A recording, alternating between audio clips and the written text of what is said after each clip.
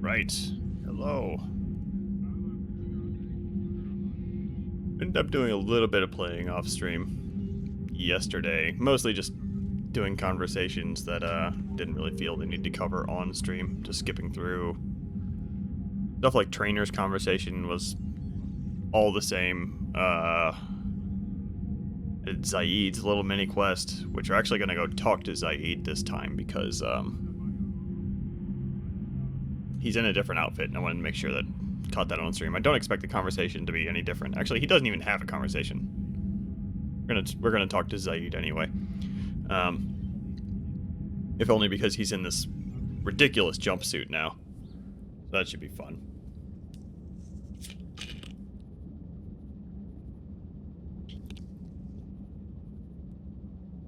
I'm also pleased to say I'm pretty sure I fixed the crashing problem.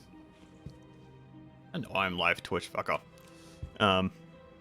With that 2D 2K LOD setting set correctly in a lot. I don't like the game is still really weird, and I did have one crash off stream when I tried to load a save, but then it was fine. So the game's still not 100% stable. I didn't have any crashing last time though, and assuming things stay that way, I'm just gonna go ahead and keep like the crash counter off. No, I think we might have solved the major crashing problems though. Probably. The first thing we're going to do is talk to Miranda. I actually did look up where Miranda is supposed to offer to move on to the Normandy, and it's actually after Horizon. So she's going to be there basically for like the assault on the Elusive Man's base, and that's it.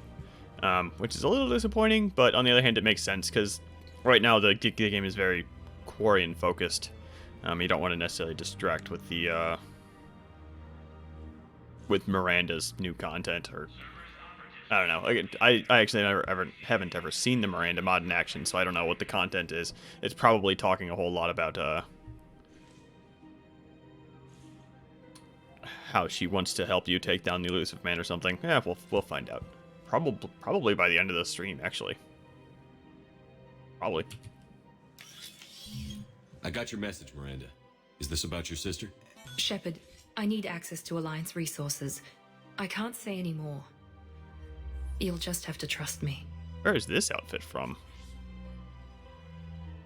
And almost definitely another game. Like, it looks like... I know the other... Diana Allers' dress was ripped from, Remember Me, but that one was, an explicit mod to do that. This is from Project Variety. This looks like it might be out of, like... Looks a little Mirror's Edge-y, I would say, if it wasn't for the scarf. I mean, I like it. I don't know where it's from, though. I really want to... I'm really curious about this, though, just because I like the aesthetic. I don't like secrets, Miranda. Just tell me what's going on. I can't, Shepard. If that's a problem, I'll go. Don't. Trust is a little hard to come by right now. Of course. You'll have your access, Miranda, but I don't like the sound of this. I know, and thank you. It means a lot. That's not the only thing you wanted to talk about, is it? No. I need to tell you something. Confess, really. It's been eating away at me. Confess? When I headed the Lazarus Project to rebuild you, I wanted to implant a control chip in you as a safeguard.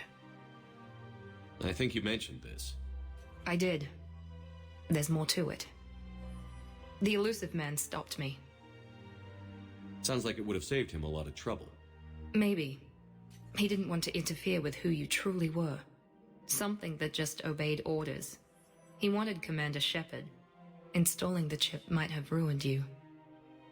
I understand why you wanted to. I was a complete unknown. I've never had to deal with that many black boxes on a project. I felt blind. Why bring that up now?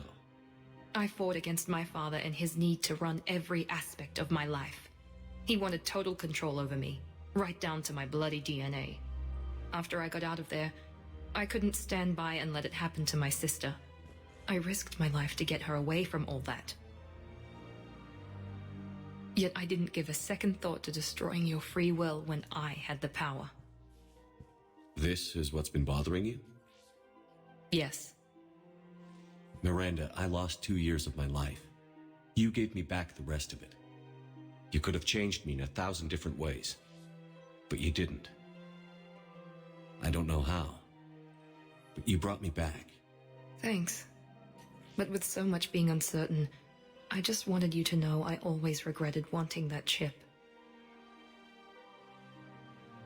I'm a little bit torn on the texture work of the dress. Like, it's a bit overly shiny, especially with the scarf. Like, if that scarf was made out of, I don't know, some kind of shiny material, some kind of rubber or latex or whatever, it would be very ineffective and very uncomfortable.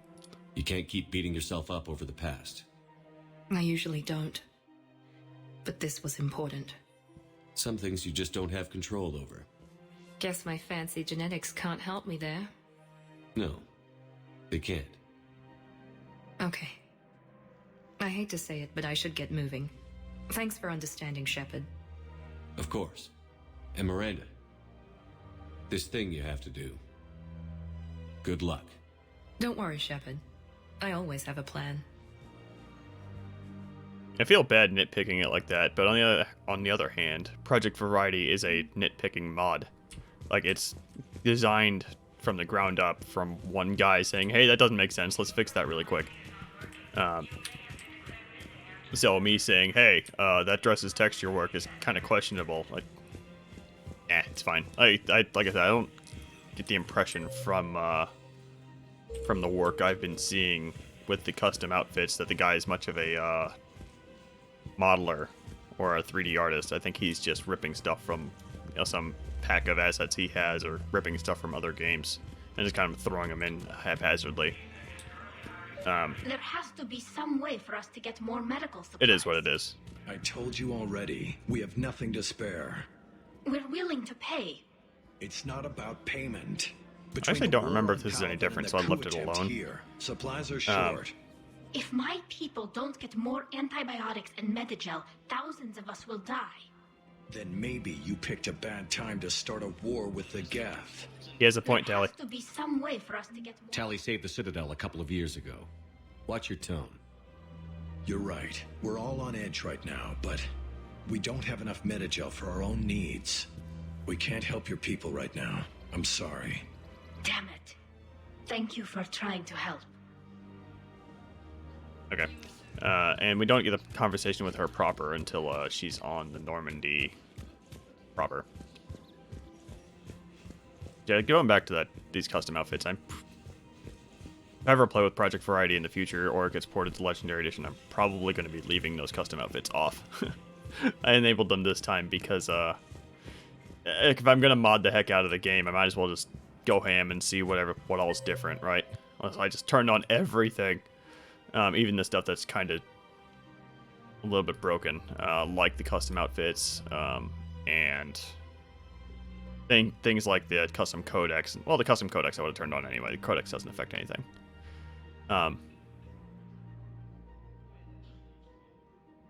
But like dialogue changes and stuff I typically wouldn't have turned on, I turned on this time around. Some stuff I didn't. Like, there was an option in I think it was it might have been ME3 recalibrated, maybe. It changes it so that James Flirt is just as creepy with male Shepard as he is with female Shepard. I did not turn that on. Just because if I had the option, I would just turn that off entirely. Which, I mean, so I did. Well, I just didn't turn it on because James does not flirt with male Shepard, and the option is there for disabling that for female Shepard, so he treats her the same way, which would make James a much more a lot less creepy for sure. Wait, what was this? Okay, no, that makes sense. For some reason, I didn't remember that the Udina was gone. Spent a lot of today. Well, first I was playing StarCraft because the soundtrack came up on Shuffle. And I was like, man, I really want to play some StarCraft. And I played a little bit of StarCraft, and I realized, wait, what I really want to play is Sins of the Solar Empire. So I reinstalled that. And Edie and Joker might actually have a conversation. And Steve is here too. Okay, yeah, let's go to the bar.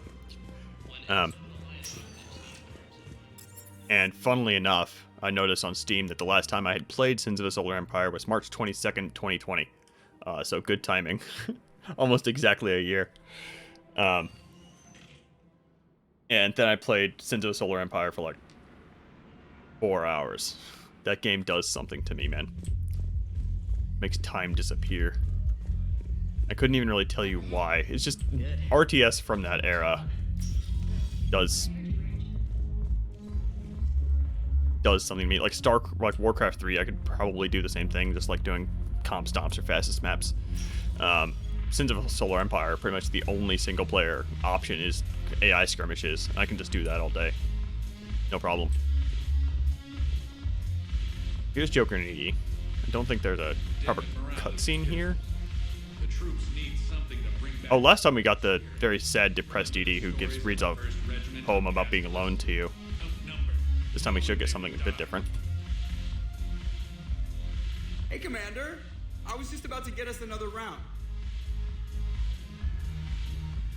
So, looks like you two are having fun. Yes.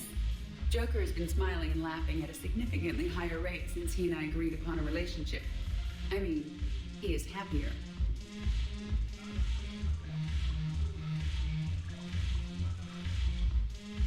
It seemed like you two might make a good match. I was not so certain. When I first presented his body to Jeff, he seemed aloof. Really? What did Joker say? He said I didn't have to conform to some feminine ideal in order to impress him.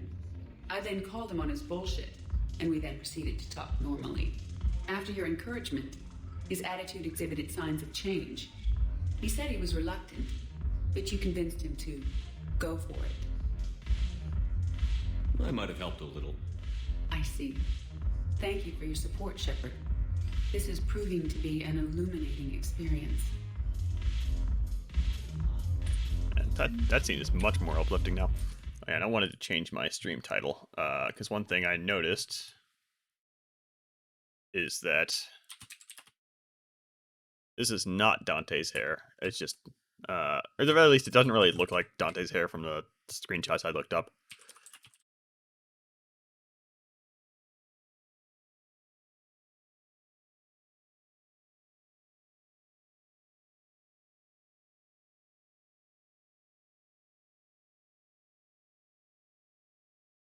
I just gotta throw in my spoiler warning because Mass Effect is new now. Mass Effect is probably going to be new now. That's really exciting as a fan. Anyway, well, Mass Effect, to be more specific, Mass Effect is going to be new to a whole bunch of people, so I want to make sure I have the spoiler warning up. Anyway, but I looked up a whole bunch of screenshots of Dante, and Dante actually has straight hair, not this curly stuff that I was remembering. It does get longer as the series goes on. So I don't think this hair is ripped from Devil May Cry anymore. It looked like actually an original hair from somebody's Sims pack. And as far as it being called Chain Reaction, it might be Devil May Cry inspired. I don't know. I'm still getting a Devil May Cry vibe from it for sure. Like, I still look at it and I still see Dante. But I couldn't tell you why, because I looked up screenshots and it's clearly not. Steve is not going to flirt with us because we've already confirmed our romance with Tally, I think. Shepard, you made it. Come have a drink with me. You're looking happy? You had it right. Yesterday can't change. Tomorrow, we might all be dead. Today is what matters. I'm not wasting it. I wouldn't have thought a club would be to your tastes. You don't have to get all hot and bothered to appreciate graceful dancing. There's an energy here. There's light. And some of the eye candy in the crowd isn't too shabby either. Okay, so he is kind of flirting.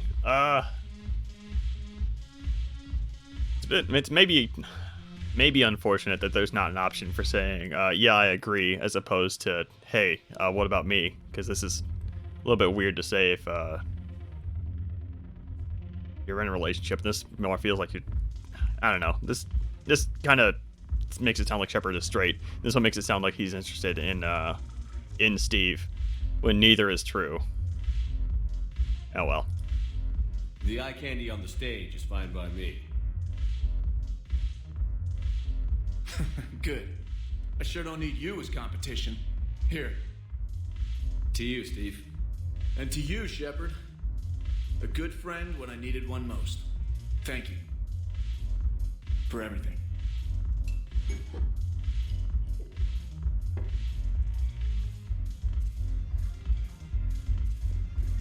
I was kind of thinking of that, that line I heard from Liara, like way back when I was still playing Mass Effect 1, about how she was surprised that two women would be attracted to each other. I was kind of pondering like what the reaction of that would be nowadays, or if that's going to spawn a whole bunch of, you know, articles on gaming news sites about you know, how they should have changed that line, or how hopefully it's less about how they should change that line, because I think it's definitely interesting to hear that in 2021, something along the lines of but we're both women, we can't be attracted to each other. I think it's a lot more interesting as a bit of a historic piece, as you know, the state of that, yeah, that sort of thing in 2007. Was that when Mass Effect 1 originally came out? So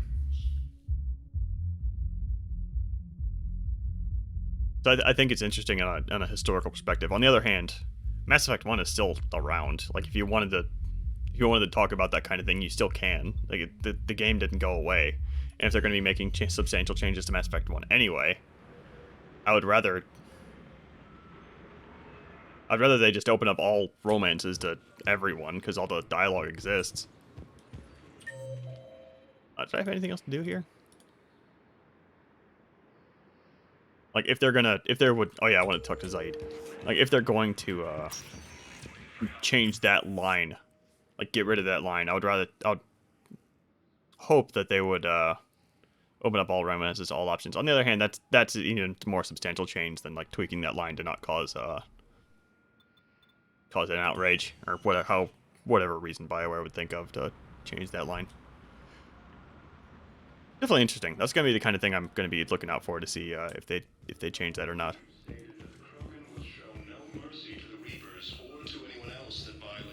I don't really know what the point of that whole ramble was, but that's kind of my very unorganized thoughts about it. It's like, that could be a bit of a shitstorm. Maybe. Kind of doubt it. Oh yeah, Zaid's like back here. Kelly is not wearing custom outfit, which is kind of confusing. I could swear I turned that on. Or maybe there's a few options in Project Variety that aren't actually active. Wondered if you'd show up, Shepard. Figured you'd be too busy recruiting goddamn armies for this war you're in charge of. Who were those people you were with? Bunch of mercs from Omega. Signed on with them when I heard they were making a hit on Cerberus. Should have studied the job longer. There's no way you could have known Korlak stopped working for Cerberus. That's no excuse. I killed Korlak and I'd have done right by Cerberus. No. The way I see it, those bastards owe me. Dialogue is a little bit repetitive. Like, I think 4 sentences in a row there ended with the word Cerberus. Why go after Cerberus? 5. Started with them trying to hire me back after we hit the collectors. Cerberus paid me enough after the Omega 4 relay. Retired is what I should have done. But it's tough to settle down, knowing the Reapers are on their way. What did Cerberus want? They wanted anyone with experience leading a fight. Gave me a tour of one of their new cruisers. Nice setup. Top-of-the-line ship, organized crew, damn impressive weapons. Thought I'd been shot at by every kind of gun, but didn't recognize half of what Cerberus was using. What scared you off? Another hunch. Cerberus wanted me to lead their new recruits, but I slipped off tour to talk to their soldiers. Found a restricted area and caught an officer without a helmet. Wasn't supposed to have done that, apparently. You saw what the elusive man did to his people? It's downright sick. I asked the soldier what the hell had happened to his face. Pissed him off. Or maybe he didn't even understand the question. Things go downhill with Cerberus from there? They didn't want me leaving, I can tell you. Shot my way out with one of their fancy new rifles. You know, I thought I'd find myself a bolt hole. Sit this one out somewhere warm and quiet. But no one tries to trick me into becoming a goddamn husk. Been picking up jobs against Cerberus ever since. I don't think we got this conversation last time. Or this might be a new conversation. Maybe. You seem pretty calm about the Reaper showing up. Just wish they'd waited until I was dead and buried before setting Earth on fire. At my age, you're supposed to take it easy. We're not gonna have much luck just sitting around. True, but you've picked a hell of a fight to get yourself into. But that fleet you're putting together might make the Reapers think twice if you pull it off. If. Nothing personal. There's just a hell of a lot that could still go wrong. Free space is shrinking every day, and everyone knows it. Should get your fleets moving, at least. Keep them focused. This is modded in. Okay, that's why I don't remember this conversation. Alright. And this option is gone now for you should join me. I wonder if I can get that back. Do you know the current leader of the Suns? Vosk? Don't remind me. Little scumbag shot his mouth off on a patrol mission once. Got half his squad killed. Real popular after that. We couldn't boot him from the Suns fast enough. Should have ended his tenure with a bullet. Then what's Vosk doing as Blue Sun's leader? He's vicious, organized, and a suck-up. Vito must have welcomed him back once I was gone. Vosk thinks he's got a bargaining position with Arya. What a laugh. I'll give it a month before she knocks his teeth in. No designs on the Blue Suns yourself? I spent some of the best years of my life putting the Suns together. Nowadays, they're just another gang posing as mercenaries. Breaks my goddamn heart to see what Vito turned them into. So you're not interested? Nah. I was done with them a long time ago. Yeah, so we don't have the you should join me option anymore. He wouldn't have joined us anyway, but... See you around, Zaid. Right, Shepard. Let's see, hold on. Back again, I see. There we go. I could always use more help. I'll bet. I've seen footage of what happened on Earth. Tell you what, I'll see if some old contacts of mine are still around. Can't promise you anything, but if enough of them are still breathing, I can lend a hand. I'll look out for you. All right, Shepard. I'll be here a while. I kind of suspected that one was a modded conversation because the camera work is very boring. Like, it's just back and forth and back and forth and back and forth. And the, when you see that kind of thing, it's either the shoddy camera work or some weird animations, or it's kind of generally lower quality than what you expect out of the base game. Even though the base game has some of its own issues in the cutscenes, but you can I think you can understand what I'm saying. I don't believe it. When you start seeing that kind of thing, it's probably a modified cutscene. There's definitely sound issues as well. Like I remember back on Earth with the added shuttle providing covering fire when you're boarding the Normandy. The gun sounds were very quiet. Stuff like that.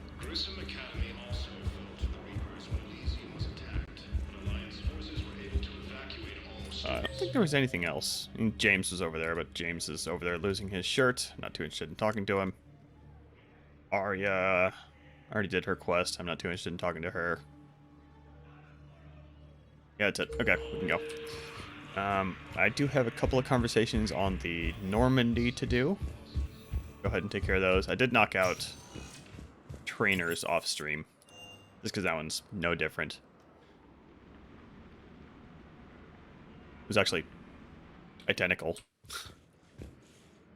Is we didn't get the option to share a shower last time because we had already confirmed Garrus's romance earlier.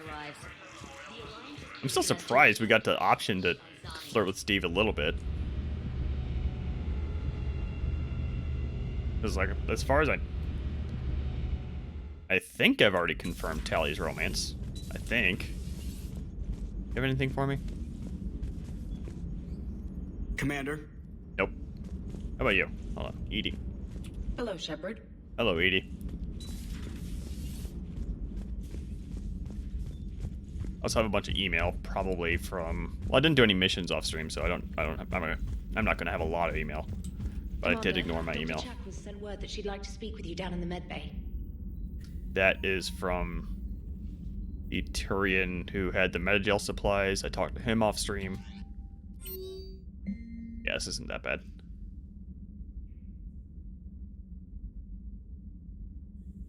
Virtual intelligences, VIs. Okay, this is a Hanar. That's why the wording is so weird.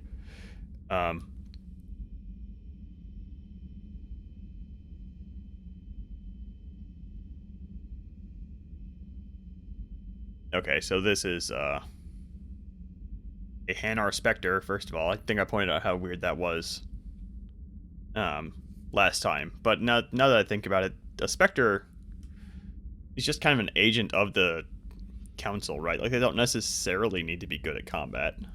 Necessarily. They could just be, you know, really good at being a spy. And nobody suspects a Hanar.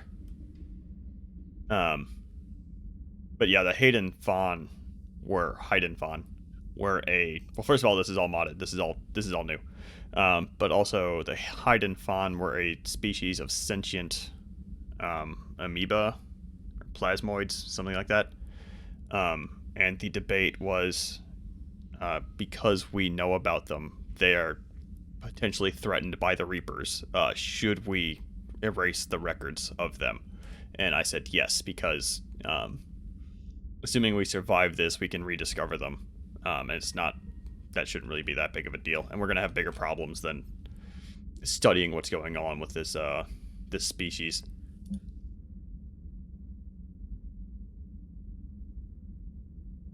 This is modded.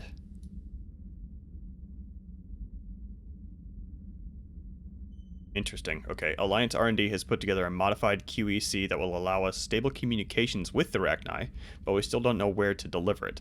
They seem to have left the attic in beta, and we don't have much to go on. The Queen seems to trust you. Find her and deliver the QEC if at all possible. Okay, so we should probably check out... I'm going to go ahead and do this. Why not? Well, let me write this down.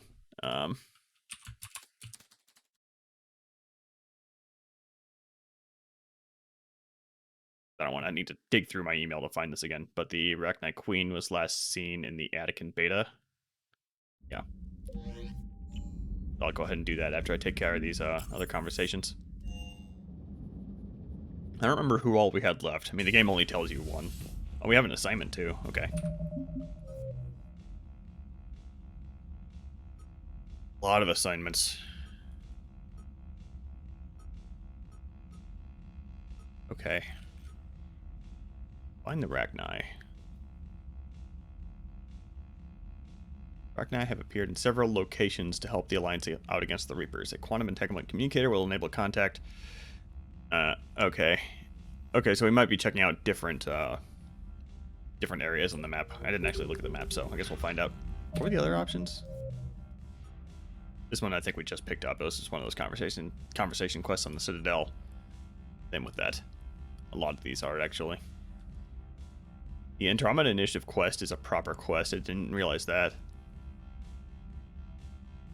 Use Alliance resources in the war room to see what happened to the ship. What? Okay. Guess I'm gonna do that. Trainer, can you send Diana up? She wanted an interview. Oh, okay. Right away, Commander. The only reason I left this one undone is, first of all, chat, Commander? she's wearing a different dress. But also, Commander, she should not flirt with us this time. I disabled that. Just wanted to see how it's handled. Now Cerberus has struck directly at the seat of our government. If something as small as a human terrorist organization can hit the Citadel, is anywhere safe? Cerberus has limited resources. This coup attempt was likely the best they could do, and it cost them a lot of money and troops. A little fear is understandable, but it can't paralyze you. They've failed as many times as they've succeeded. But humanity has lost its counselor. The Alliance Parliament is destroyed, and the Prime Minister's dead. The line of succession is getting pretty short. How long do you expect any new Alliance administration to last? Leaders will rise. You can't lose hope. Our enemies won't rest until they've taken the last human being. Until then, we're not beaten. Right now, it's everyone's duty to step up. All right. Now a question from Thessia. Commander, during your tribunal, some said you had Cerberus ties. Thanks for your time, Commander. This is Diana Allers for Battlespace. Good night, and stay strong. Be careful, Commander. You keep feeding me like this, and I'll follow you home. Okay, maybe I didn't disable the flirting with Diana Allers, or the mod didn't work because there's conflicting mods. One of those. I think we're just fine in front of the camera. Oh, did you think? Of course you did. Me and my big mouth. I'd better get out of here before I send another wrong signal. See ya, Commander. There was no wrong signal there at all, Diana. You know that as well as I do. Get out of here.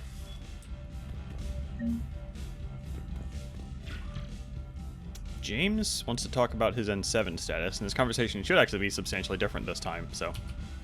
Not James, too different, it's just I've got Paragon some time versus if you want to Renegade, talk but... privately. On my way. The tone of the conversation is much different, Hey I find. man, how's it going? Good, James. You? Good, good. Wow. So this is what I can look forward to when I get my own command. You want your own ship, Vega? Yeah, maybe one day. When I'm old and I can't fight worth shit anymore. You just come up here to make fun of your commander? Sorry, loco. I guess maybe I got some things on my mind. I wanted to get your opinion on something. Shoot. What'd you do when they asked you to join the N7 program? I mean, was it a no-brainer for you, or did you think about it before accepting? The N7 program is a big deal, but it's also a big commitment. I hear that. You get the best training, best equipment, best assignments. And they expect the best in return.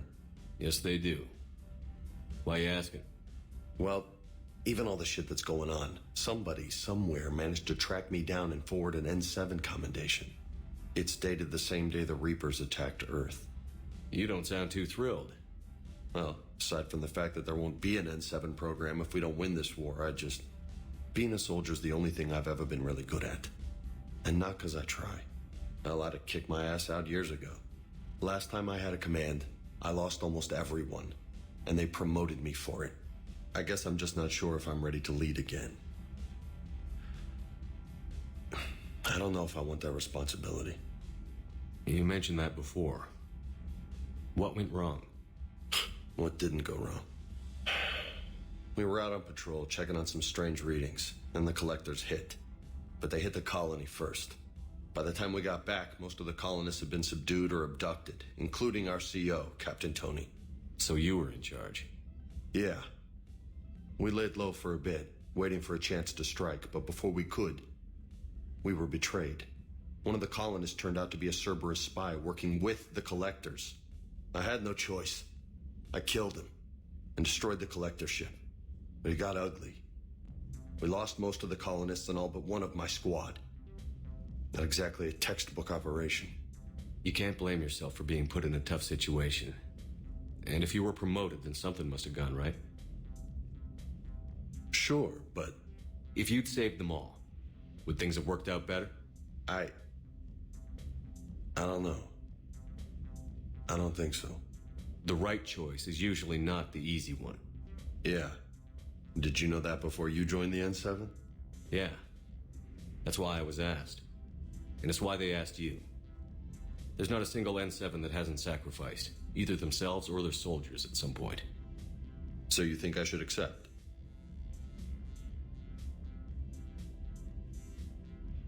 Yeah, I unpicked this last time. I still like picking this option generally, even on a Paragon Shepherd, but just for the sake of being different. Assuming we survive this, that's a no-brainer. You're a damn good soldier, Vega. Don't waste that opportunity. I'll think about it. Seriously. If you don't mind, maybe don't mention this to anyone else. Of course not. Gracias. Well, I think I better get back to the hangar. Things here, it's a little too soft for me. The bed's a lot harder than it looks. I'll take your word for it. Thanks again, Loco. Anytime. We got tele? Can we do the tele conversation?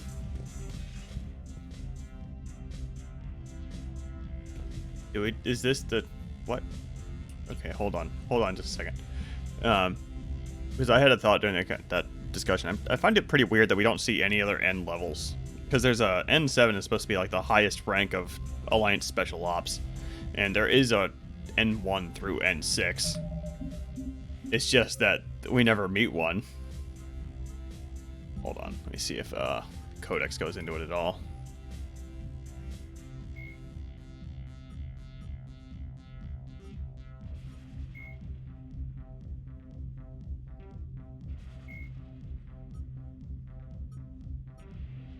Here we go, humanity, yeah, N7. Okay, all 26 letters are used and numbers run from 1 to 7. N is the letter code for special forces, so there is an N1 through 6, we just never see one. It seems like something they could add pretty easily, and I'm kind of surprised they just don't. I mean, you don't really work with the Alliance at all in throughout the game's period, so. And yeah, because you're mostly working for. Yeah, the only game you're really working with the Alliance at all is in Mass Effect 3. Huh. Hello, Off-World Devil. Thank you for the massive amount of shepherds. Always appreciated. Okay, so why can I invite Tally up again? What is this?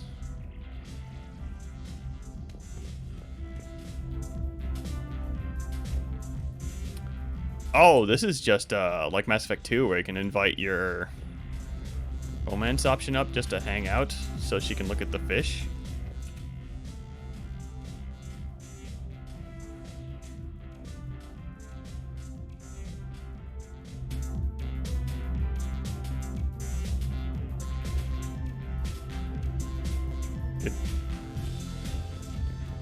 Did we just, like, what just happened?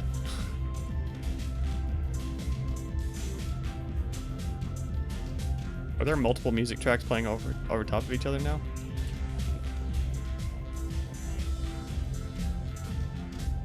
Shepard's clones wouldn't stop dancing.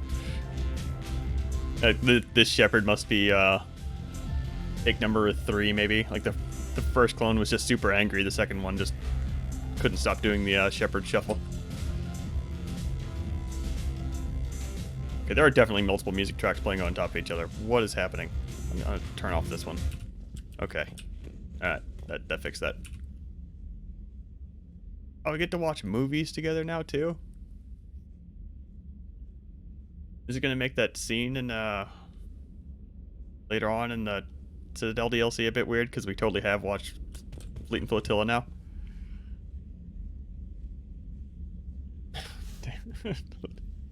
Multiple versions of Shepard's clone. I guess the only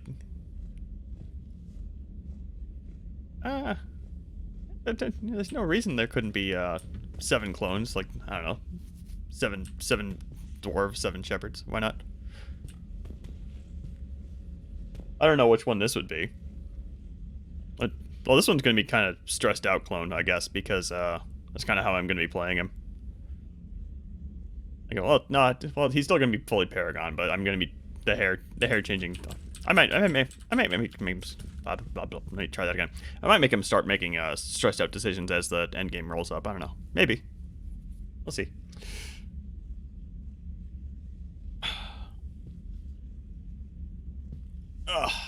Okay. I kind of want to go through all these. Okay. I think the food trays are new.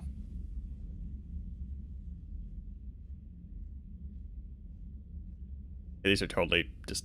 This is absolutely ripped from Mass Effect 2. I remember this very weird animation where Shepard like just stares at the love interest's neck. Okay, that's enough of that. The music can stay off. That's fine. Didn't have any email. I did want to swing by the. Hold on. I did have a mission for the Andromeda Initiative, for, like in the war room for using Alliance resources. What? Imagine if all the Cerberus troops were just Shepard clones. That would be hilarious and kind of terrifying, because Shepard on the battlefield is like is a force to be reckoned with. So that would make this game play out a lot like they'll make this game play out a whole lot like Super Hot, where you're just like pausing the game a lot. Don't do this to me, game. Where you're just like pausing every few seconds to try and like do this 3D chess of dodging bullets and shit. Oh, this is it. Cool. This is we're scanning for a Andromeda Initiative cargo ship.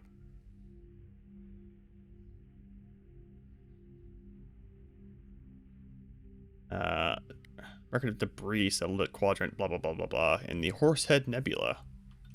Let me write that down. This is note number 2 already for modded missions.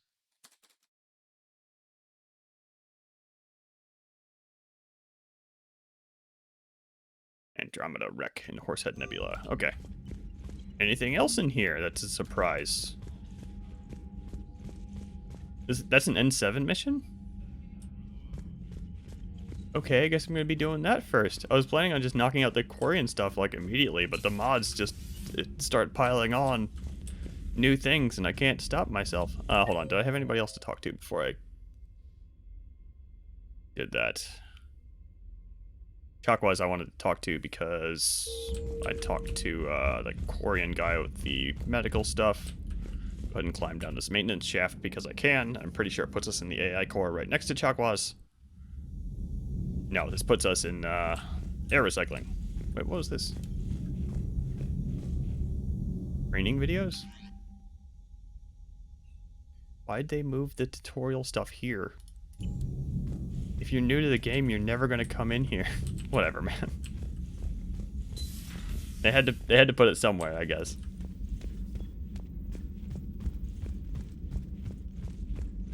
Yeah, because originally I think the training stuff is in the computer, and they replaced that with the Spectre terminal.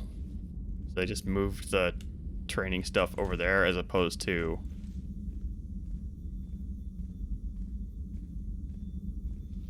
I don't know. Like, I probably would have left them in place because new players are always going to stumble across them.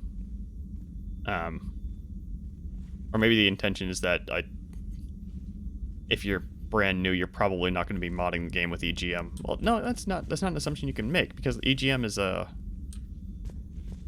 could totally see somebody like going to the Mass Effect subreddit and being like, "Hey guys, what do I need to know before I play?" and being told that EGM is an easy mod to slap on top. EGM would be super overwhelming though for your first playthrough, so that might be bad advice. But yeah, I'm thinking about this too much. You always pull through, Commander. We've received the supplies from Tactus. Everything good?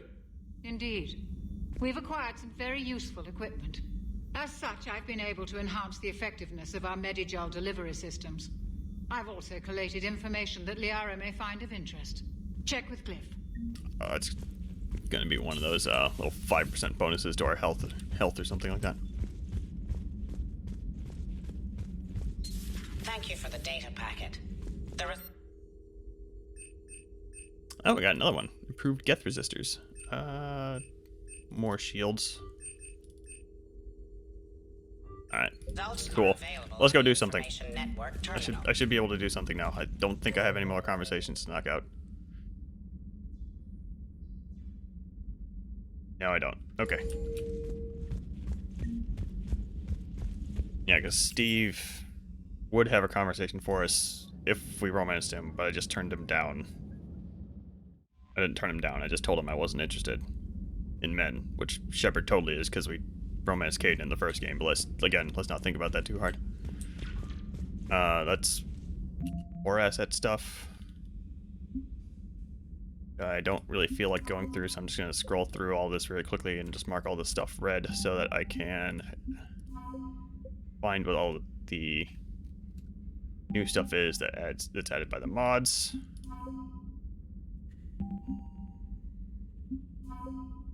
All the stuff I did off stream should have been stuff stocked to the game, so none of this is going to be stuff I'm going to go out of my way to read. Okay, let's go to this new N7 mission. This Andromeda Initiative shipwreck. I wonder if this is probably where we get the Andromeda Initiative armor I was looking for. Ever top off on fuel? Nah.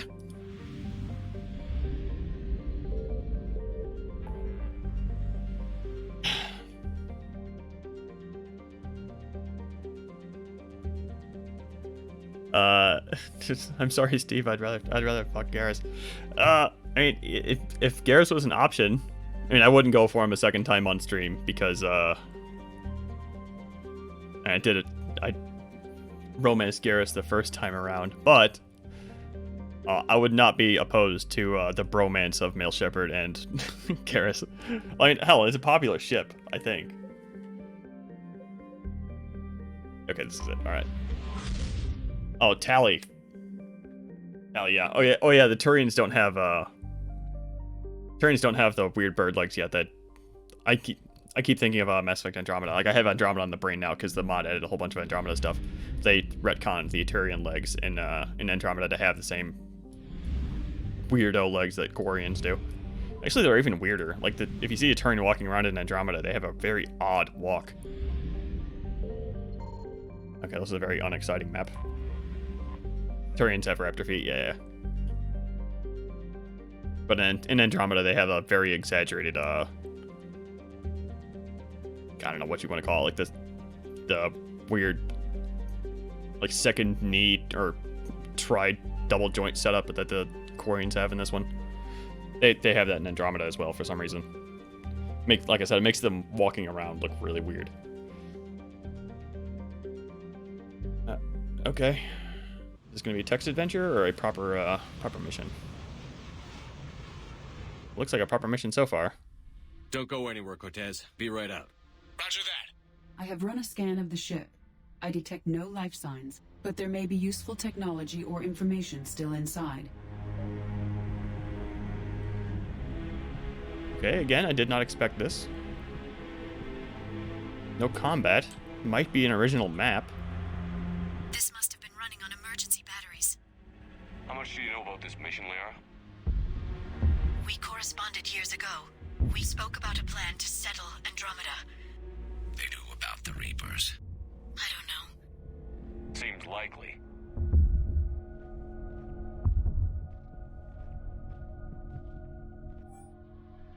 Okay, so that dialogue there kind of is obviously reused dialogue or salvaged dialogue from something else, but very, very cool. It actually sounded fairly coherent, which is an achievement. Okay, so I might be misremembering the Andromeda Turians then. I'm going to go ahead and commit to it. I've been debating doing a celebration stream where I play like maybe the first planet of Andromeda, like up to the point where they boot you off the first planet. I'm going to go ahead and do that. That shouldn't take me. That should probably be a good 6-hour stream as a celebration, quote unquote, for the end of this Mass Effect project I'm on. Apparently, I don't remember Andromeda as well as I thought I did. That should be fun. And hell, when was the last time I played Andromeda? Ever played it in Steam? I'm not gonna boot up Origin right now. Okay, I just never played it in Steam, which means it's been at least a year. Okay, here's a typo. No, this isn't a typo. This is okay. Alright. Anyway. I regret to inform you that your application to join the Andromeda Initiative has been unsuccessful. Whilst your record of service is exemplary, someone who has the long-term medical condition such as yours is not considered stable. Kind of ironic coming from Alec Ryder. Perhaps you can still aid our efforts. I have developed a prototype implant that directly controls endocrine and metabolic functions. I believe it may offer you an extended lifetime and greater comfort in dealing with your condition. Greater comfort? Whatever. If you would be willing to volunteer, we are looking for test subjects. I cannot go into details as the research is highly restricted, but would be willing to discuss more if you would just visit me on the Citadel. He wants to implant her with the SAM stuff. I forget exactly what the implant is in Andromeda that's called, but he absolutely wants her to hook her up to Sam. And like I said, that's kind of a hypocritical coming from Alec Ryder because, spoilers for Andromeda, I guess, he snuck his very ill wife along with him into the Andromeda galaxy for very selfish reasons.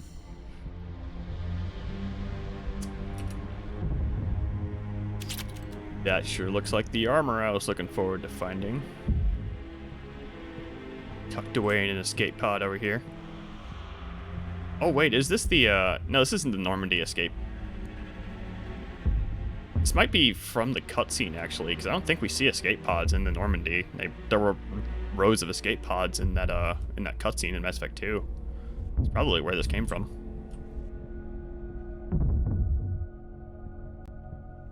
I'm heading to the bridge. Totally guessing, though.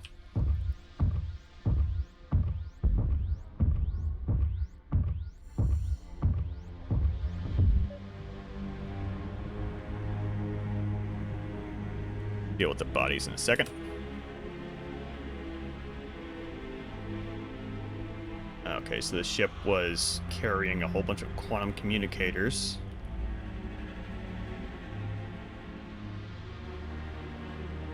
For the different arcs, it looks like.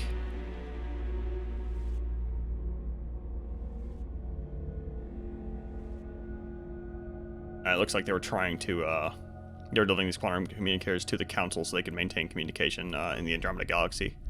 Because quantum, even over that sort of a distance, I believe quantum communication should still be instantaneous.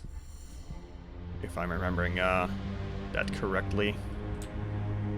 I'll stick out the bodies before I wander off, break the map or something silly like that.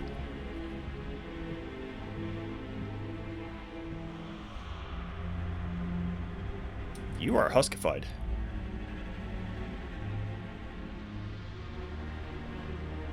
Oh, that's because these are Cerberus guys. Okay. Priority orders. Capture the ship, download all information, destroy all cargo, crew expendable. Okay, it looks like they might have vented everything, which... Actually, venting stuff wouldn't have affected the Cerberus guys. They're wearing power armor.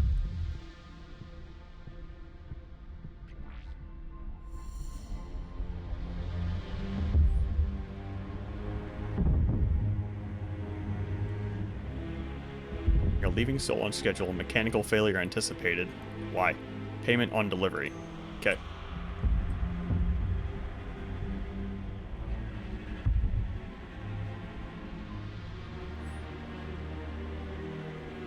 Had a reactor problem when we were boarded by raiders in white armor. They shot down the emergency beacon and my XO who launched it.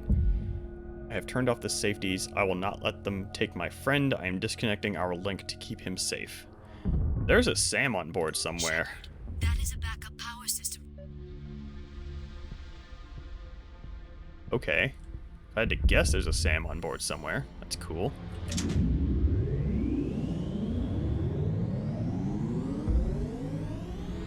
Staff notice. A security situation is being resolved. Remain calm. Please select a topic. Obviously one of the modders doing the voices.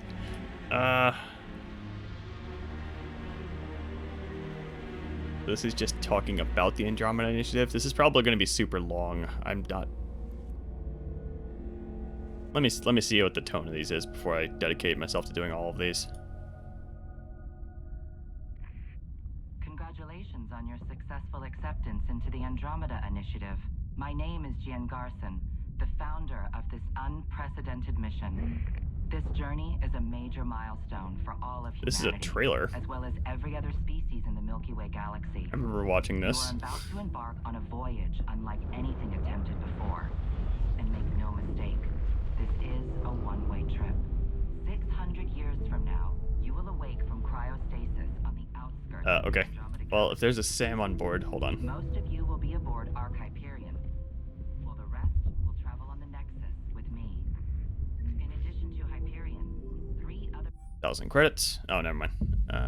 In the event that any member of the Pathfinder team encounters intelligent alien life, it is imperative that first contact protocols be strictly observed. The Andromeda Initiative holds the principles of peace and cooperation among our highest ideals. Aggressive action against extraterrestrials is only permitted when hostile intent is clearly demonstrated and Pathfinder team members are at obvious risk of injury or death. That's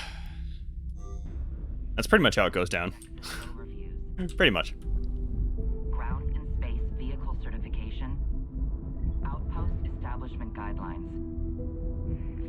contact protocols should we encounter new sapient life forms. Okay, Wandering Away has broken the subtitles a little bit. Is there a Sam on board? There's probably not a Sam directly on board. Initiative Pathfinder, another armor set. L89 Halberd. Looks a lot like a Matic. That is a black Mattock. Okay.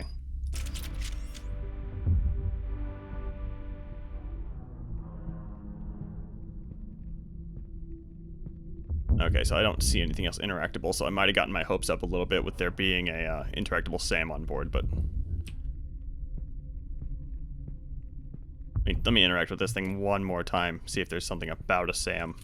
Please select a topic.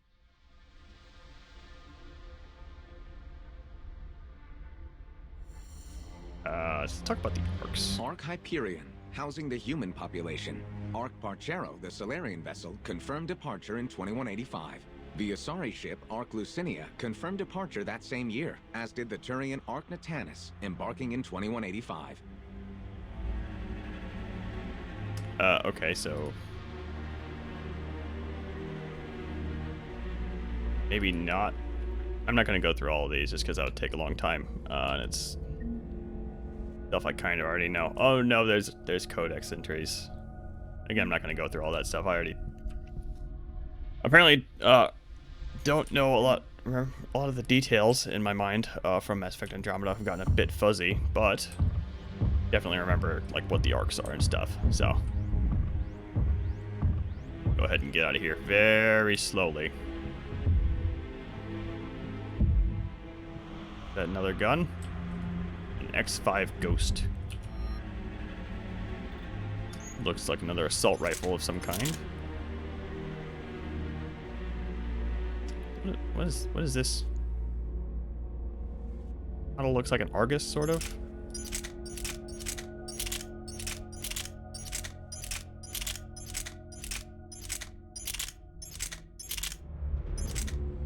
No, it's not an Argus. It's more curvy than an Argus. It's like an Avenger, like crossed with an Argus.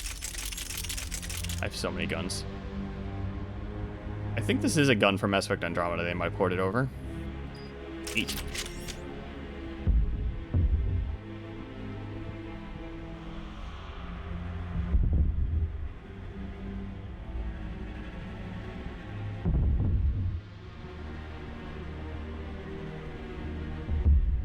And I was really hoping there would be a Sam on board. Oh well.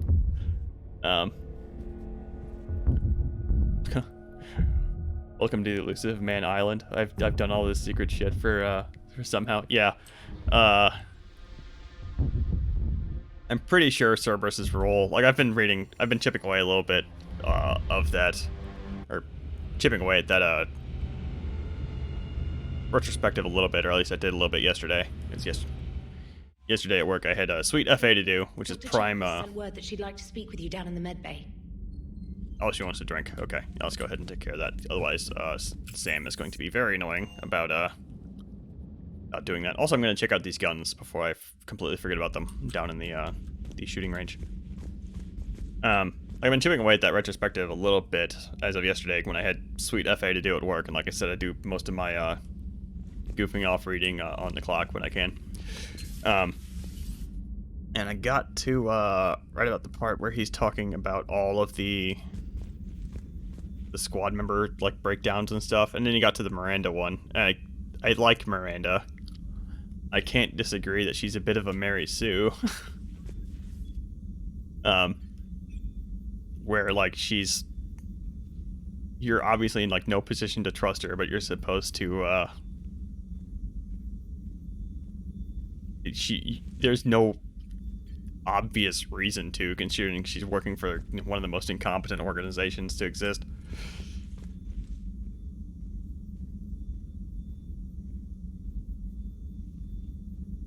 Yeah, like I think even the game talks about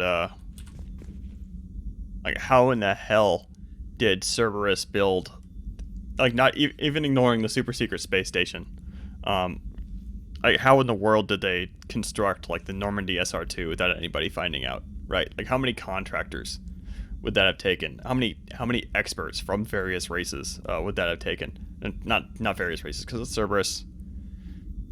I mean, Cerberus has shown that they're willing to work with aliens in the past, but they're going to try and hide the fact that they're Cerberus from the aliens. So I mean, it's possible they had some alien experts, but it's also, again, probably purely human. Like, that would make it even worse, because now they're going to be sniping like the best of human engineers to try and reconstruct the Normandy SR2. Yeah. Again, I think Cerberus is kind of turned into the big generic bad guy with a dash of incompetence thrown in just because they couldn't be completely competent, otherwise you would never win. But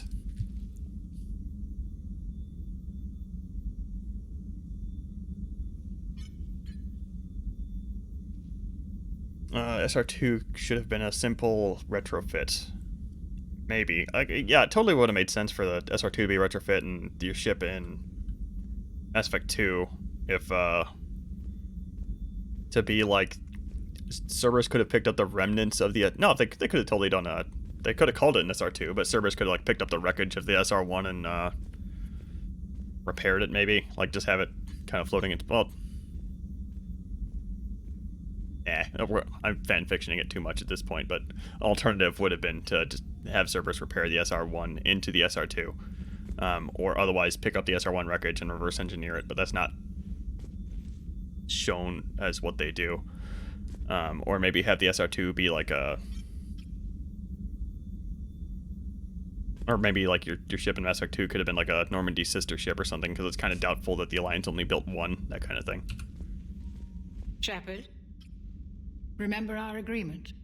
We'd open a bottle of cerise ice brandy every year, and it's my turn to buy. But it hasn't been a year yet. Yes, well, something tells me we won't have the chance a few months from now, so... indulge my impatience. You grab the glasses. I'll open the bottle. And Jeff says, Jacqueline, Subject Zero. Sorry, but it's ma'am to me. I'd like to keep my Admiral Winky. Oh, Shepard. You know, I just realized. You've never called me by my first name. Well, neither of you. And I never will. You are Commander Shepard, hero of the Citadel, conqueror of the Collectors, savior of the galaxy. Using your first name just disrespects everyone you're fighting for, alive or gone. That makes no sense. Consider it a lady's prerogative, then. Come, let's have a toast. To a woman I respect and admire. I'm lucky to have you with me, Doctor. And to you. It's my great honor to share this journey with you, Commander. And good fortune to us all. I've learned my lesson this time. Even a Krogan couldn't match you drink for drink. I always like that scene. Oh yeah, I wanted to change my implants out too, because I've had this like double shield one forever. I know I didn't have the double shield one. I had this, whatever the hell this is. Optimization for.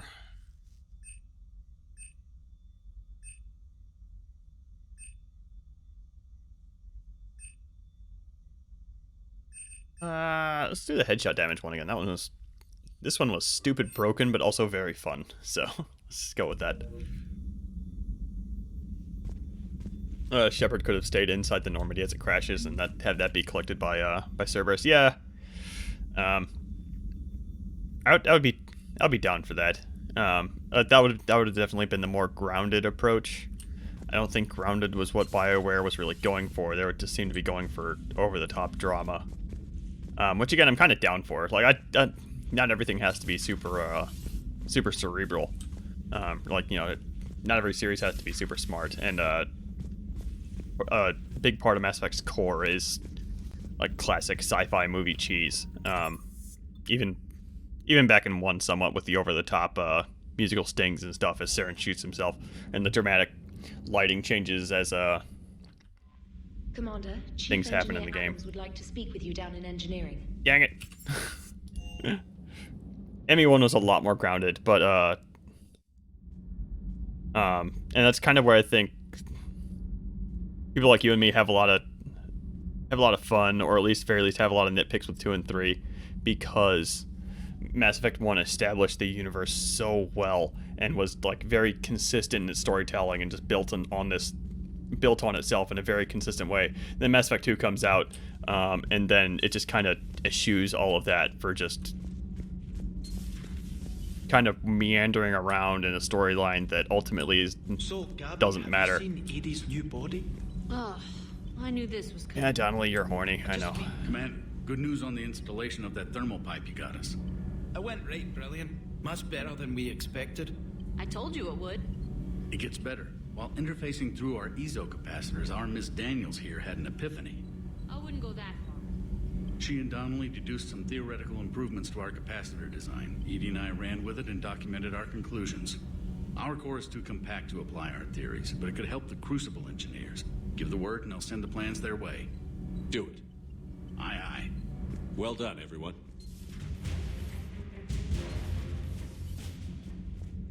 Yeah, I wonder how much of that just has to do with I'm gonna tread on some very tender ground here. I wonder how much of that had to do with EA's acquisition, because EA bought BioWare like I think halfway through Mass Effect 2's development. So EA's influence wouldn't have had too much to do with Mass Effect 2 and the way Mass Effect 2 ended up. So that's the shift in tone is pretty clearly, like, I think that one we can probably put on BioWare. Mass Effect 3, where the writing just kind of takes a nosedive down, though, that's more debatable. And I know the developers have basically said what happened was BioWare expanded very, very quickly due to the cash infusion from EA. Like, the BioWare went from like 3 studios to 5. Their writers got spread out. A lot of talent was sniped for the Old Republic. Lots of moving people around in that chaos. The fact that they were even able to make anything in the time frame of Mass Effect 3 is notable. even if it is a little bit of a, let's just call it inconsistent. The fact that they're able to put out a product that's able to stand up at all is notable. Then again, they also put out Dragon Age 2, which again came out. I think Dragon Age 2, they had like 9 months to develop it, something like that. So BioWare, I think that 9-month window was purely on EA though, but the fact that BioWare was able to put it out is commendable. And yeah, they did get new writers for Mass Effect 2, and then they got some more new writers for Mass Effect 3, which is why the storyline goes all over the place. And it's like what I know we brought it up a couple times, so the dark energy stuff that was kind of foreshadowed into quite a bit. It's just dropped entirely in 3. This should be nothing new. Yeah, this is just what we got from Adams down below, and that's all there is. Okay, bye. I wanted to check out those guns before I completely forgot that I got them, because the X5 Ghost looks suspiciously like a gun from Andromeda. About time you loosened up a little. Not sure how drinking mezcal late into the night makes me a better crewman.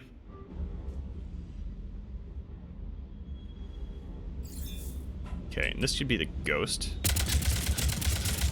That's really boring. Hold on, let me get rid of this stability dampener. Wow, this is just super generic assault rifle. Okay, not gonna use that.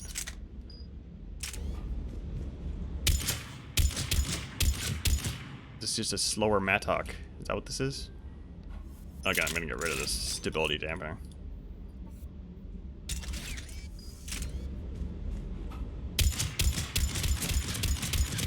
Yeah, this is just a slower medic.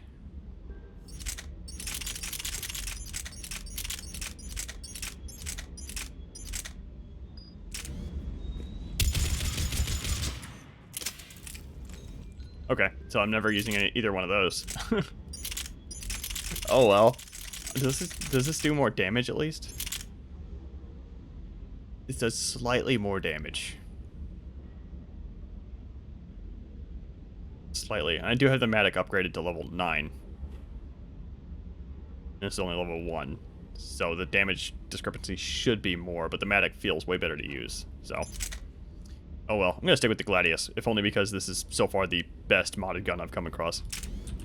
This thing is like a little bit OP, but I like it quite a bit.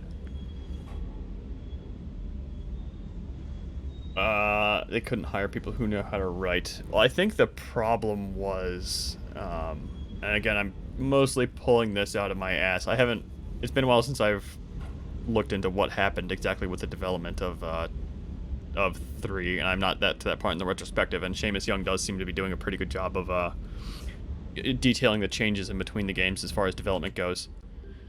But, oh, hold on, let me turn off this. There we go. I think a critical mistake that they made was definitely not building upon what the previous game did, and just kind of, and Hell 2 did this as well. Like 2 had a good writer in Drew Karpyshyn. Karpyshyn? I don't know how to pronounce his name. Drew. But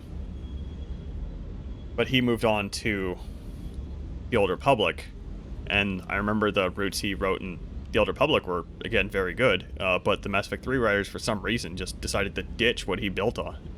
Just abandon what he did for 2 and just do their own thing in 3. And that's where the organic versus synthetic war thing comes into play. It's like, it comes out of left field. I mean, if you're going to drop bombs on us that significant, you can't really... You're going to confuse or put off some people. Let's see, this Andromeda stuff's probably going to be at the very end. Oop, here's something.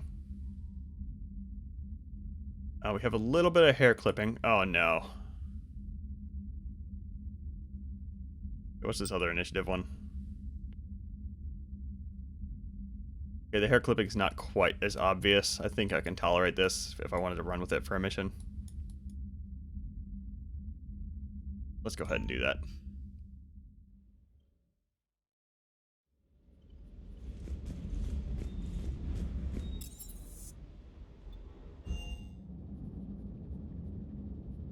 And yeah, I'm also into. I think Seamus Young also pointed this out, is that a lot of the very major inconsistencies between the main plot and the characters were because they were written by 2 completely different people, and they just probably didn't have time to talk.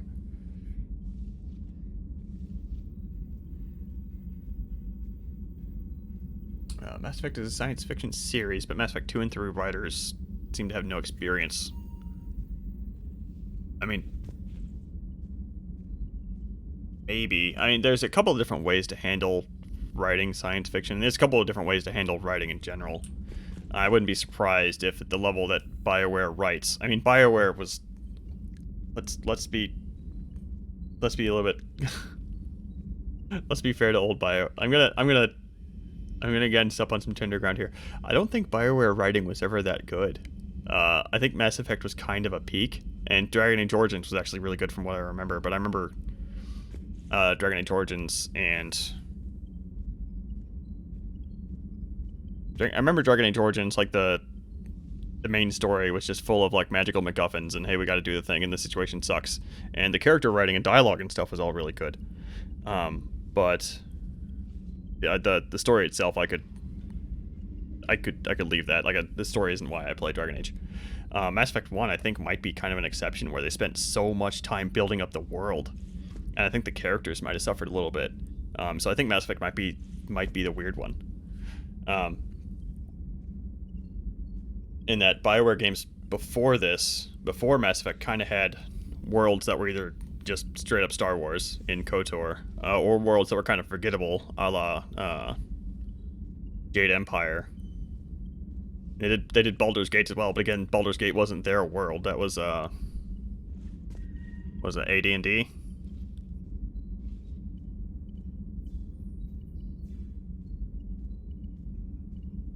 Mass Effect's the only BioWare series you've played. Okay, yeah. And BioWare, I think people give BioWare a bit too much credit when it comes to the writing front. They're very, very good at character dialogue. But world building was something I don't think they did until Mass Effect and Dragon Age came out. Like all of their stuff before that was franchised IP between. Man, was Baldur's Gate AD&D? Gonna drive me nuts. Yeah, it's Forgotten Realms, Dungeons and Dragons. Okay, that's Forgotten Realms, which is a Dungeons and Dragons kind of setting. So that wasn't their original IP. Mass Effect was their first original IP. So Mass Effect they probably went ham with the world building because that's probably what they were having fun with. And then Mass Effect 2 comes around, they can't build a world, so they just go back to the character writing. If I had to guess, I'm making this up as I go because this is an epiphany I've had in the past 5 minutes. So I could be totally wrong. Well, so I can't state this confidently, but that's my new theory. I'm gonna stick with it.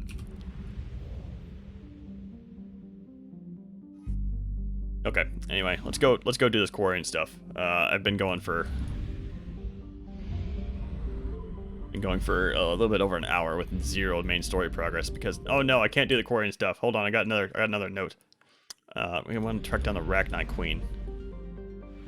Last seen in the Anakin beta. Let's go see if that's a blinky light or not. I don't see one. Okay. Where's the Anakin beta? This is a new location. I don't think I've seen that before. I don't remember that.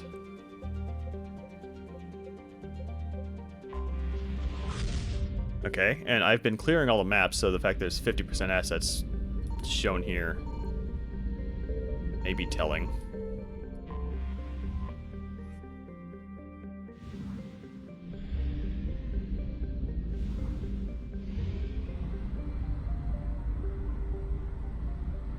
I don't think we got any other hints other than they tried the Anakin beta and she wasn't here because this was the Queen's last reported location.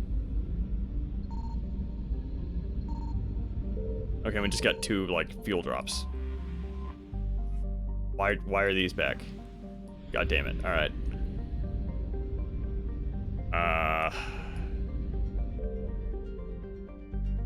It's Pharos. Interesting, but I think there was something here before I collected. That's why there was a collected asset.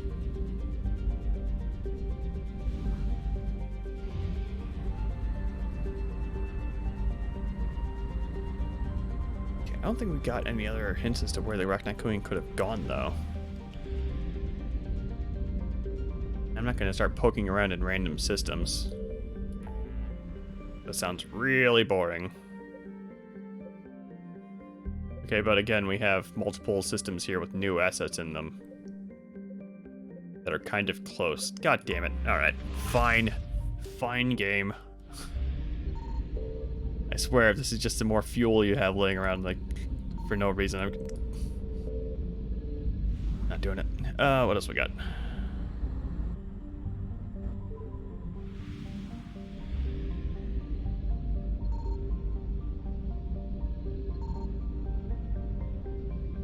Nothing in here. Okay.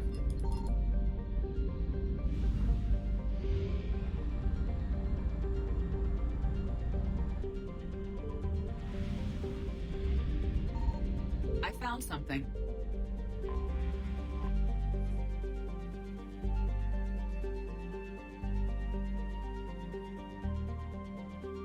The ring is a massive piece of alien installation art.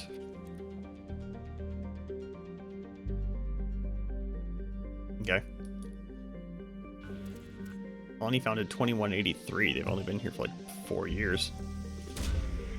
That's why I keep screwing up in this game. Is I keep on screwing up the year. Okay, this is new. I keep on saying this game. Well, first I was saying this game takes place in 2387. Then I was corrected. No, it's 2186. Then last stream I was saying it's 2187. So I keep correcting like a single digit at a time. Anyway, it's 2186.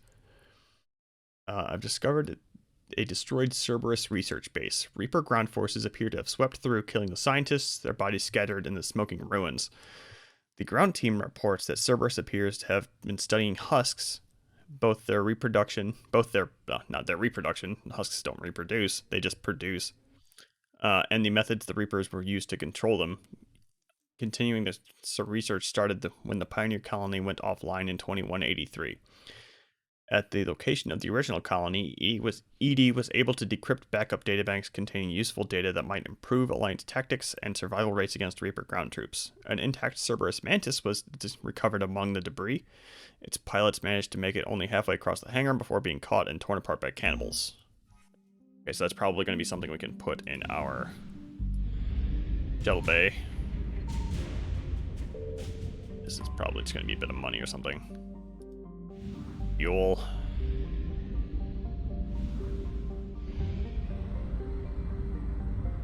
$75% assets. Oh, that's because I left the fuel over here alone because I'm kind of annoyed. I'm going to double check that mission really quick and make sure that there wasn't any hint left in the mission text. I don't think there was. I'm looking for... Find the Rachni. The Rachni have appeared in several locations, quote unquote.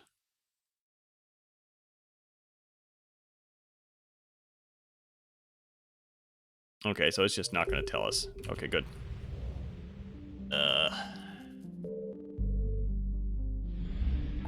It's possible that's hidden in like planet text, but I'm not going to dig around in planet text. I'm just going to hop around these few systems that are near the Attican beta. Where they were last seen and call it a day. I'm going to be super lazy about this.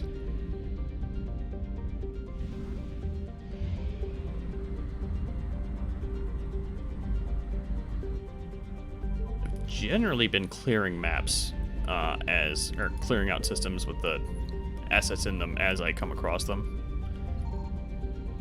It's very possible I was lazy and just didn't clear out a few maps. It's absolutely possible. Okay, so there's nothing in here. All right. I generally don't play super thorough, as evidenced by my No, there's just nothing in here. Hold on. Oh, there's another system like way the hell over here. There we go.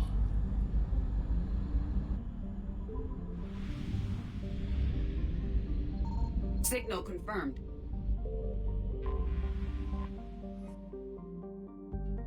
Oh, this planet looks like crap.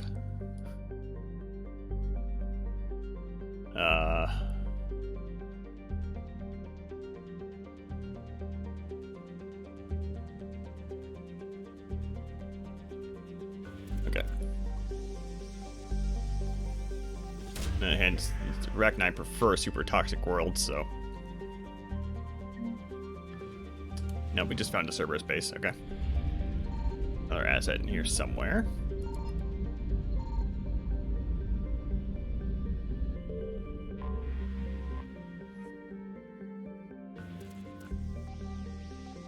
You have another toxic atmosphere here.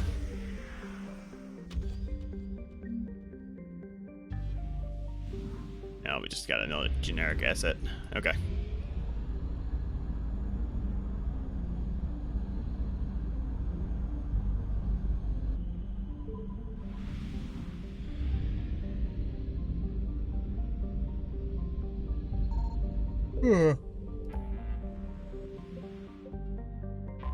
Last one. It's just because, again, I can't help myself. I need to figure out if I can do this quest, otherwise I'm going to forget about it, and having the Rachni Queen a little bit more on board is compelling to me. Be one more asset by my count. There's so many systems in here. Okay, but we can... There's at least a few that... I'm going to run out of fuel, too.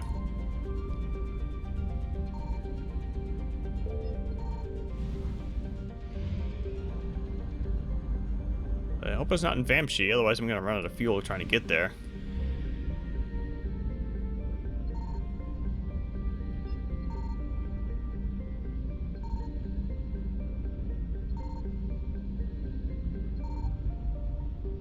Okay, well I guess I'm just gonna go for this.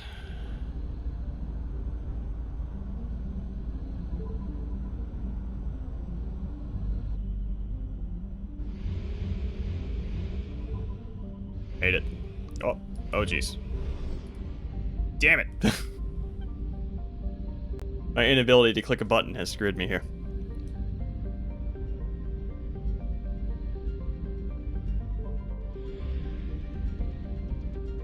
I don't think there was a fuel depot in here, so... yeah, no. Oh well, I guess we're just not going to check the system. Let's go ahead and go to the, go do this quarrying stuff like I said I was going to 10 minutes ago. Okay, so first is this Save the Admiral mission, which was always a bit longer than I recalled last time, but that was mostly because I forgot about the turret segments. Or the, repair the turret segments. Edie and Tally here will just completely wreck the place. Because we're going to be fighting Geth. Yeah, it's still fine. Alright. That's the thing with the, Harry Shepherd mod, is that there's... oh, let's grab the Javelin. Because the Javelin,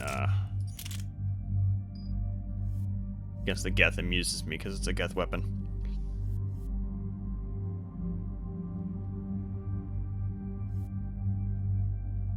Ugh, jeez. I forgot what I was talking about. Oh well. But yeah, if you equip Edie and Tally with anti-synthetic weaponry, between that and their hacking skills, they're just gonna destroy everything, if you're fighting synthetic enemies.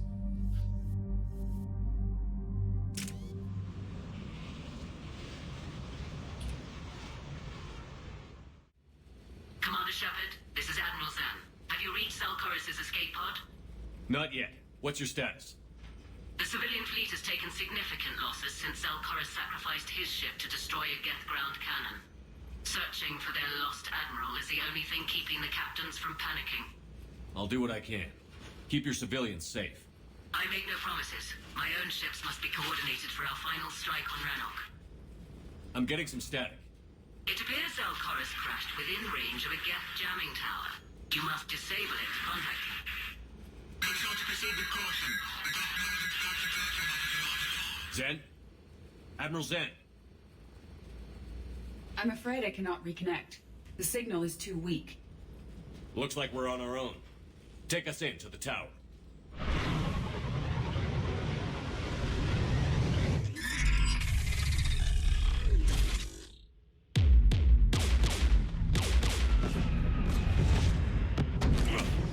We're taking fire.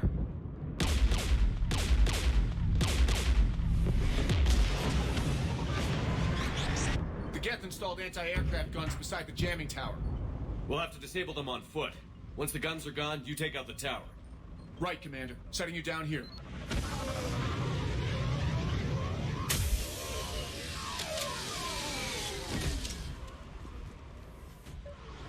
My people have been in exile for centuries. To be standing here in the land of my ancestors.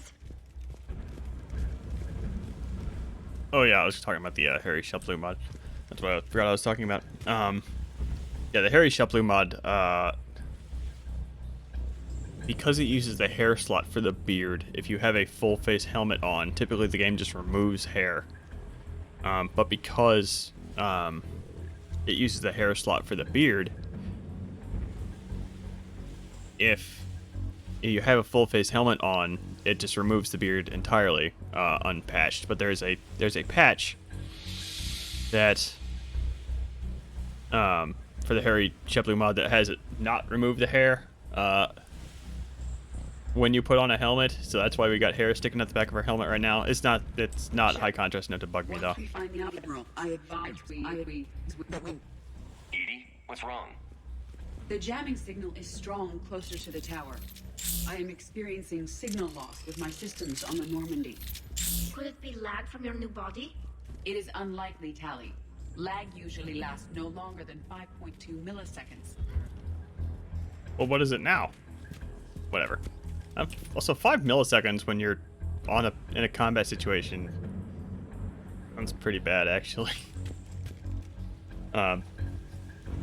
And I will. One thing I will note here before we start shooting stuff: this Mass Effect Andromeda armor is very significantly bulked up, from what I recall. Like it's Shepard, I guess. Shepard, I guess, is a much bulkier character than either of the riders, so I guess that makes sense. But yeah, this armor definitely should not be this thick.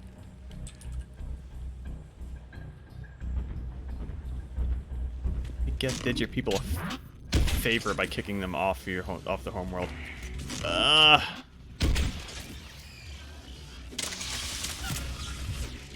It's a bit of a spicy take.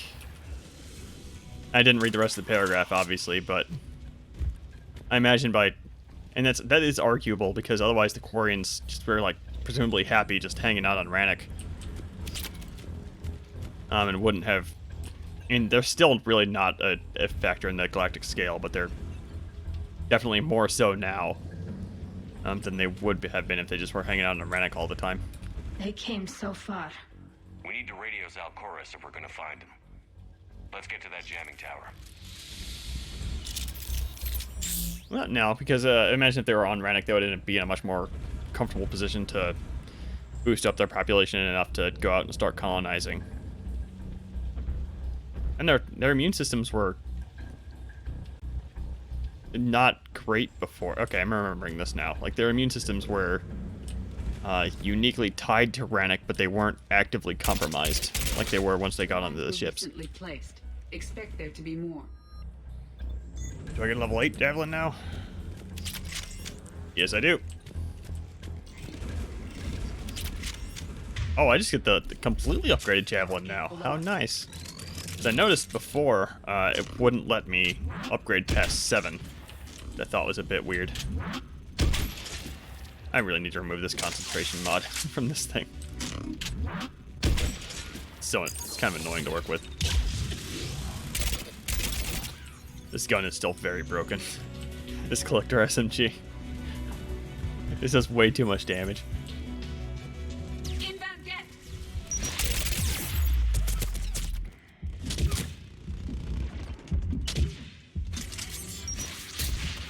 Whoa.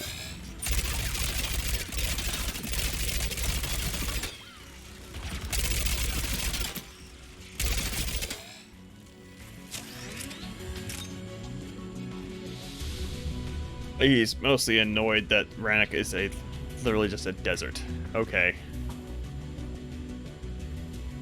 Kind of a good point. Like, why don't we see a Quarian city?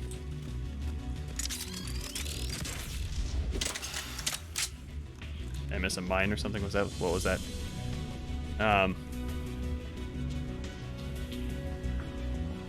And Geth seemed to be perfectly happy just building space stations and living there.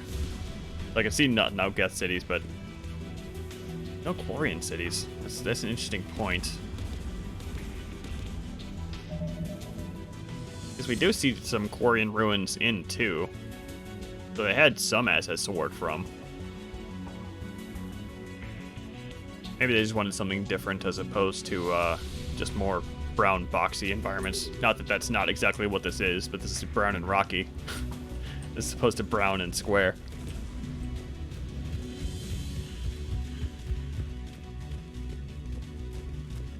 The Geth anti-aircraft guns are up ahead.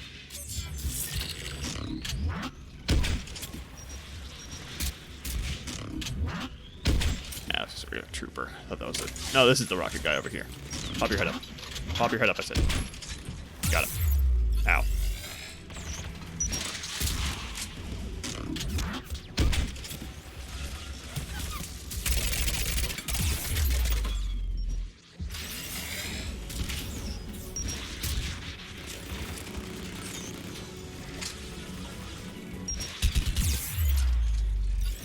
Fucking rocket guys. Thank you for dying. Enough with the rocket guys, please. Look at the gun's console. We should be able to disable it. I think that was 5 rocket guys right here. Tuchanka has Krogan cities, so why not Rannick? Guns, Shepard. I mean, like, if I had to guess, it's because the goal was diversity in the environments, because the Tuchanka missions are kind of, like I said, they were kind of brown and boxy, and this one is brown and rocky, so it's at least a little bit different. It feels a bit different. That'll be my only guess, because like I said, they had the Quarian ruins in Mass Effect 2 they could have built off of, so they had the assets. They just didn't want to use them for some reason. Tally, you take the guns. No problem.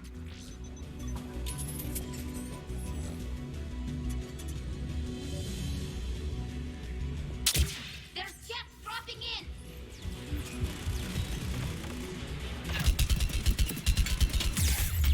That's a prime. Didn't exactly. Oh, don't poke my head out. Oh.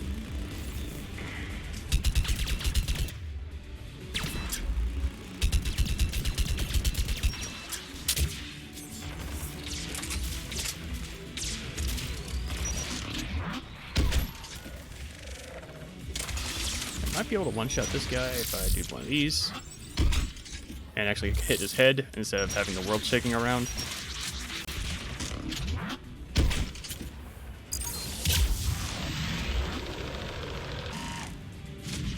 Yeah, definitely not alien for sure. That's just a bit lame. Alien world-looking worlds is actually something Andromeda did pretty well, I thought. Mass Effect 3 definitely kind of didn't, though.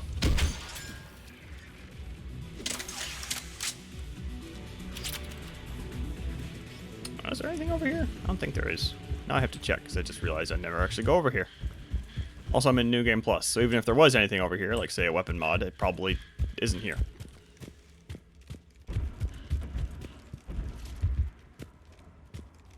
Yeah, because, I mean, the only alien thing here is, like, these little scraggly-looking tree cactus things, but I could totally see that being an earth plant, so... Like, it just kind of looks like a dried-up bush. Oh, well. Now I'm trying to think of any truly alien-looking worlds in the original trilogy. And there's Mass Effect 1, obviously, with the Mako segments, but those were just kind of flat and boring.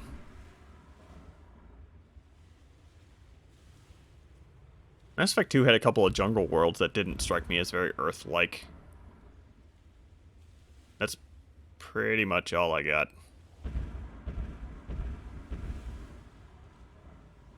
Andromeda does have a generic desert and snow planet, but there's a couple of planets in there that are really good. Like there's one that's a jungle planet that looks freaking beautiful, and that one is very clearly alien, and it has like bits of like the precursor tech like sticking out of it. That one looks really good. I forget the name of it though. And then the other one, which I'm also blanking on because I'm streaming and my brain's running too quickly, is Kadara. That's the name of it. And that one looks, again, very alien. With like big pools of acid sitting around and blue plants and stuff, if I'm recalling it correctly. Those two in particular, off the top of my head, both look really good. Very dramatic. I mean, the first couple of worlds definitely are just kind of... Well, they had the bits of remnant tech sticking out of them, which makes them look a bit alien. But yeah, they're just... The first world you go to is radioactive desert. And the second planet you generally go to is a very cold ice planet. And then after that, it starts getting more exciting. If I'm recalling Andromeda correctly. Anything over here? No.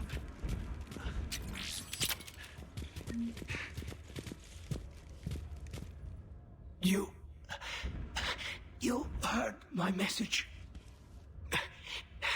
send out a distress call. Radios are down. You a soldier? Maintenance. Dorn hatched. I clean engine parts.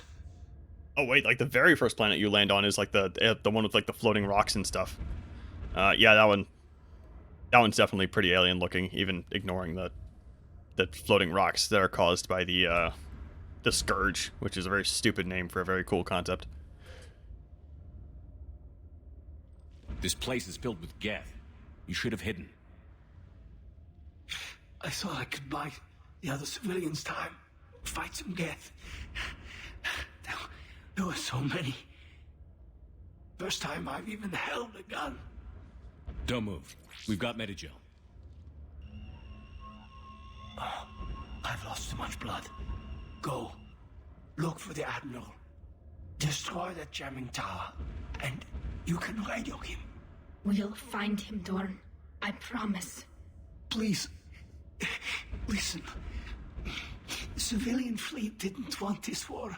If there's even a chance that Admiral Chorus can get us out alive, and my son, tell him. Tell Jonah that his father made it to the homeworld. We will. Rest well, Dornhazd Vasranok. Let's get to that tower. I caught that she says Vasranok there. Vasranok. Cool. I mean, it's sad, but, you know, it's cool. Mass Effect 1 planets had some nice skyboxes. They did. But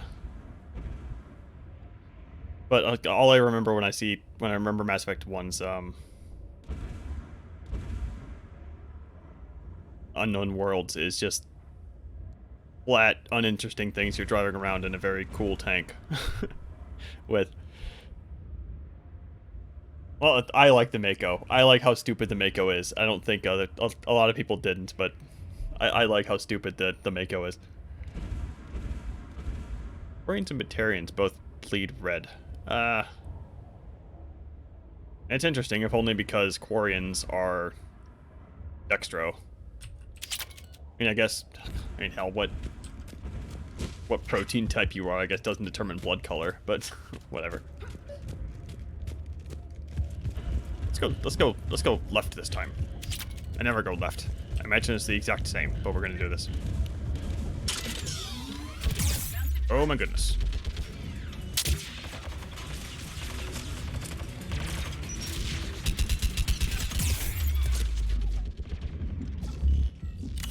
That hurts quite a bit. No, it won't.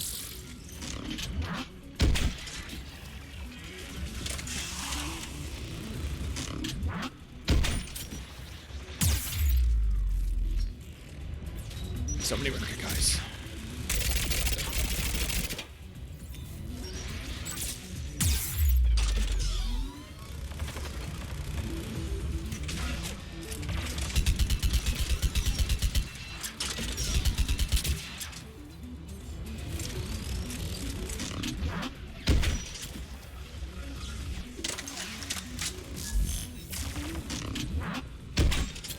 It just means their blood is starkly similar to hemoglobin. Yeah, We should be able to disable it. I guess we really don't know how alien blood works. Or how, I don't know, do aliens depend on oxygen just as much as we do? I hope they do. And I assume they do. We all breathe the same air. I mean, it would make sense that, you know, their blood just transfers around, you know, whatever gas they need to breathe. Just as much as ours does. Maybe the ones that bleed blue use nitrogen instead. Who should disable the gun, Shepard? Picked Tally last time. Take it out, Edie. Affirmative. You should be able to operate a vacant Geth turret yourself, Shepard.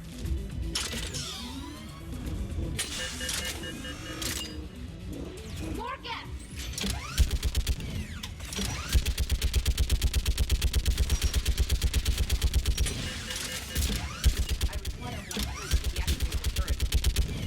Just, Edie, just do it. Don't tell me about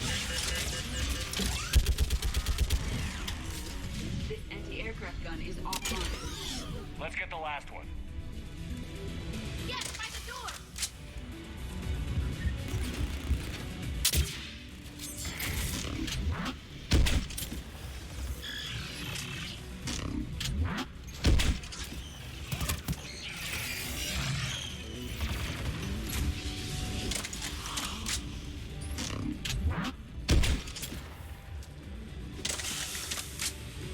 Oh, blue blood means copper-based. Okay. Isn't there a race that bleeds green as well? Well, maybe?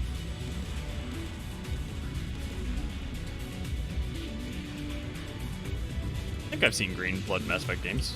I think.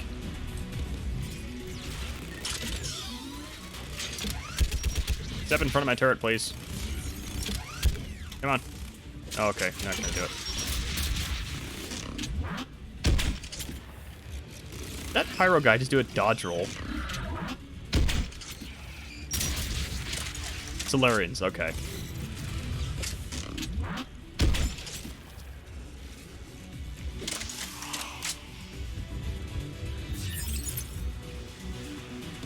Who should disable the gun, Shepard? I really don't know why they make me do this 3 times. Right. It's 2 just identical. Drill also bleed red, okay.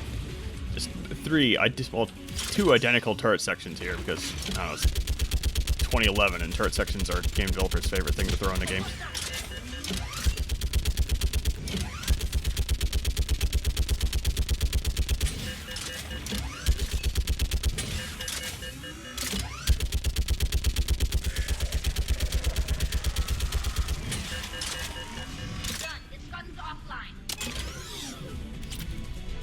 I'll signal the shuttle.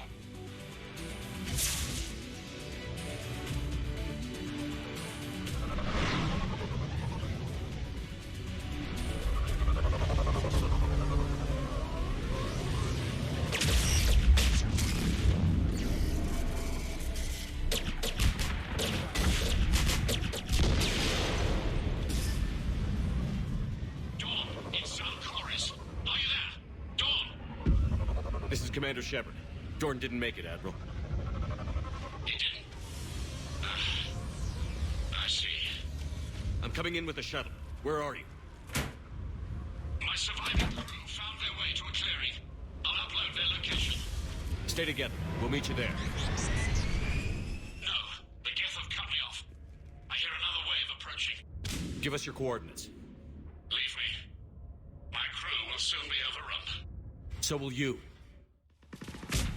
My people are non-combatants, Shepard.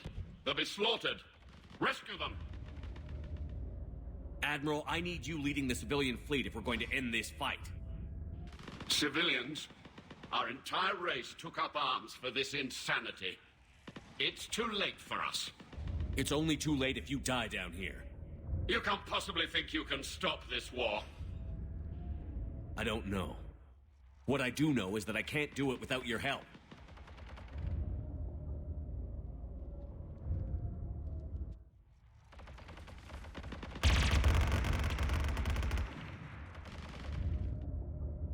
Ancestors, forgive me.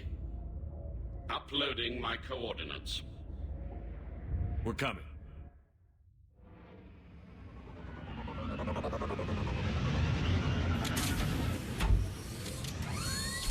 Magic turret that shows up out of nowhere. Thank God this is here. I've got this.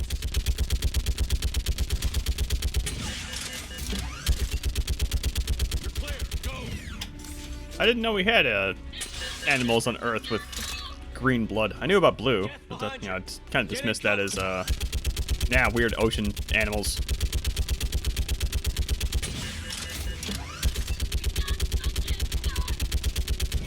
What do we have that's green blood? Clear. Go. Insects or something? Admiral, come on.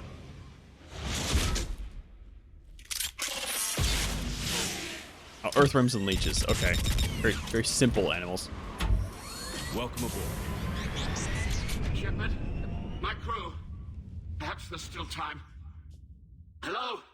This is Zalcoris. Does anyone copy? Hello?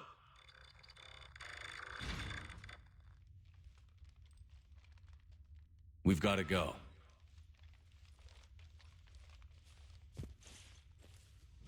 I pray they found comfort in the homeworld skies.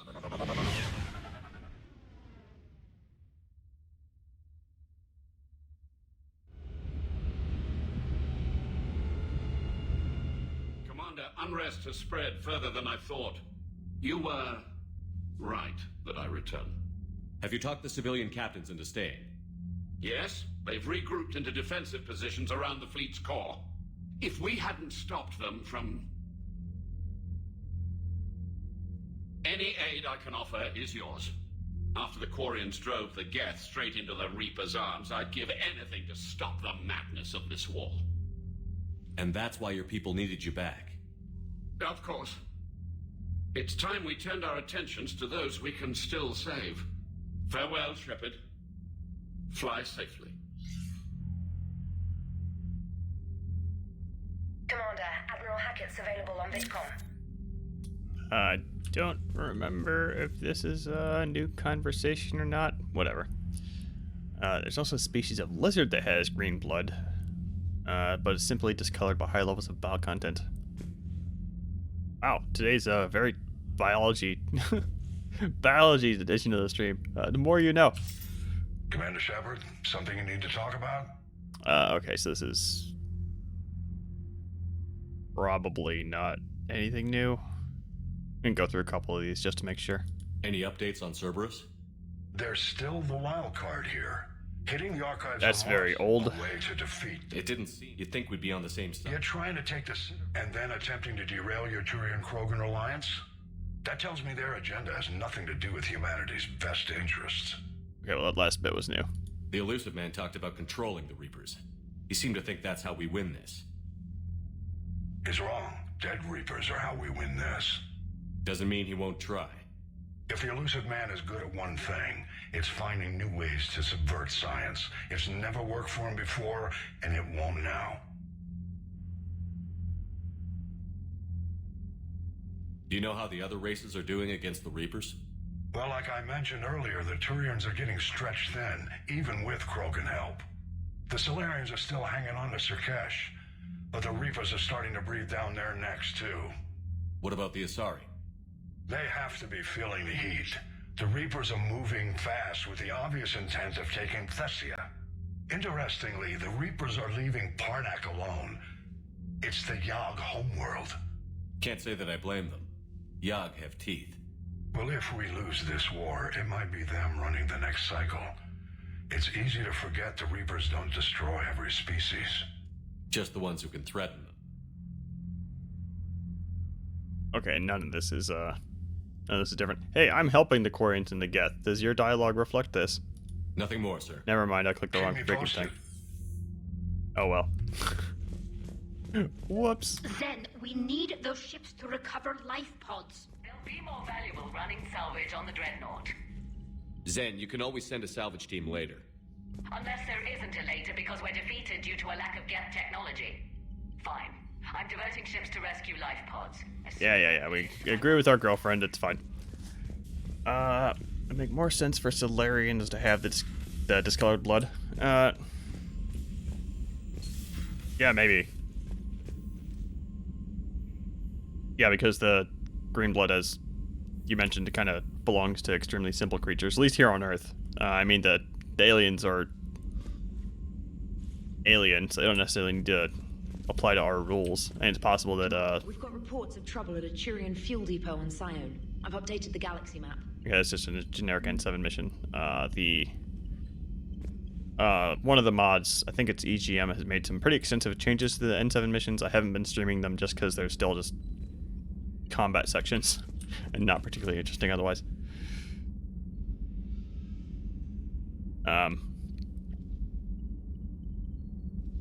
But yeah, because Solarians are aliens, they don't necessarily need to apply to, our Earth rules don't necessarily apply. I mean, the chemistry still applies, obviously, but maybe they just evolved super crappy blood.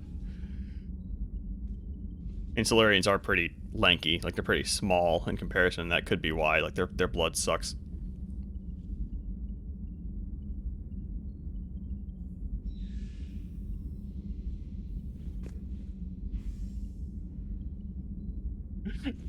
Even the characters talking about how nonsense Cerberus is. Yeah, it's because the Cerberus is a comic book villain at this point.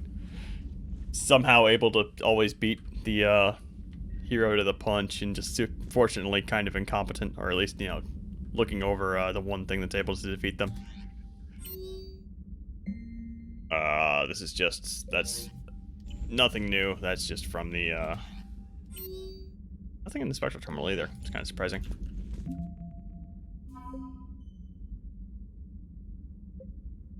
We picked up that. That's the Infernometric Array.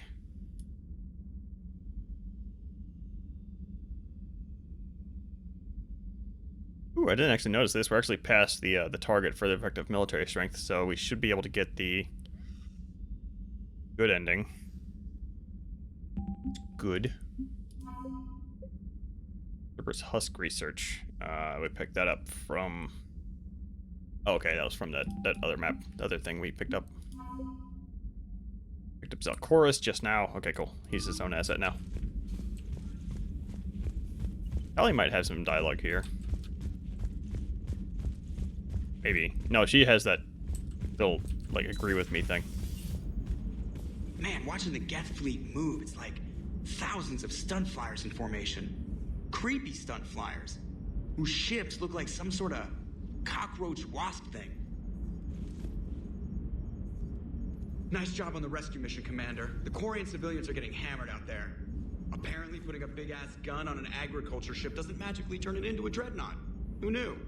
You don't agree with the Quarians arming their live ships? No, the gun's nice, but without armor, they're just glass cannons. They are also more likely to be targeted when armed. The Geth would have ignored unarmed civilian ships as tactically insignificant.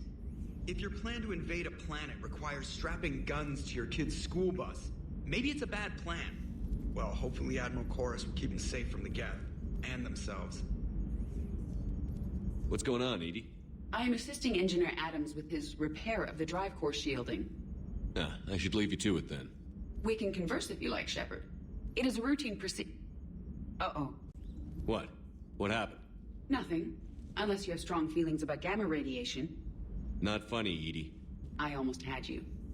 I will alter my human chronometer appropriately for better timing. What I wouldn't give for an ED romance. I don't care how terrible BioWare would write it. I just want one.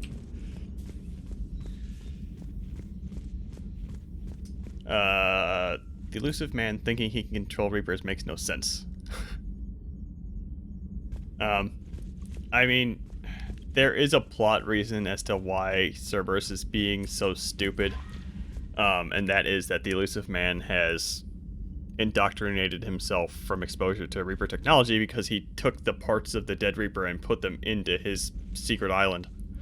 But as far as the whole process of him getting indoctrinated because he's just too damn smug, yeah, that's just classic Cerberus incompetence. And it's we're kind of fortunate that Cerberus is somehow able to undertake all of these plans, but completely unable to succeed, or at least long-term succeed. Nothing? Admiral Chorus has the civilian fleet back in position, and just in time. I hope we can help the Quarians. Looking at them, they're like us if we fail. We won't fail. Damn right we won't.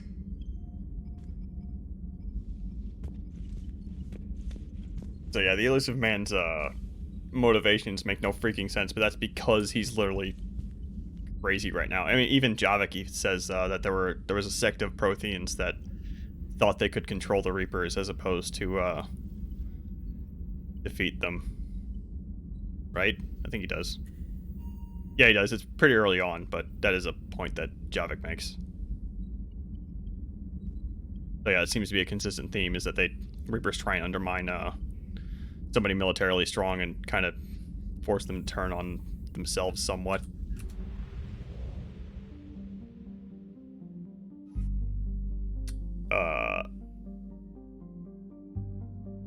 Okay, I guess there isn't anything else for the Quarian Ark, is there? Okay, so after this, there should be...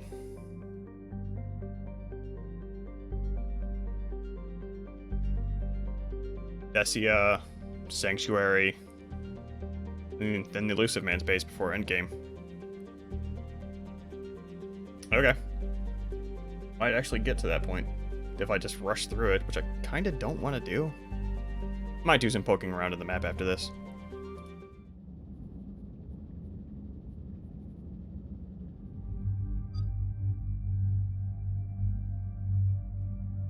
Hey, the whole... He should have known better to treat Reaper Tech carefully. Like, even the Alliance was able to, with that Black Ops research project, was able to put up that shield or whatever around the bit of Sovereign and keep themselves from being indoctrinated. They also mentioned that they were doing tests to make sure that, regular psych evaluations, to make sure that they weren't being compromised, stuff like that. And the fact that both whoever the hell was in the Arrival DLC and Cerberus, both fully aware of what indoctrination was, just did not do this. Speaks very much as to how just kind of stupid they are, which is maybe a bit unfortunate. It's unfortunate from a writing perspective, because it's always better writing to just have them have somebody smart have their plan fail because of something unforeseen, but this is absolutely foreseen. It's just they just kind of ignored it and they're like, oh yeah, we forgot, sorry.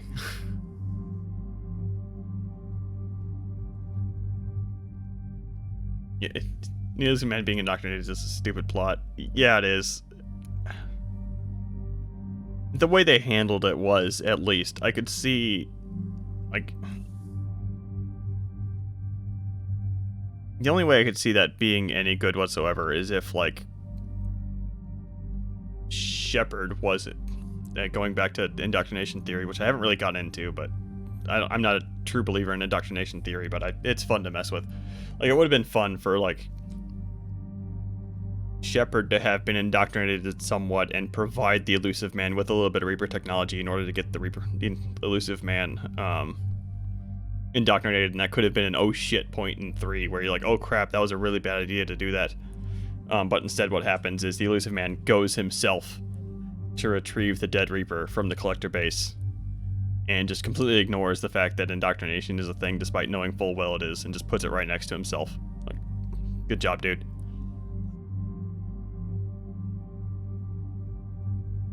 That would have been a better plot to fight indoctrinated forces from all races. Yes, it would have. Unfortunately, I'm pretty sure that was a, mostly it going to be, undo. They couldn't do that mostly because of constraints during development. Like, I think they made this game in like 2.5 years, something like that, so they made a few enemy types and just kind of stretched those as much as they could. Like, it would have been much cooler to fight. Like, oh man, what was that? What was that modded enemy we fought in that mission? I think it was Collectors. Like, they're totally, like, I know we defeated the Collectors in Mass Effect 2 and there's no more Collectors, but there could have been a pocket or two of Collectors just to spice things up. It's the same engine as Mass Effect 2. The Collectors worked. Whatever.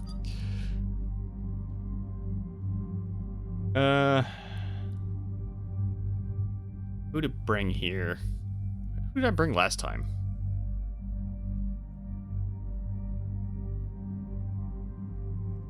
Probably Garrus or Javik. Let's bring Liara. It's been a while since I brought Liara out.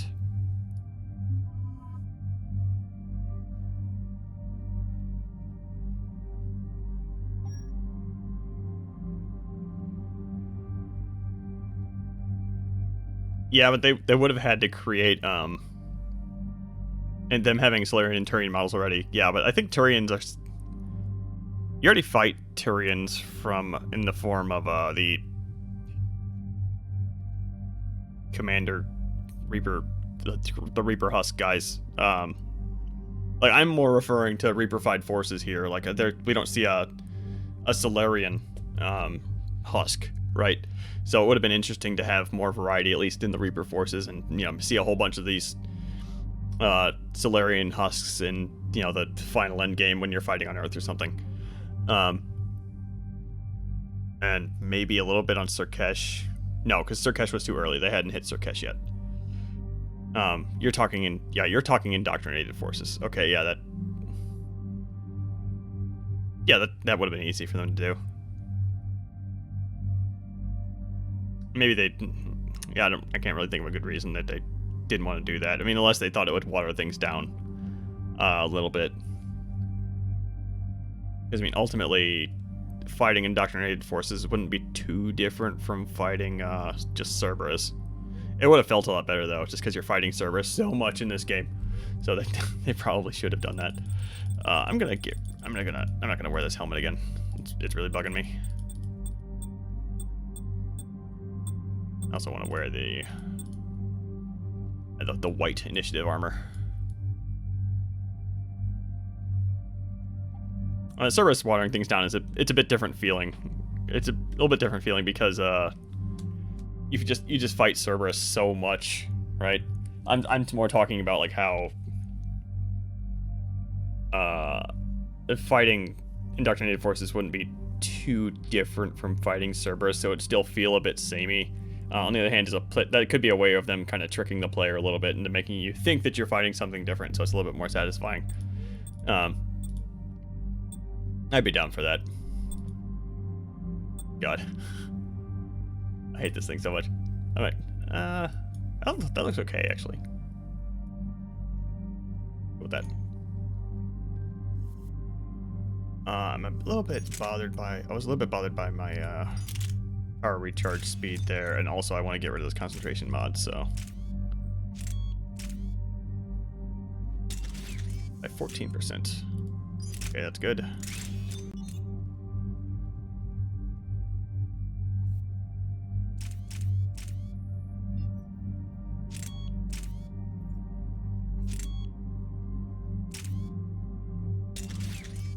It feels a bit boring because now I have the exact same mods on everything, but man, whatever. Cerberus is just a bunch of dudes in boring white armor. Yes, I'm not gonna disagree, especially because their armor seems hilariously ineffective. Like they're mass producing these guys and you just gun them down like they, like nobody's business. So maybe they could have had the indoctrinated forces be a little bit less lightly armored and leave the super power armored guys as a tougher enemy tier or something like that. Actually, having indoctrinated forces within Cerberus ranks might have been pretty interesting, if only because it further compromises Cerberus as a human organization. Because if you're fighting Cerberus and Cerberus is supposed to represent the indoctrinated troops, maybe then if you're also fighting indoctrinated Asari and Solarians next to the super armored Cerberus troops, that could have actually been pretty interesting.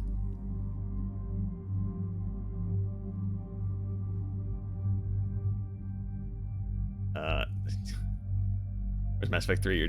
You're fighting only human enemies, and when you're not fighting Reapers. Yeah. I've kind of brought that up a couple times where it's just like the enemy variety in Mass Effect 3 does suffer quite a bit. I know you've complained in particular about how often you're fighting Cerberus, but I mean I've picked doing a couple missions just because you're not fighting Cerberus and you're fighting Reapers instead. And I don't even like fighting Reapers; they're annoying. Well, you fight Geth too, but the Geth only show up during the Quarian arc, so they don't show up that much.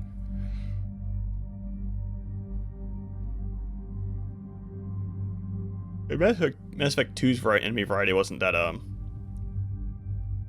too interesting either, but on the other hand, Mass Effect 2 had that mechanic that 3 dropped where it's like you could shoot off different parts of enemies and have the enemies react to it, like stuff like shooting off The sinking laser needs a line of sight. What's the fastest route? Shooting off mech arms and stuff like that. Target the base before the Geth can organize resistance. What about you? We will deactivate defense systems and acquire an escape vehicle. You can do that? This unit still carries remnants of the old machine upgrade code. We can break any Geth security. You are concerned? You are fake Legion and you shouldn't be emotionally invested in our trust. Whatever, man. You know your limits. I trust you. I'm more concerned you didn't tell me about the upgrades. You were tolerant of our recovery of Geth intelligences from the server, but this matter is different. You shouldn't remember that either. You were ashamed. We were not sure you would be pragmatic enough to appreciate the tactical value of these enhancements. I'm on your side here, Legion. I want to help your people. We are not Legion. Don't give me that garbage. You were my friend. Oh my god. Hell, I helped you rewrite the Heretic Geth. And I then can't we take died. this. Yeah. Proceed to the upper entrance. We will exit here and procure an escape vehicle. Got it. Legion, good luck. Acknowledged.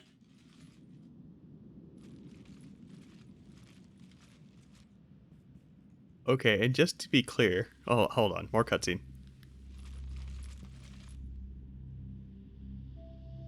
I can't believe it. I don't think it's really sunk in yet. The home world. My world. Look at the sky. And the rock formations. They used to write poems about them. Okay, now before I forget to rant about this, Legion himself said he had no memory past when he was shot on Eden Prime, I think. So he should not remember anything that happened in 2. Like including rewriting the Heretic Geth and stuff. Now it's possible he read a report about what happened in 2, but he should not care about Shepard's friendship or whatever. So that whole conversation is again nonsense. Ugh. When we're done, maybe you'll write a new one. This is Ranok, the world of our ancestors. Our bodies carried the seeds that spread the desert grass. You've heard me say Kilasalai. The best translation I can come up with is, by the homeworld I hope to see someday. I think the shadows are Looks like you're broken seeing it here. today. The living room window will be right here. Something I should know? There's a shadow being cast on I just Shepard that cling shouldn't to the be here. land. I know it doesn't mean much, but when this is over, I'll have a home. You are exiled. Quarians spent centuries as nomads. You think you can go back to living in one place? We have gotten used to carrying our homes around with us.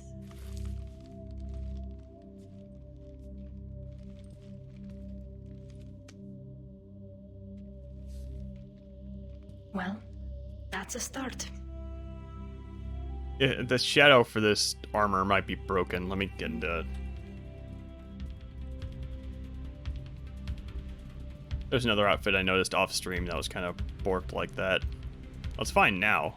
Hopefully it was just that cutscene. I'll keep an eye on that.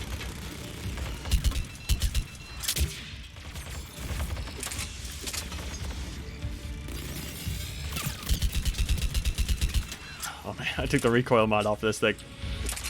Oh no. I have to relearn this gun now.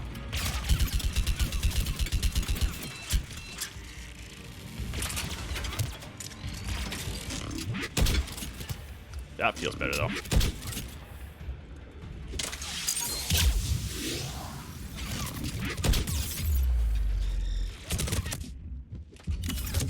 I say I almost get myself killed. None of that, please. But Tally's not gonna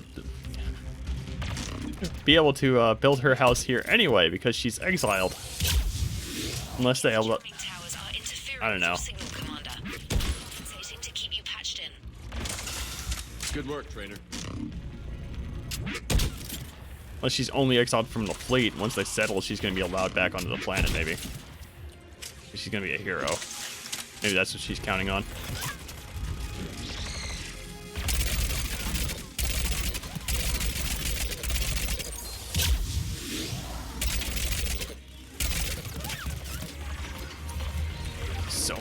So many dudes here. I think I remember. They're spawning in, too. Jeez.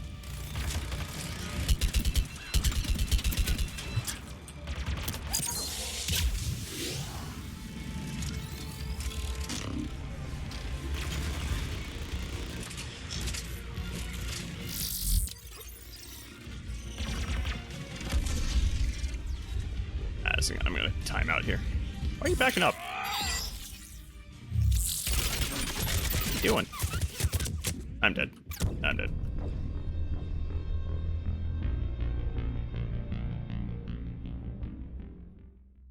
That's what I get for trying to be creative with the cloak.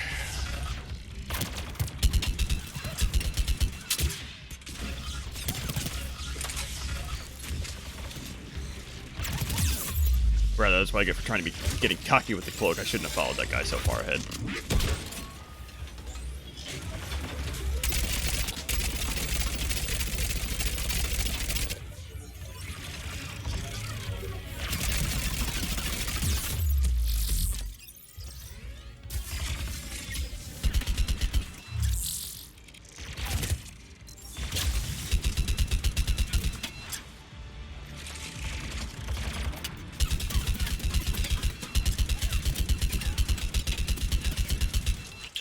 You guys take so much bullets. So many bullets.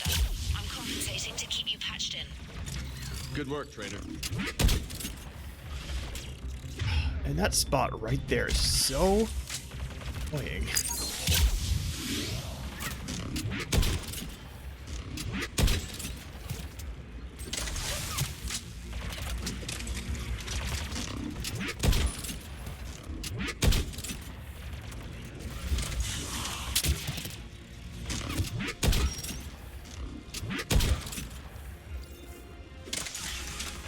Yeah, that was the death animation pretty good. I didn't even notice it. The Geth Recon drones and the armatures. I don't think the armatures make a return after Mass Effect 1. Oh, this guy's model's freaking out. Okay, he's gone. I don't think the armatures make a return. The little flying Geth drones, you see the...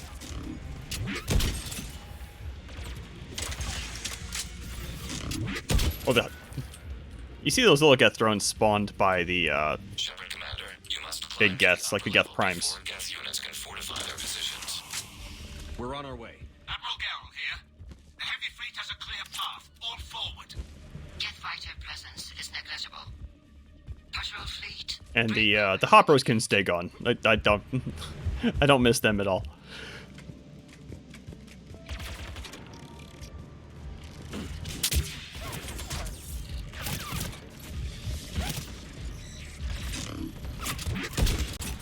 That was weird. What was that? Oh, probably I was transitioning from different angles behind cover.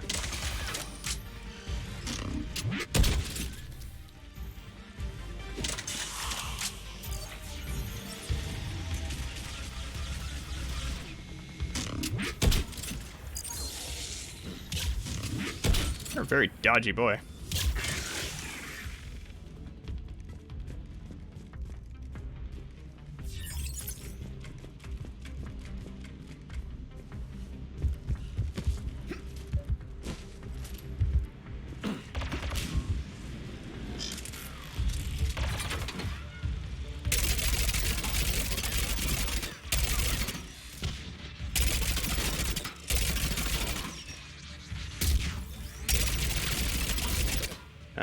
Geth Variety took a nosedive after Mass Effect 1. Yeah, a bit.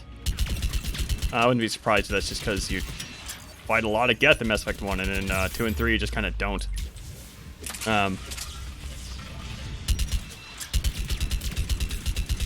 And between Mass Effect 1 and 2, they have a completely different engine, so... Did I time that right? I might have. I think I got 2 with 1 shot there. Hello.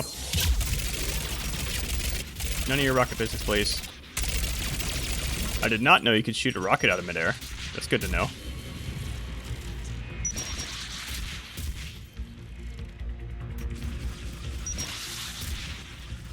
Okay, reload, please. Okay, thank you.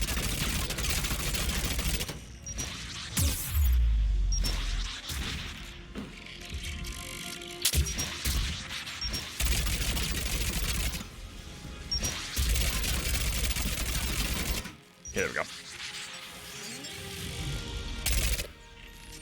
And as I think we've kind of talked about, like there's the bipeds are a lot of the enemy type in 2 and 3. I'm pretty sure just because it's an enemy type that already worked, and they wouldn't have had to do much custom coding. Oh, there's another another rocket guy back there.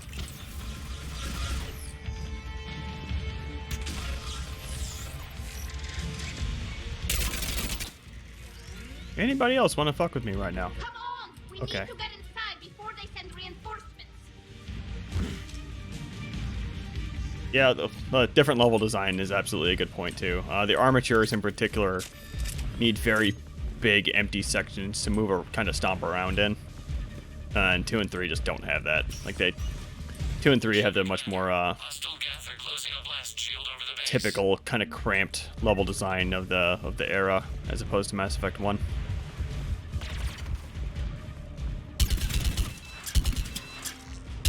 So much recoil in this thing. Not an option. The Geth would scramble a defense before we broke through. We have located an override atop the Geth fortifications. It can retract the blast shield.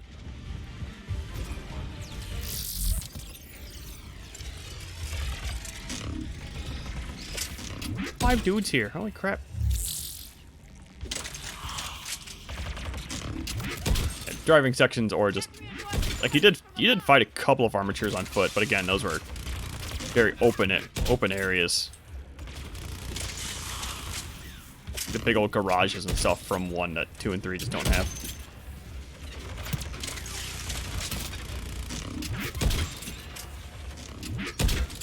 Can you stop spawning, please?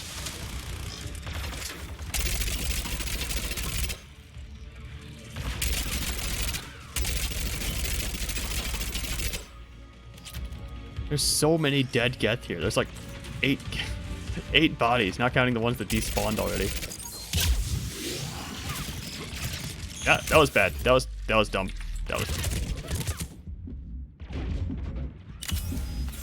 I should have died there. Watch out! Crossfire on the left side balcony. Good.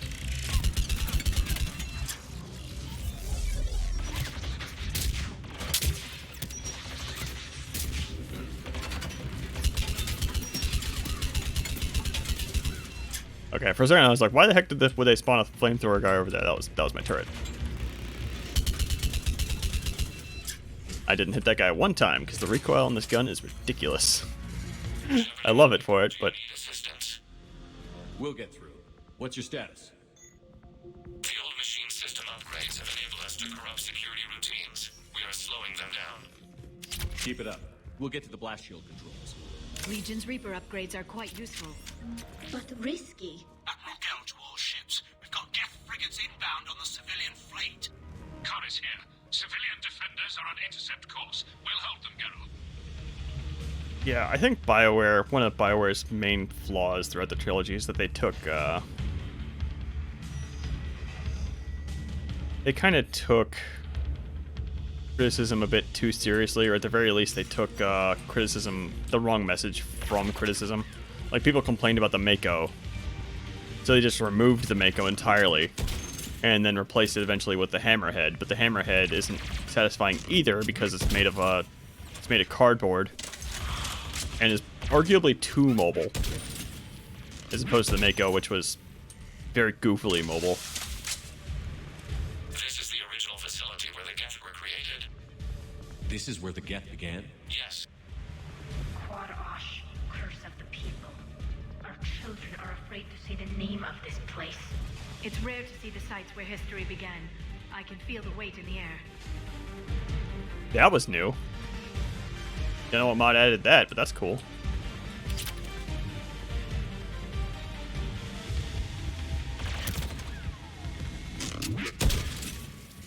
And again, actually Andromeda, that's something Andromeda does really well, is the driving sections. Because I think I mentioned it before, but I have this theory that Andromeda was like the very core idea behind the Mass Effect Andromeda design was actually inspired from like Mass Effect 1 design documents, almost again to a fault. Between especially with the inventory sections and stuff. Okay, what is the second override over here? What the hell is that? It's obviously unnecessary. That might be a door or something that's supposed to guide us towards where we're supposed to go if we're stuck over there for some reason. I've hit the override. We have gained system access and are bypassing security. Stand by.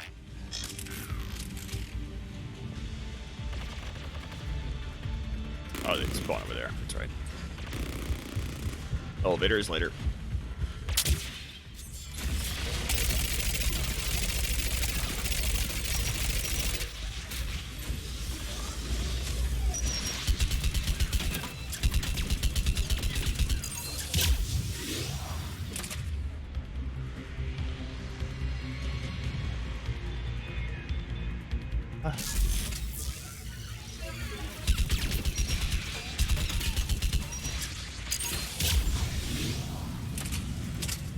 And they the Bioware kind of did the same thing also with the,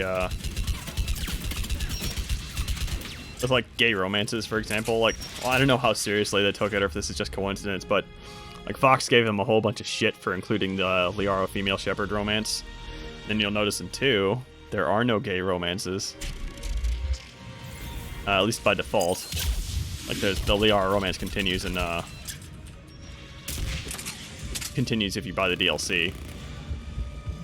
We have bypassed security, but disabling the blast shield requires Meng Shepherd Commander. You have successfully opened the blast shield doors. Good. We'll be back out in a minute. Negative. The path behind you has been sealed. A nearby elevator. I forget exactly where I got this idea from. It's not mine. Like, I didn't make this point that Bioware responds badly to criticism. I think it might have been a that's a prime.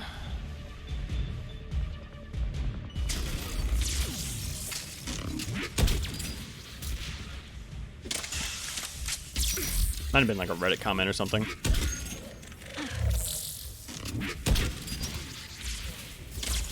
No, none of this. None.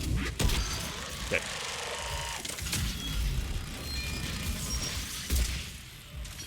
Did the Mass Effect 1 thing there of dancing back and forth between cover instead of using it properly.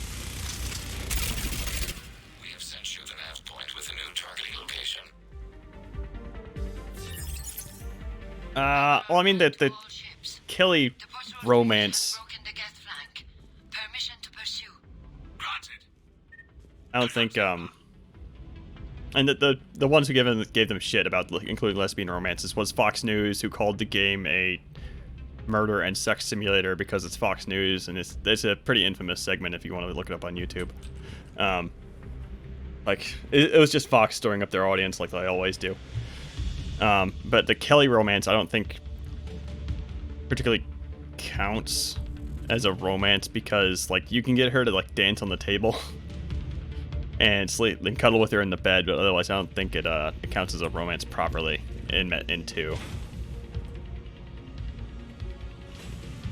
Yes, Prime! I guess they really don't want us up here. Okay.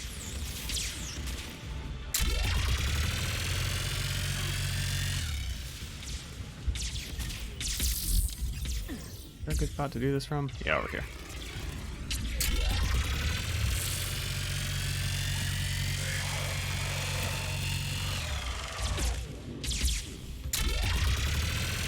You have way too much health, bro.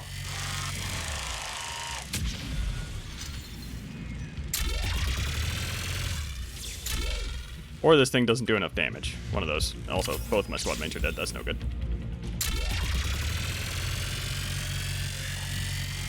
I don't know if Bioware took that Fox stuff seriously or not. I highly doubt they did. I mean, the people who watch Fox aren't going to buy their game anyway, right?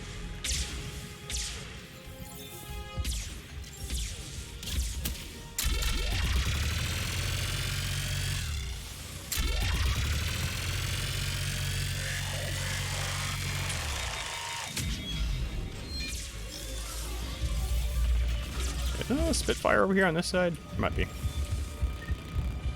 These guys are taking way more bullets than I would like. Maybe because it's New Game Plus.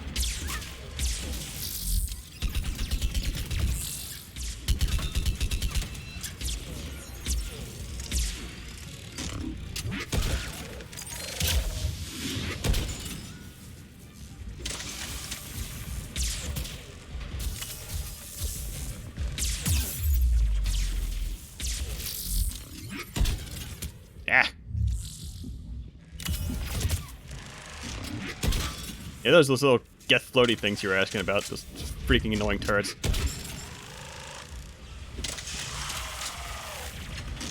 They look a little bit different, but there they are.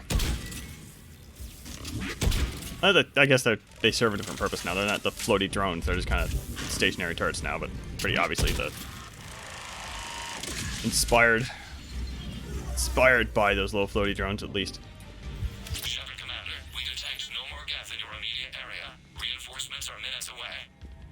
You getting anything from the base? No, the old machines have not registered us as a threat. We recommend haste. The Creator fleet will be Dragon Age has even more gay romance. Yeah, I mean, that would have been a separate team, but I guess the people who would be concerned about creating controversy would have been the higher-ups at BioWare, not necessarily the writing team. Maybe. So, I mean, any criticism that they were taking seriously on that stupid level would have been coming from from C levels, presumably, as opposed to the people doing the writing. So, yeah, that's a good point.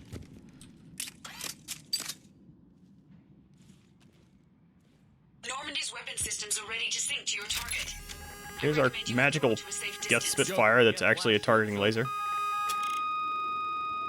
Target locked.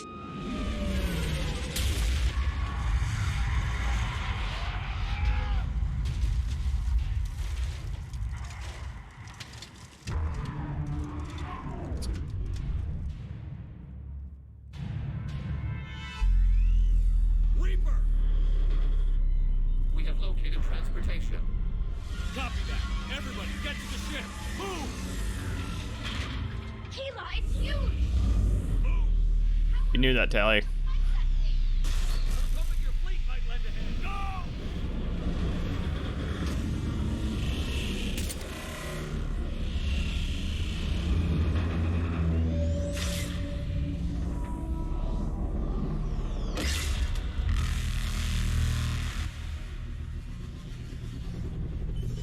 We will attempt evasive maneuvers.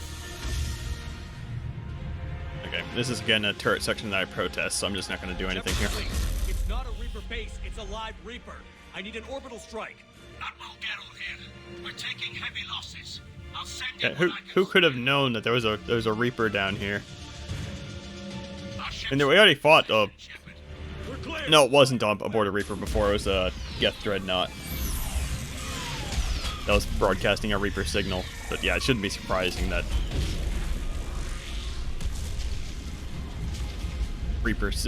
this could have been a possibility that they should have planned for.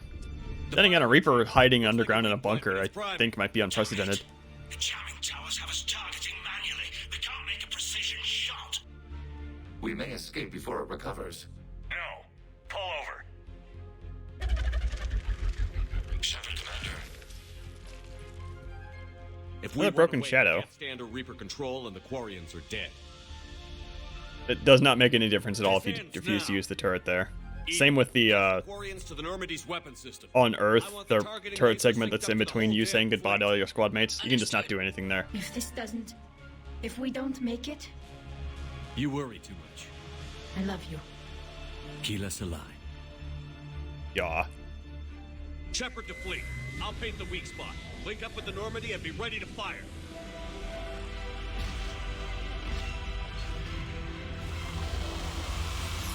Okay, I died a couple times last time. See if I can avoid dying this time.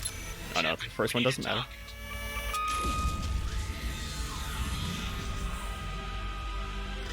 You know, if they're putting down as much ordnance as I think they are on top of this thing, we should be just as dead. Guess I got its attention. Shepard Commander, you must keep moving. This area lacks sufficient cover to fully protect you. Can I shoot the targeting laser, please, Shepard? Thank you.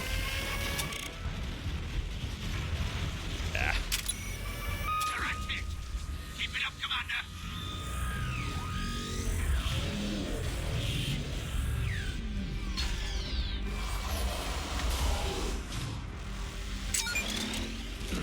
Nope, don't dodge. Run, Shepard. Run, run, run. Okay.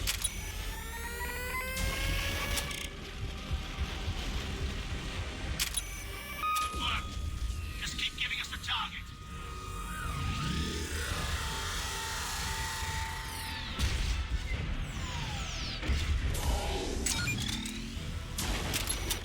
Nope. Not quite. There we go.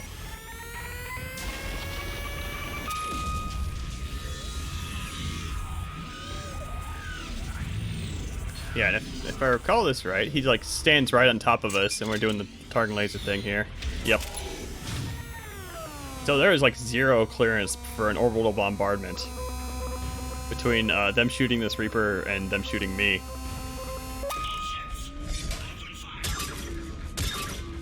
Yeah, pretty much that.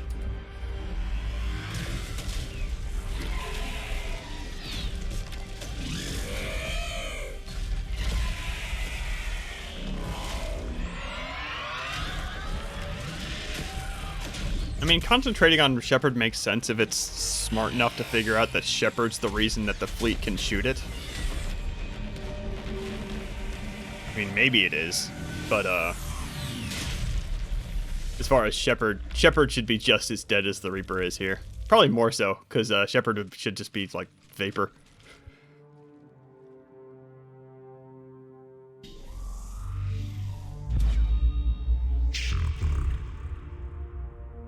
You know who I am? Harbinger speaks of you. You resist, but you will fail. The cycle must continue. I don't remember if I actually took all this dialogue last time, so... What are you talking about?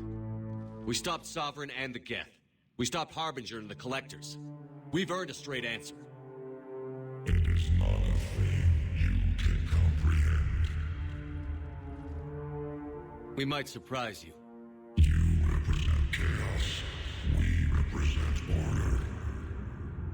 Every organic civilization must be harvested in order to bring order to the chaos.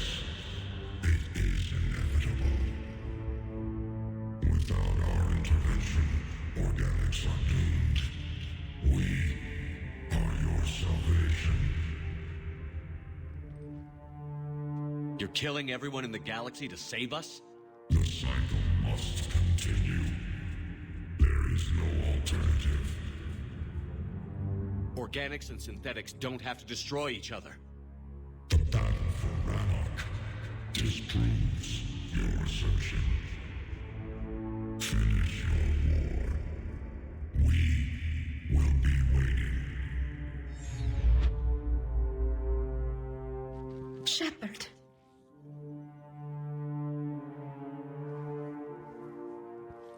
We can confirm that the Geth are no longer being directed by the old machines.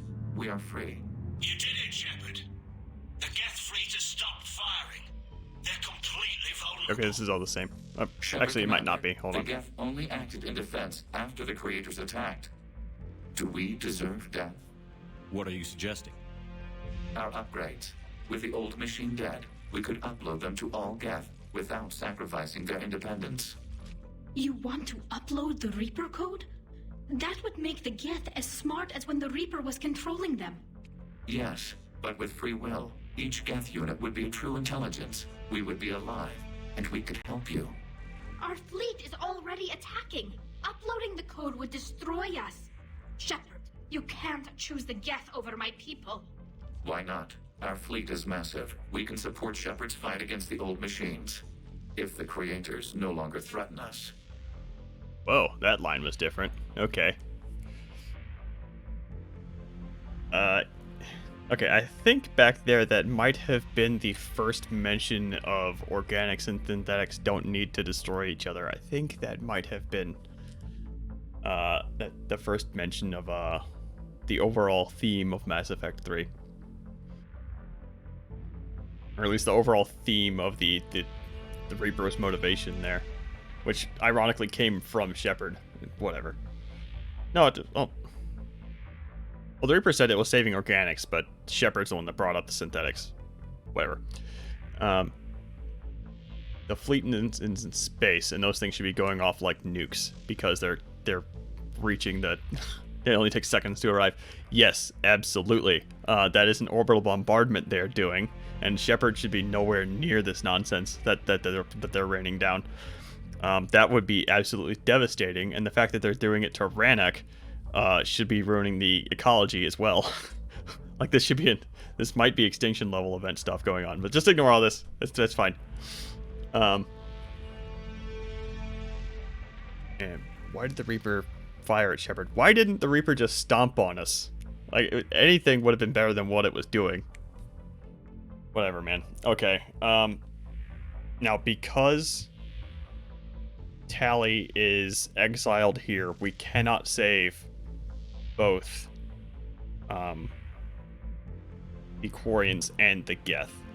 So in order to save our waifu, we are going to let the Geth die. I'm sorry, Fake Legion. No. I can't risk the Quarian fleet. Not to save the Geth. Shepard, They're trying to flee. Stay on them. with these upgrades, our fleet could retake Earth. We could assist with the Crucible. Please, this is not justice. I'm sorry.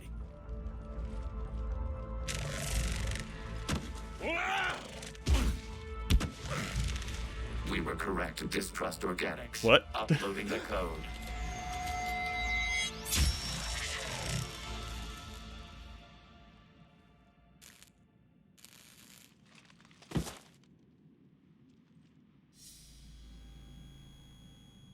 The real Legion would have understood.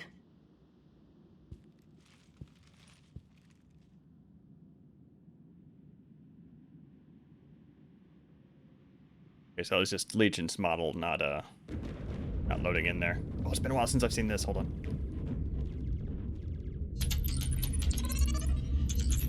Admiral, the Geth defensive line is broken. All ships, finish them off.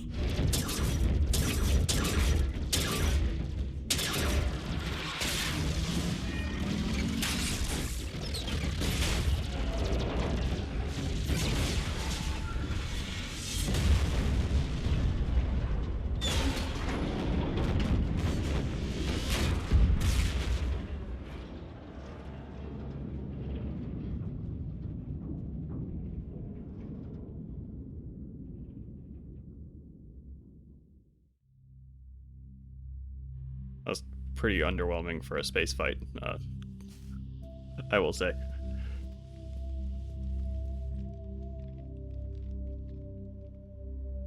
It's a cutscene that nobody's going to see, I assume, so they didn't put too many resources into it. Immediately, Commander. We can also offer technical specialists to assist with the Crucible.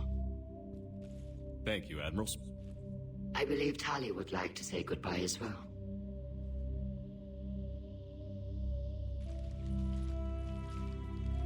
Shopping for another house? Beachfront property. Claim it fast. It's a buyer's market.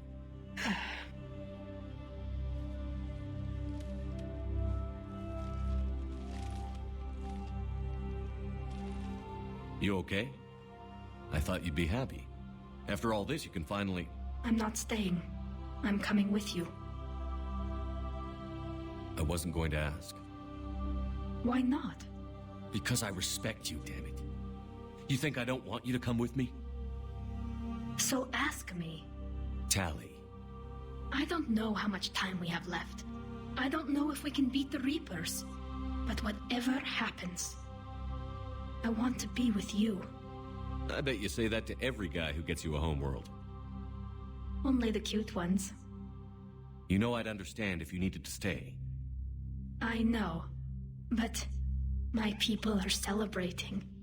It's all one perfect victory for them. And all we had to do was murder an ally. A friend. It had to be done. I know. But I don't belong here.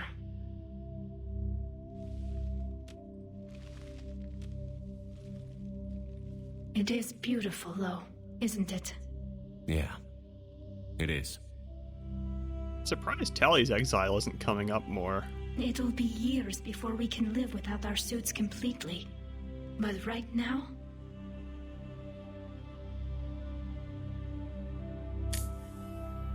Right now, I have this.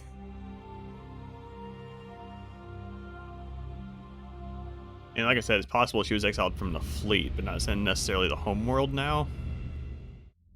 Commander Shepard, I understand you've helped resolve the situation with the Geth. Yes, Counselor. The Quarians are already mobilized for relief efforts, and their techs are helping with construction of the Crucible. Excellent. We can use all the help we can get right now. Speaking of which, I've received information from my government. It's too sensitive to discuss over an unsecured channel. What if I come to the Citadel? Yes, that would be best, Commander. I'll be waiting for you in Counselor Udina's office. Commander, Admiral Hackett's available on VidCom. Okay, maybe we can ask that one question I didn't ask before. I think it was regarding other races. Let's see. Commander, something on your mind? Oh, this is a cool conversation anyway, but this is the one I wanted. What's the Reaper situation? It's not trending well, even if you did buy Radix some time. Our threat projections show the Reapers will gain the advantage on most other fronts. And now the Asari are a prime target. They're the most advanced race in the galaxy. We'll soon find out if that means anything. Okay, so that's...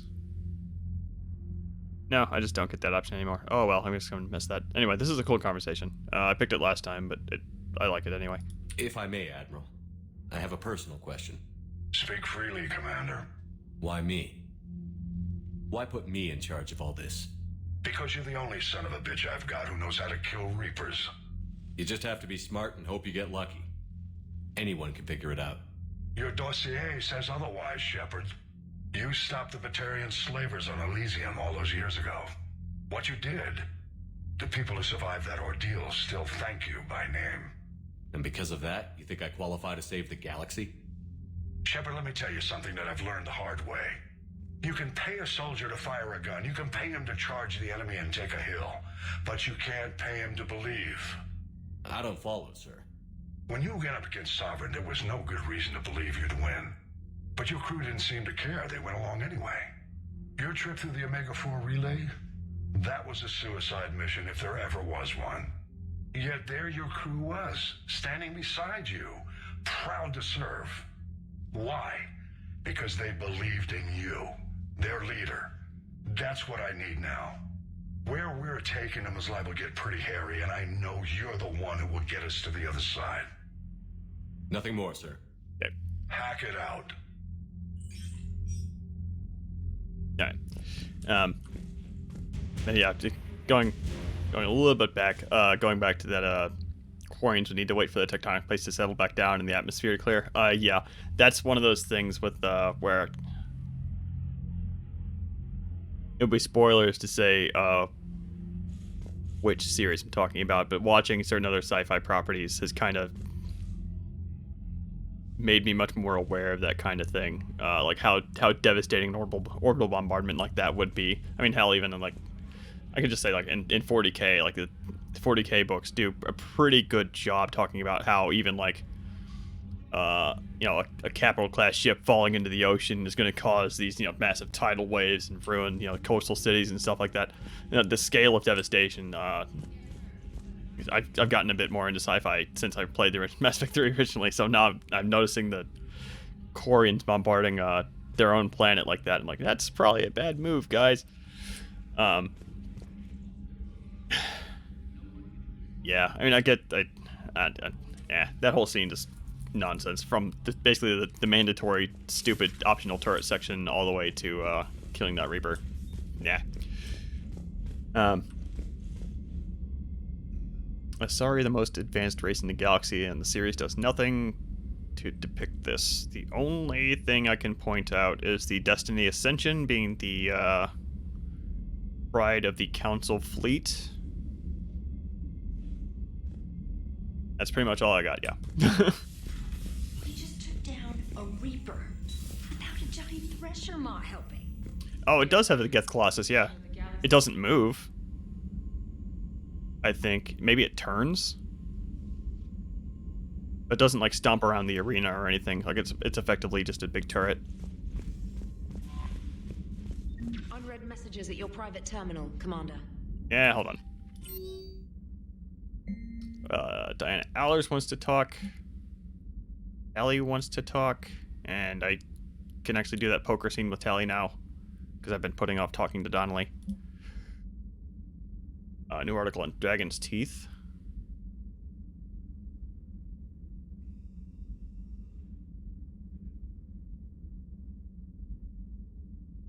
Oh, this is a propaganda piece. This probably isn't modded. But...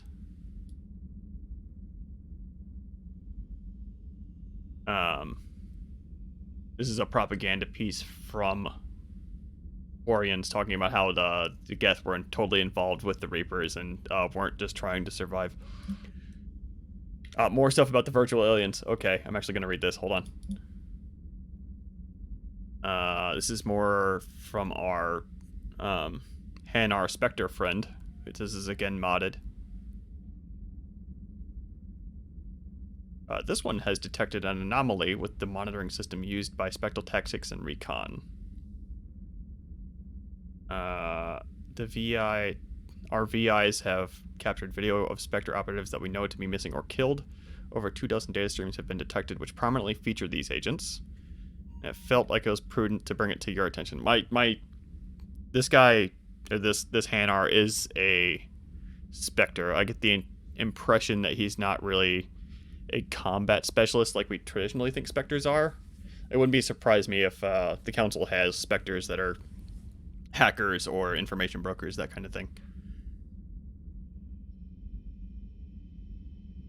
Of these 6 agents that are supposed to be dead, we've detected Lonar Mayron with a greater frequency than the other 5.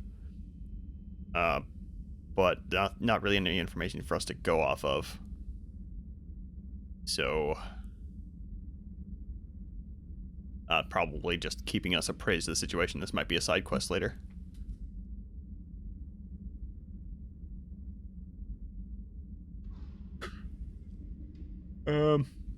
Okay. Okay, this isn't that long. All right. The Citadel. Okay, this is a news article. Yeah, I don't think Blasto is real. As much as the as fun as the meme is, I highly doubt there's combat Hanar going around. But this is definitely a fun addition to have, like a Hanar Spectre who just is very good at hacking and information gathering, from what I could tell. Anyway, this virtual alien stuff. This doesn't look to be the one. The Citadel Council and the virtual aliens have failed to reach an accord during their first diplomatic summit. They were trying to... This is after the Ark of Antillon showed up out of nowhere, very close to the Citadel in a threatening posture, and wanted to check in on the virtual aliens that had taken asylum aboard the Citadel. Speaking from the tower, Council Press Secretary Irana Tinos explained that the treaty would have granted the aliens basic sapient rights in exchange for their support against the Reapers. The Council is being apparently very cautious about what they perceive as granting AI sapient rights. Kind of understandably. ANN sources claim that one key factor played a role: the Admiralty Board of the Migrant Fleet. Quarian anti-synthetic sentiments are widely known, but for the first time in centuries, they hold a position of strength, with many factions relying upon their fleet for support. Neither Miss Tinos or the Admiralty Board have responded to our request for a comment. That is very cool. I didn't expect main story stuff to actually affect this. So if we had gotten the Quarians and the Geth to work together, we might have had a different outcome here. Immediately following the cessation of talks, the Ark of Antillon directed an encryption data stream towards the Citadel before vanishing beyond the Widow Mass Relay. The Widow Mass Relay being the mass relay in the right next to the Citadel.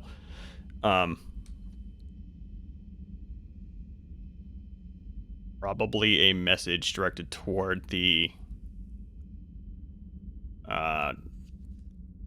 refugees. I hesitate to use the word refugees. But the virtual aliens that stayed aboard the Citadel. Neat. We probably have some Spectre stuff about that. This is modded. This is talking about the Quarians settling aboard the onboard Rennick. This sounds not very exciting. It's all kind of fluff, so I'm not going to read it out loud. Illegal ancestral relics.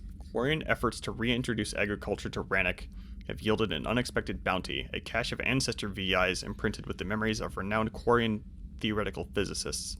These illegal devices were once a cornerstone of Quarian spirituality, but for centuries, they were held with a mix of contempt and veneration, and now their fate is being debated by the Admiralty Board. Spectre authorization would allow operatives to confiscate these relics so they can support physicists working on the Crucible.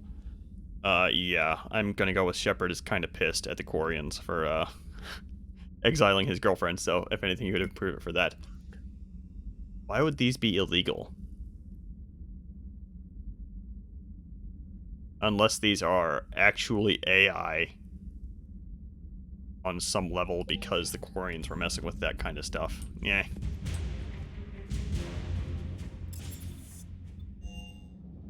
Swing by, talk to Tali really quick. Oh, we got all sorts of interesting 4 assets now. I'm gonna have to go through those too. No. Me neither. Tali's not standing where she should be, so I'm still not gonna be able to play poker with those guys. Can't be. No. I guess that's right.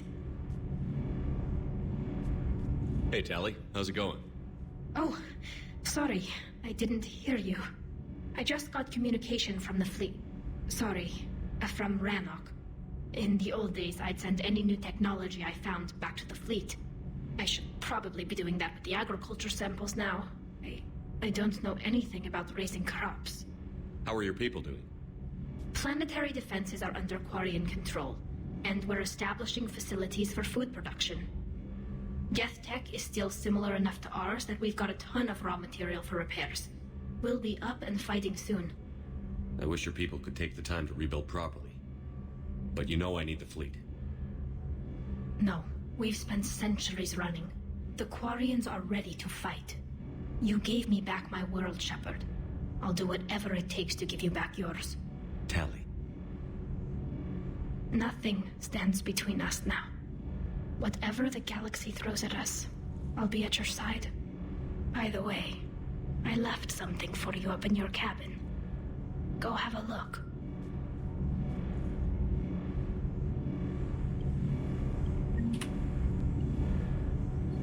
I spent a long time debating on if I should make a mod myself for placing that stupid picture with a meme.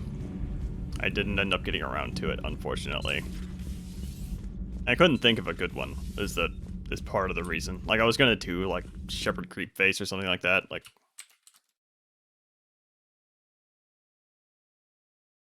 that. But it didn't, I don't know, it seemed kind of... I couldn't think of anything that would really fit. Yeah, I could have done that. Like, something I absolutely would have done if I could get it to work was, Shepard's animated dance, because I paid $6 for that, so I tried to throw it everywhere I could. And I'm gonna run around talking to everybody anyway. I could have done the, maybe that. Nah, it's still not funny enough. I could have maybe just made it a picture of Rex. Yeah, just like... just like that. Just a random picture of Rex. Like, here's a souvenir. Rex is dead, but, you know, here's a picture of him back from Mass Effect 1. Another Reaper has died. You are proving that humans are capable soldiers. And I am pleased you did not ally with the synthetics. That would have been a grave mistake. I only hope the Quarians show as much resolve. They should have wiped their machines out long ago. It is difficult to trust a species that hides behind masks.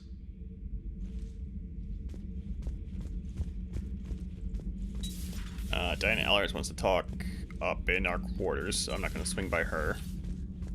James, I doubt, has anything to say, but I'm going to swing by anyway, just so I can be sure. Commander, you flew that Geth fighter out of the Dreadnought? Actually, Legion did the piloting. I was stuck in a storage compartment with my squad. Would have loved more time with that ship. Too bad we sent it to Hackett's team so quickly. Yeah, but we were the ones rolling around dodging a laser. that the Reaper had trouble targeting for some reason. I've got to say, I enjoyed that last mission on Rannoch. Been a while since we talked to Steve, apparently. The munitions you carry into the field deserve at least a triple check. Okay, apparently not that long.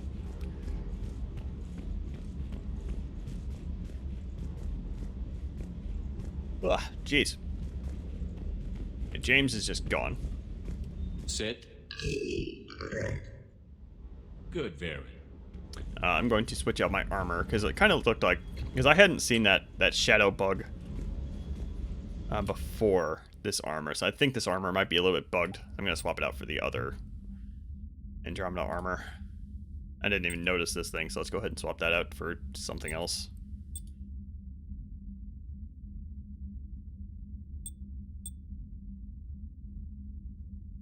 Yeah, recon hood. Looks alright.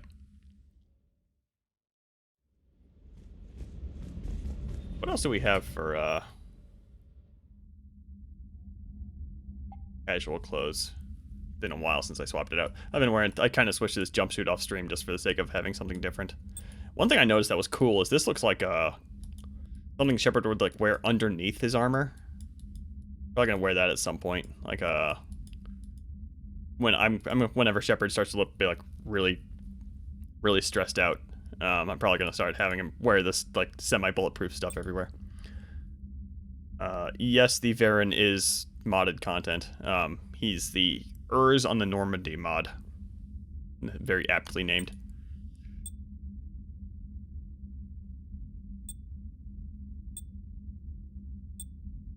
And it's actually pretty impressive that you can like talk to him and have him do tricks and stuff. Well, tricks. You can have him sit down and lay down. Those are the tricks.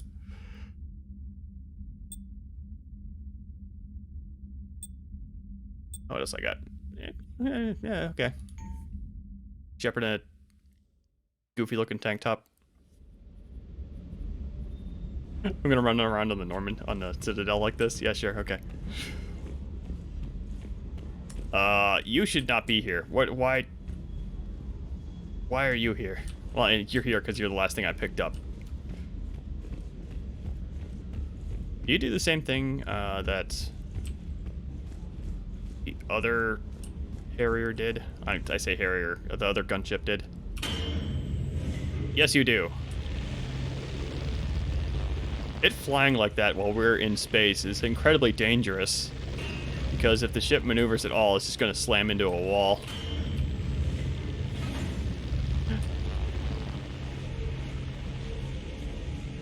Stay. Fine. I haven't heard that one yet. All of the outfits that are modded in definitely suffer a little bit. Like if I ever play with Project Variety again, I'm probably not going to spring for the custom outfits that the modder added in, because stuff like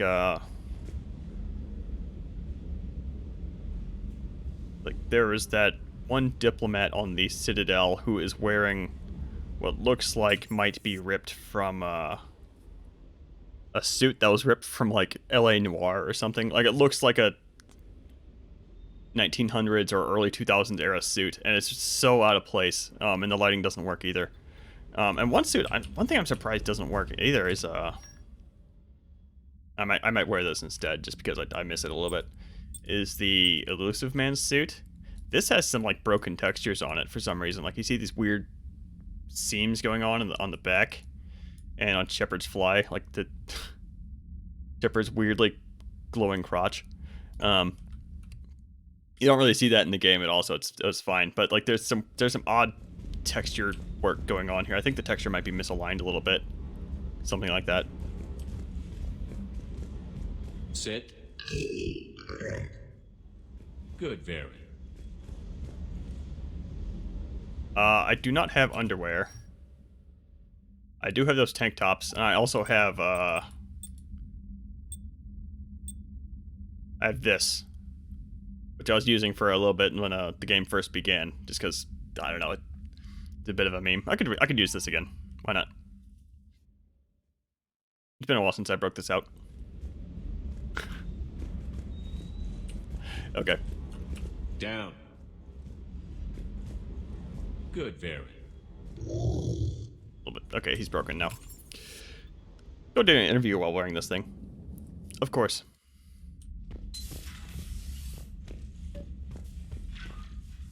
Trainer, can you send up Diana Allers? She wants to talk to me. She's on her way, Commander. I'm sure you've got a million questions. I narrowed it down to 40. Let's see how you do with the top 10. I mean, this modded outfit for Diana Commander, doesn't look that bad, the but... Quarians just fought a devastating war with the Geth. Oh, hold on. Now they're allies against the Reapers. But are the Quarians in any condition to fight a second war so soon? Diana, the migrant fleet specializes in fighting synthetics. They retook their homeworld with very few casualties. What they've got in store for the Reapers, I can't even talk about. But it's going to bring hope to billions. Now here's a question from a Batarian on Omega. Commander Shepard, if the mass relays can be destroyed... So did I miss anything? Do you have any questions? You gonna go file your story now? Well, if you don't mind. Go tell the galaxy we've got another fleet. Aye aye, Commander. Yeah, like, Diana's dress here actually looks pretty good, but that is a very... That mod was, like, done for that one specific dress, so it makes sense that the modder would, put more work into that one model, right? And that one was ripped from a game called Remember Me. Which, I'll just take the modder's word for it. I played Remember Me. I don't remember that dress, but it's definitely consistent with that game's aesthetic. Actually, I think it fits pretty well in Mass Effect as well. I guess not too out of place.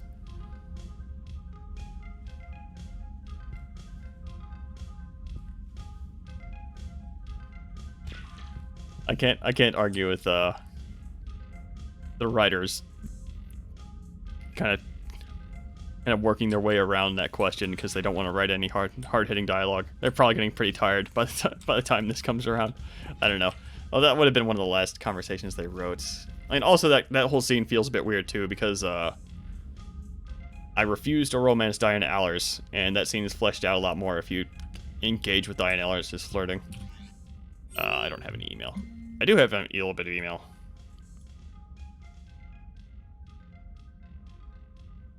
Oh yeah, crew manifest. All right, wait, it's been a while since I messed with this. Hold on. I can probably make I can probably replace Adams with Tally. Yep. Sorry, Adams.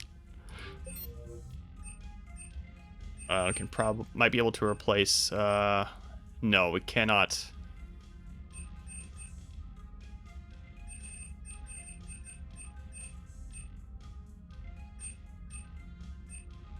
Why'd this get unassigned? What the heck?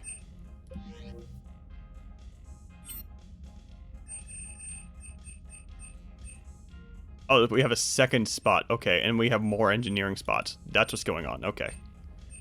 Alright, so we have the choice between health and power cooldown or power damage. Solarian it is. It is not human and also power cooldown. I'll take that. This game barely has dialogue. I don't know about that. I would say this game might very well have the most dialogue of the series, but it's all reactionary based on, like... There's probably a lot of hidden dialogue based on choices you've made. Like letting the Quarians or the Geth, or both, survive as 3 different variations of that same interview, right? So there's probably more dialogue in Mass Effect 3 than there is in 1 and 2. It's just it's split up so much between different variations of conversations that you don't get to hear it. If I had to guess, I imagine that was one of the problems they had with developing 3. Actually, I know that for a fact. That's one of the problems they had with developing 3. Okay, this is something I was talking about in the first playthrough. Like, why didn't they have alien crew members running around? Because it would totally make sense to have like a Volus squeezing into spaces that a human couldn't work in, and or like being able to hire a Quarian engineer. Thank you, EGM, for adding Quarian engineers.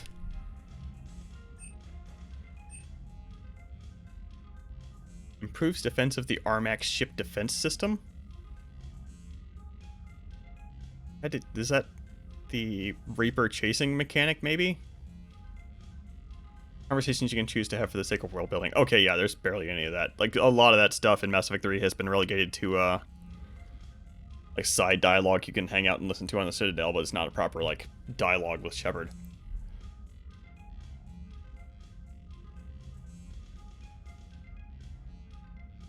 Well, none of the...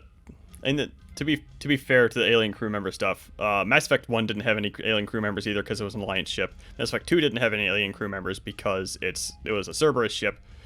And Mass Effect 3 didn't have alien crew members. Well, once again, you're Alliance, but at this point, I think it would have been very cool to have alien crew members recruited as the game goes on and as you get more allies, like what EGM is doing. So, thankfully, EGM apparently took that into account.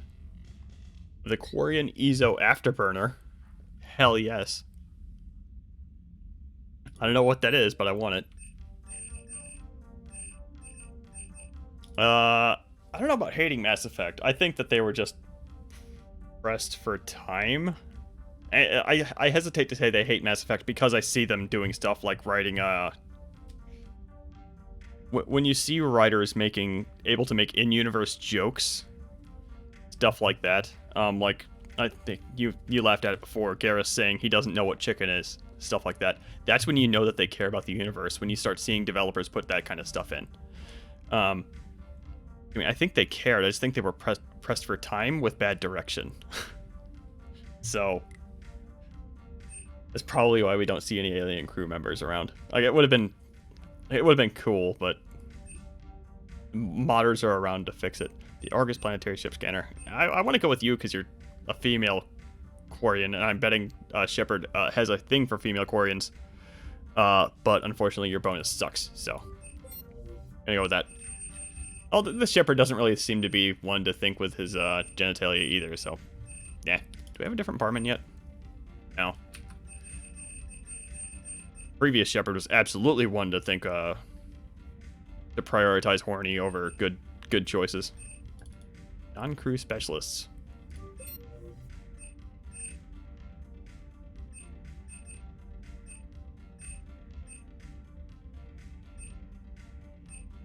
It's not going to be Jack. Kasumi, I guess?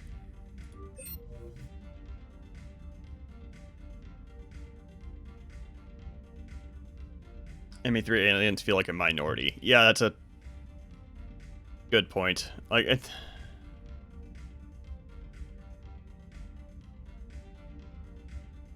I'm trying to think of a good real-world analogy. Like, Mass Effect kind of feels a bit like video games in general have a kind of. Not that's bad. That's a bad point. I'm not going to go down that road. Never mind. I was going to say like video games kind of have a potentially like a bit of a theme park aesthetic where they're showing you this stuff and it's like, oh, isn't that cool? Okay, back to the normal stuff. It might be a bit unfortunate that Mass Effect kind of went down that road as well. I think, like I said, it was probably more a time thing. Like the Normandy in the base Mass Effect 3, they did more with it as the game went on than Mass Effect 1 and 2. Like they had crew members moving around as the story progressed, and Garrus telling stories to the young, ensign or whatever. That kind of stuff was just not in Mass Effect 1 or 2 at all. So they did put more work into having the Normandy fleshed out in 3, I think, than they did in 1 and 2. But the alien crew members is a notable exception, I think. Oh, we get another one. Jack I still don't like, so Zaid.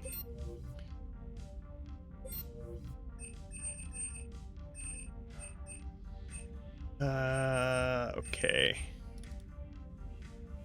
We get more Marines wandering around? Okay, yeah, let's just double down.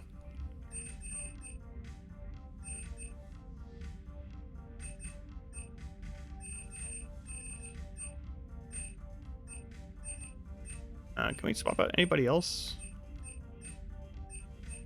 No, we can't swap out any of the junior officers. It's only senior officers. Except for Steve. We'd make a better supply officer than Steve, though. Okay, we now have a full platoon. We have guards standing outside our quarters. Excellent. Yeah, I got to that part in the retrospective. how recruiting Jack makes no goddamn sense, and yeah, he's absolutely right. I never liked Jack to begin with.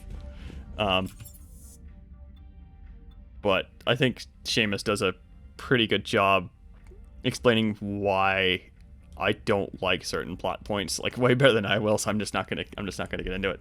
You read the same thing I did. Like Jack, like, well, hell, fuck it, let's just get into it. Like Jack, like, explicitly hating Cerberus, and Cerberus being like, hey, let's just fly up and rescue Jack and just assume nothing will go wrong. And Jack, in fact, not doing anything when her whole express purpose is, well, it's not really her goal to defeat Cerberus or anything, but she just, I'm really surprised you don't catch her, like, destroying equipment or something, or, like, trying to undermine Cerberus in some way throughout the game. Because, like, that's one of her main motivations, is to fuck Cerberus over for how she was raised. Her outfit makes no freaking sense. As a character, she's just kind of grating to me. Like, I appreciate her growth once she hits Mass Effect 3, but in 2, she's just kind of a maniac. I don't think there's really a way to make that character believable. kind of a testament for how they kind of dropped that ball in 2, though, I guess. I'm gonna run around a little bit just so I can see all the new Marines around. Also, I still need to do crew conversations, so. That guy was always there. He might not have been in armor, though. It's strange. When I first met the Geth, they were hunting me down. I was terrified of them, but I'm not glad they're gone. The Geth could have been powerful allies. Do you believe the Geth could have been anything more than that? You mean truly sentient? The way Legion kept saying? I'm sorry, Edie. I don't know. I regret we no longer have the opportunity to find out. It's been a while since I've had I haven't rescued both the Quarians and the Geth. This is all pretty fresh. Like, this has been... Like, last time I played Mass Effect 3 was 2018, so it's been at least... probably, like... 6... Like, my other saves were all dated, like, 2013, right?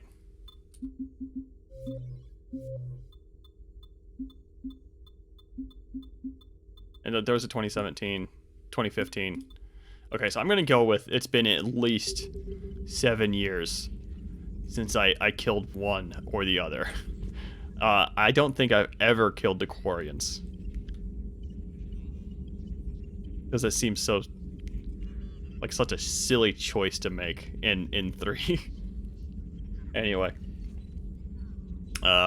Jack's belts are held in place through biotic prowess. Yeah, maybe. Do biotics tickle? Does she like that, maybe?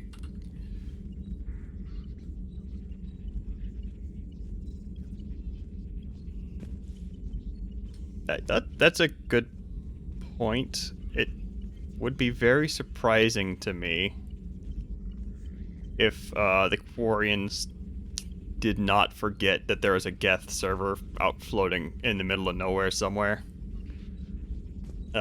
Because we find at least one in Mass Effect 2 that we board. And there's almost absolutely more than that. So yeah, there's absolutely some more Geth livings out somewhere. Very probably.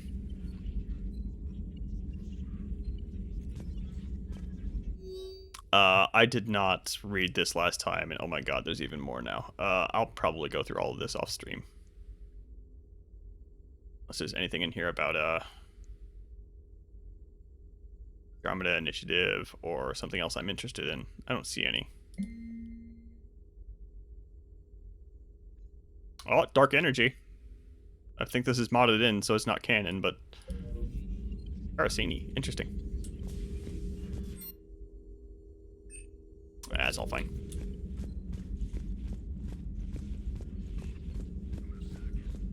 Greetings, Commander. It'd be very strange if the Geth amassed every single one of their forces into this one battle. Yes, especially because, and in theory, with the way the Geth operate, I mean, their only limitation is how much hardware they can... Like, they can spawn as many Geth as they want, but their limitation is going to be, like, how much hardware they have to run the Geth, right? So I don't even know if Geth could traditionally, like, amass the way that we're thinking of. It would be extremely silly for the Geth to, like, move their stations into orbit around Rannoch. Yes.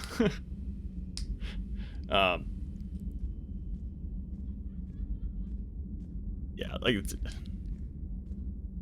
I'm just gonna go with there's absolutely some Geth servers that are out there somewhere floating around, but they're not militarized at all, and if they wanted to build a ship to go out and really do stuff, it would be a large undertaking for them to get the resources to do that at this point. Just because they're just kind of stranded out in the middle of nowhere with presumably like little Geth shuttles or something for basic maintenance of the server. And that's gonna be my fanfiction justification for why the Geth are still alive somewhere. You should have a conversation here. And that's the end of the Geth. A couple years back, it would have been the end of all our troubles, too. Remember Noveria? Ilos? Therum? They were everywhere. The Geth spilled a lot of blood. I'm not sorry to see them go.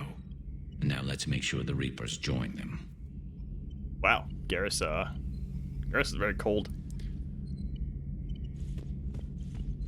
Yeah, like I wouldn't be surprised if the Geth centralized all of their hardware into that battle, like all of their big battleships and stuff like that. Yeah, sure, they lost all of those. But the Geth themselves are software. So I mean, there's no way to eliminate the Geth without hunting down all of their little probes and stuff that they would blah blah blah that they would be living on. Got the flush. Full house. Caught it on the river. Shit. Thought you were bluffing on the flush. Good for you. Can it, Lieutenant? Yes, sir, Major Alenko, sir. Hey, Commander. Shepard, I'd deal you in, but Vega just cleaned me out. Oh, come on. That really as deep as your pockets go? No sentimental crap stowed away? Investments? I got some land on the Sunshine Coast I could put up. I'll pass.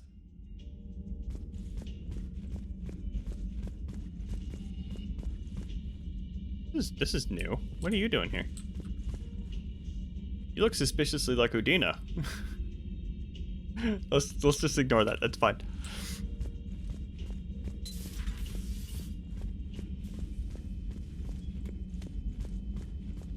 Yeah, all guns in the galaxy. Well, not all guns. We have the Lancer that we find in the Citadel archives as a historical artifact.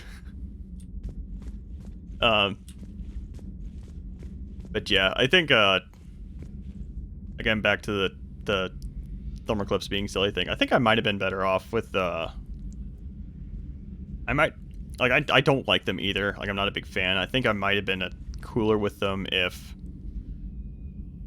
they acted like a proper clip or like a proper thermal heat sink rather, where like in some games if you reload too early, you'll lose the rest of the bullets in that magazine because your character just throws it on the ground, right? Like Mass Effect guns should probably like the same way, where you have each thermal clip is like a set amount of shots you can fire, and when you replace it, it should be counting the amount of clips you have, not the amount of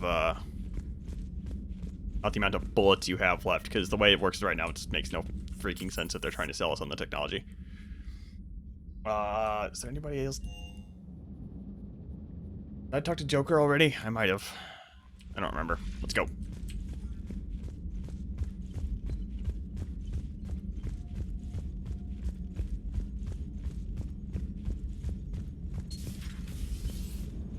You know, the Quarians have done pretty well with those suits. Maybe they can make something like that for you. Yeah, they have. Oh, we listened to this before. Protective medical. Come on, Edie. Look, I know how you feel, but that is unlikely, Jeff. An entire species of synthetics has been utterly destroyed. This is depressing, and this is probably be hilariously racist, but I didn't quick save right before this, so I'm not going to pick it. Edie. The Geth had already gone over to the Reapers before. I couldn't risk them doing it again. That is a reasonable concern. But you are aware that I am Cerberus technology. Can you trust me? Come on, Edie, don't be like that. You're part of the crew. And if forced to choose between saving me and saving you, Shepard would save you. Edie. I can understand your rationale. You instinctively side with the familiar. That's a load of crap. The Geth didn't get turned into husks. They chose to join the Reapers. Extenuating circumstances, yeah, but still. Some of the Geth saw the Reapers as gods. So don't act like we're the bad guys for not trusting them. You are right, Jeff. Perhaps you are not the only ones who instinctively side with the familiar. See, that was pretty good. That was a pretty good point to make, actually. How we sided with we sided with Quarians here because Geth was dating a Quarian. Not immediately because we sided with the familiar, but it's interesting that Edie points out that when forced to choose between recruiting other, I don't think the Geth had any other allies they could really turn to, so I think they were forced to turn to the Reapers. Oh, so the hybrid system for Mass Effect 2 was ditched because playtesters found it confusing. So we can go ahead and blame focus testing for ruining the thermal clip system. Like focus testing ruins a whole lot of other things. What's on your mind, Edie? I was just reflecting. The Quarians' historical era was not making the Geth enough like them. I'm not sure I understand. Units with networked intelligences will trend toward cooperation for mutual benefit. But units with central heuristics establishing an individual personality, such as myself, develop preferences. These preferences form attachments that keep my calculations from devaluing the worth of the lives aboard the Normandy. You're saying the Geth turned on the Quarians because they aren't individuals? That is my theory, but it is limited to a sample size of one society. The only other notable synthetic society is the Reapers, and we do not know if they govern by consensus as the Geth do. Do me a favor. Don't ask them. I mean, we could ask them. I don't see what harm there is in that information. Actually, I'm really curious about how the Geth, how the Reapers govern. We don't know.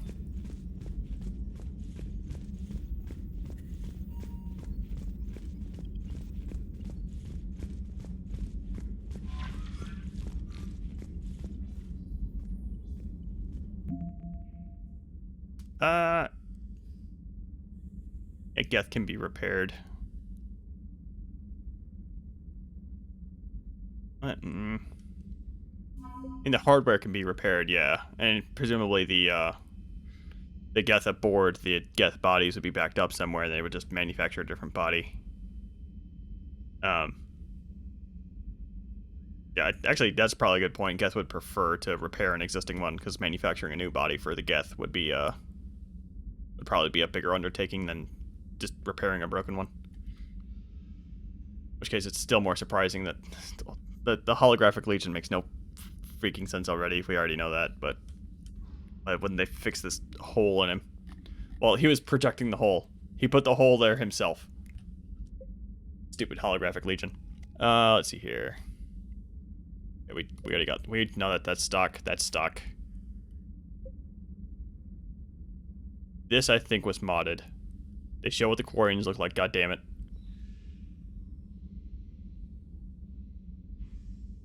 Well, judging from what Legion says at the end of in Mass Effect 2, if he dies aboard the collector base, like he says, like no carrier, no carrier, no carrier. I think that when the Geth body gets destroyed hard enough, I think they try to back up to a server somewhere really quick. That's my guess about how they operate. And Tally in Mass Effect 1 also says Geth data, the Geth data drives aboard the bodies try to nuke themselves as soon as they become inoperable. So yeah, I don't know about that at that point.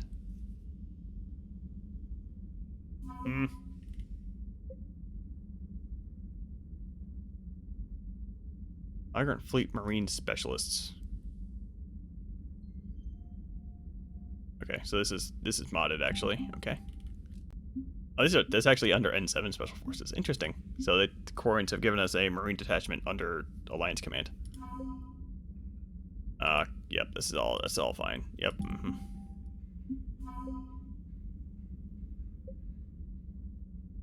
Omni Fighter Flock. What the hell are these? Virtual alien technology combined with Omni VIs has given rise to small, weak, but numerous holographic fighters for use in space combat. Okay. Though incapable of damaging their foes, these act as a screen for allies and can be a nuisance for the enemy. Whole flocks can be deployed on a short notice. Oh, okay, that's interesting. So these things are basically, like Omni-tool technology in like fighter drone form, like they with very simple, just presumably just charge at the enemy type intelligence.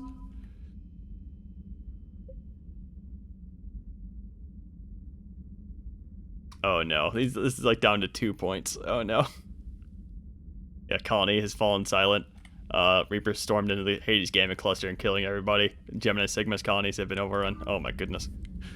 I love this stuff that EGM adds about the war having everything go to shit. Like that, the minor colonies were actually a boon fairly early on, but now they're nothing.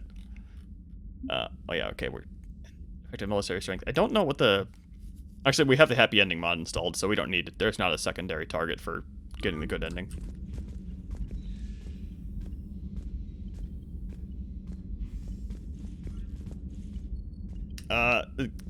I don't think we knew...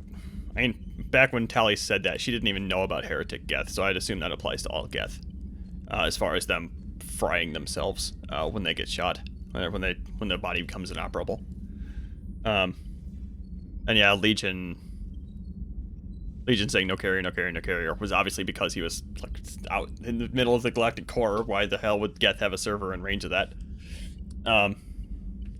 And so him not remembering the events of Mass Effect 2 at all makes sense in Mass Effect 3 if his body is destroyed there, because even if they did even if the Normandy crew did grab the body and drag it all the way back to the Normandy to return him to the Geth for some reason, that he still wouldn't remember that because the data would have been destroyed. I hear you were on the ground with the Reaper. He fired up at us a few times. Joker pulled the Normandy through some insane maneuvers to stay out of the line of fire. It's hard being in a fight like that, especially when you're not the one flying the ship. Joker's one of the best, though. At first I was nauseous, swinging around in my safety harness. But then I was furious. Just... enraged. I wanted that thing dead. You didn't want the Reapers dead when they attacked Earth? I wanted them defeated. I wanted Earth saved. But I never wanted to physically tear them in half and watch them blow up. Congratulations, Trainer. I believe you've discovered your fight-or-flight instinct. Perhaps I should have stayed with chess. Although now I think I'm spoiled by the lack of explosions. How lucky was it that Tali managed to obtain a 10-second audio recording of exactly what she needed? That's pretty darn convenient. I'm not gonna lie. But again, it's also storytelling. Like, you need to have them figure out that information somehow. And I could also say that, you know, oh, she got the whole call, but or she got several calls, but that was only the important bits, and she's not gonna waste the council's time with you know, listening to a whole bunch of other phone calls with Matriarch Benezia or whatever.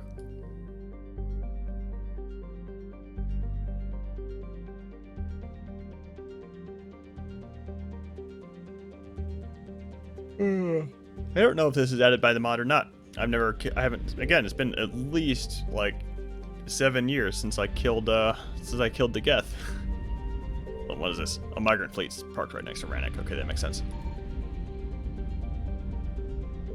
Okay, so we are going to just immediately go to the Citadel. Take that back. We're immediately going to go to the dealer. Because, oh yeah, we have no fuel. Whoops. We're gonna immediately go to the dealer so I can pick up that stupid Spitfire, because apparently we picked up some of the salvage that the dealer wanted somewhere.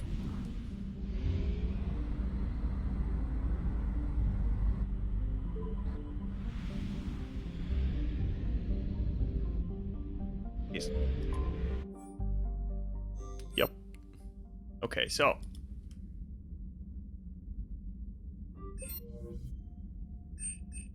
This sucks. This is boring.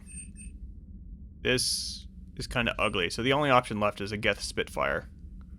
I have no idea what this is. This is probably just going to sit in our assault rifle spot. If I had to guess.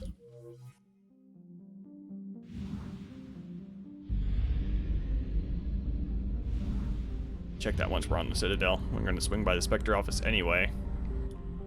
Actually, there's not really a reason for us to go to the Spectre office, but I'm going to go there anyway, because there's been surprises in there before. Oh yeah, we never did that. Arda Yaxi mission.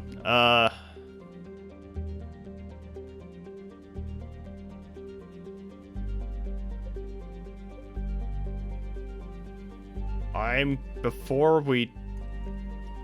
worried about the state of this if I keep ignoring it. I'm going to go ahead and do that. Because I don't know the trigger for this one going away. And I do want to see what happens when Samara is dead like she is right now. So,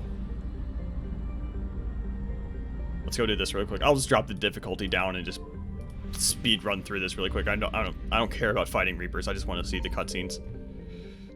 Before I do that though, I'm going to take a quick break. It could have at least included both audio and visual footage. Yeah, possibly, but that would have been a cutscene they would have needed to animate, so just keep it audio, make it nice and quick. Oh,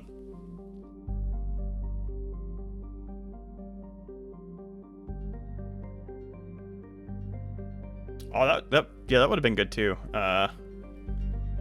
The counselors mentioned that they went through the data themselves. Yeah, that would have absolutely made more sense, where Tali has this swath of information of Saren coordinating with the Geth. She turns that over to the counselors, and the counselors find this incriminating audio snippet.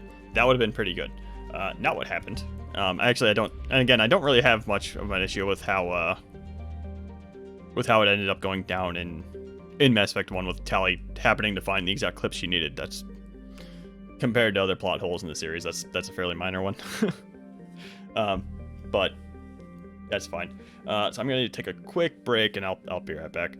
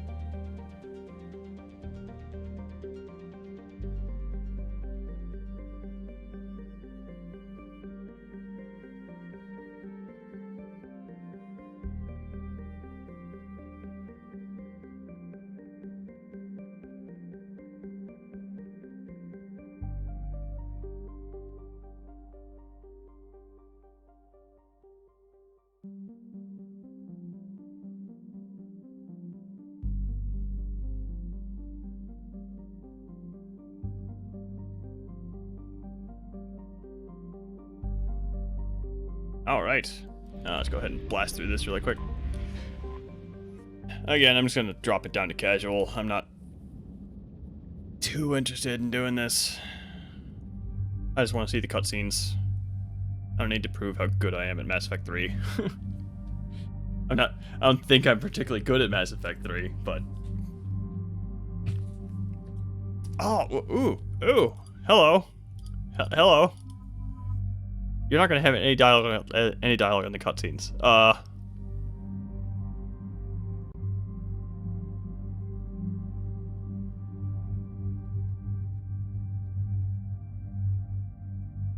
I'm going to bring Garrus and Kasumi. Just because I'm excited that Kasumi is an option. She has different outfits too? That's cool.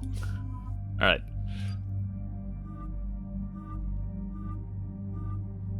Yeah, that's all same stuff. It's fine. Let's go. I'm probably going to switch out the Spitfire.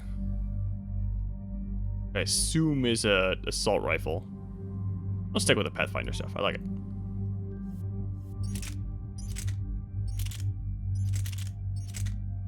Yeah, it's an assault rifle. Okay. And it weighs a ton.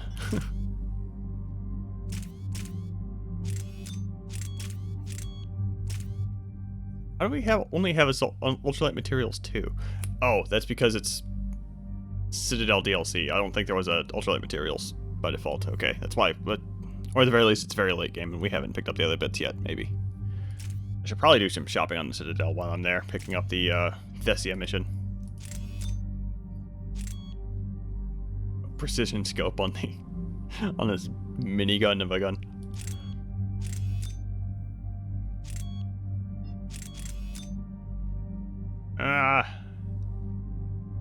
Damage is kind of boring. I'm gonna grab the stability damper. It seems appropriate. Yeah, it's fine. Did not swap out Kasumi's guns. Whoops. Oh well. Kasumi looks kind of bad in the Mass Effect 3 lighting engine without any changes to her textures or whatever, but let's just ignore that.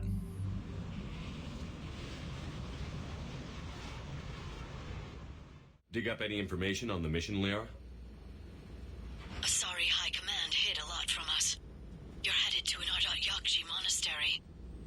Ardat Yakshi? Like Morinth? No, these Ardat Yakshi lived in the monastery so they wouldn't, or couldn't harm anyone. However, they're still powerful biotics, and potentially very dangerous. That's why High Command sent commandos to investigate the monastery's distress signal. So what does the Sorry High Command want us to do? If there was a chance the Ardat Yakshi could break loose, the commandos were to purge the monastery. Purge? You mean destroy? They would have brought heavy explosives with them, yes. Morinth was dangerous, but are the Ardat Yakshi this big of a threat? Morinth was just hitting her stride. Ardat Yakshi who kill leave behind astronomical body counts.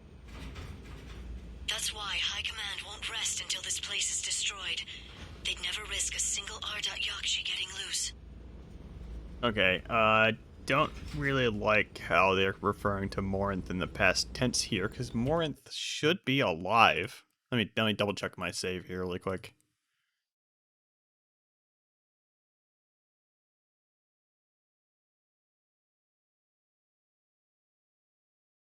Plot. Mass Effect 2.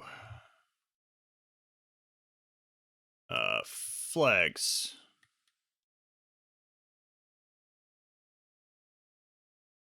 I did in fact kill Samara to recruit Morinth. And as far as henchman flags, Samara. Okay, I do not have the Samara is dead checked, which is probably good. They might be referring to Morinth in the past tense here because Shepard swapping out Morinth and Samara would have been secret from the other crew members, so that maybe makes sense. Don't assume anything. Maybe the Ardat Yakshi sent out the distress call. If the Asari want us to destroy this place, I need to know what happened. Agreed. Once we give a report to High Command, they'll stop wasting lives here.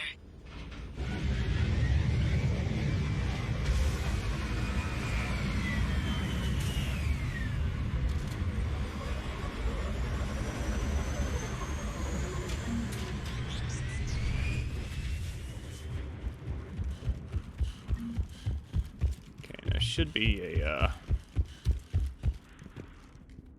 nope, New Game Plus. Okay, never mind. There's not going to be a weapon upgrade here.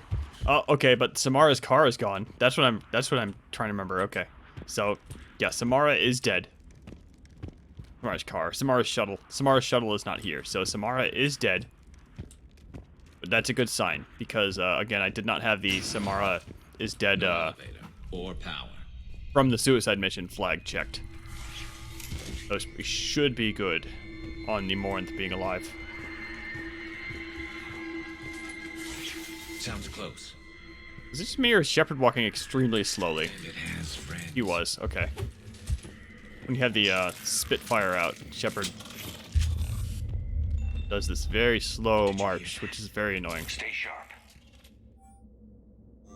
So I'll just fluff. I don't care about this. I was going to lower the difficulty. Hold on. Narrative. Okay. Yeah, sure. Just even lower than casual. Just make it as easy as possible. Kill things in one shot with an SMG bullet. Whatever. I heard something. That was me. Sorry. We're going to be hearing a whole lot of Garrus here because, Kasumi can't talk.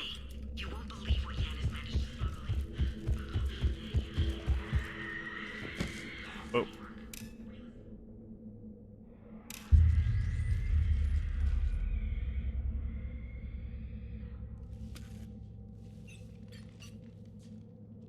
Reapers. Looks like we know why the commando teams went silent.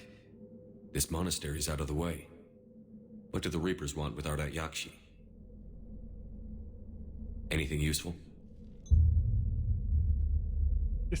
Kasumi being here is breaking the scripting a little bit. So, I don't need to turn my camera on. It's so weird. Because, like, obviously the second squad mate was supposed to talk there. Garrus can't talk every time. It's just, she has nothing to say, so the game's just like, nope. Ardat Yakshi or not, evacuating this place would have saved a lot of lives. If there's no survivors, let's get to the Great Hall and set off that bomb.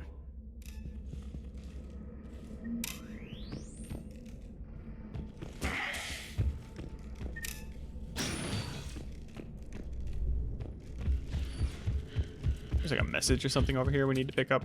Or can pick up, rather.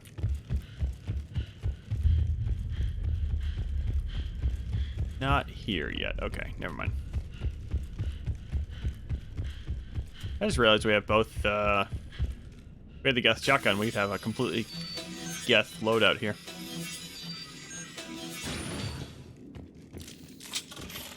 There's the message. My name is Tasha Pore.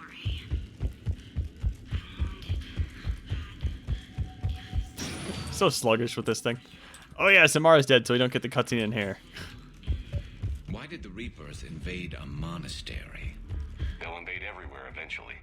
I know, but if this place has some strategic value, I'm not seeing it. Bringing Kasumi along for this one might have been a mistake, especially because I'm here to see the different dialogue, and Kasumi has nothing to say because she's a ghost. Rather, not she's a ghost, but she's not real as far as the game's cutscenes are concerned.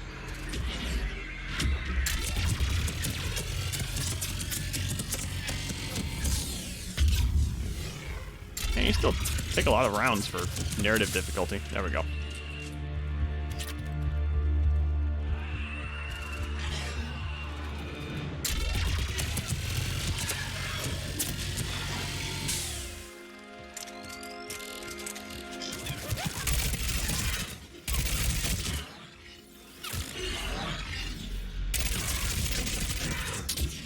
That thing used to be an Asari. There's not much hope for anyone here, Shepard.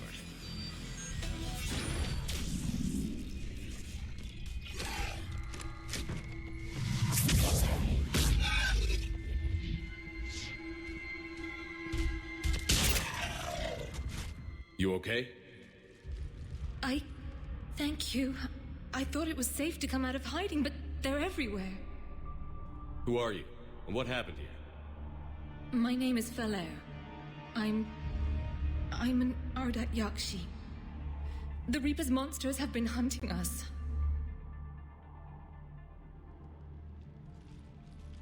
They're turning us into those. Please, I saw them drag my sister Rila into the Great Hall. Please, help me save her. Did the game explain what Ardat Yakshi are? And we had that conversation with the R at the beginning of the mission where they explained that Morinth was dangerous. Okay, yeah, it's good enough, I guess. The last Ardat Yakshi I met could handle herself in a fight. How about you? Only our teachers know combat biotics. The Reapers didn't come here to find skilled warriors. Then what are they looking for?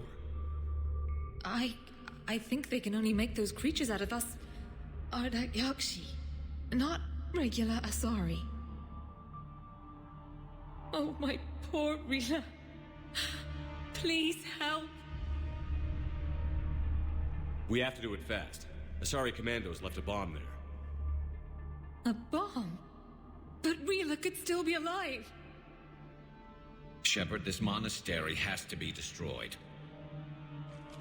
It's our home. And she's my sister. No!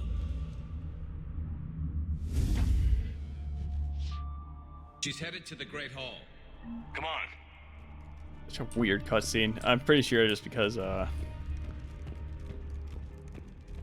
one of those cutscenes that not a lot of people are gonna see. No, well, I don't know the state of Samara if... Okay, hold on. I don't know about the state of Samara if you just don't import a Mass Effect 2 save at all. Possible she's... We're not gonna have much luck with those doors. Okay.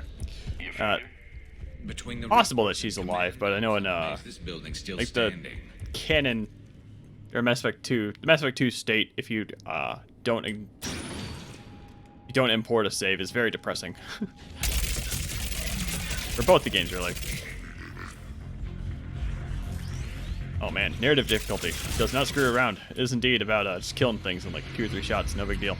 I did want to change Kasumi's loadout, so I'll take the opportunity to do that.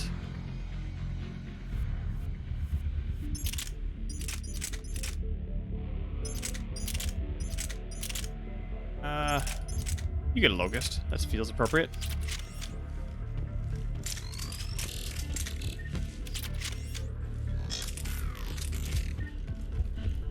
Probably should have taken the opportunity to get rid of this stupid Spitfire too, because I'm not going to use this thing if it slows you down when you're walking around. But there's a weapon bench over here, so whatever. And just ditch it entirely. Maybe just use this SMG the whole time, just because, again, narrative difficulty mode, whatever. I don't think there's anything else up here. Let's go.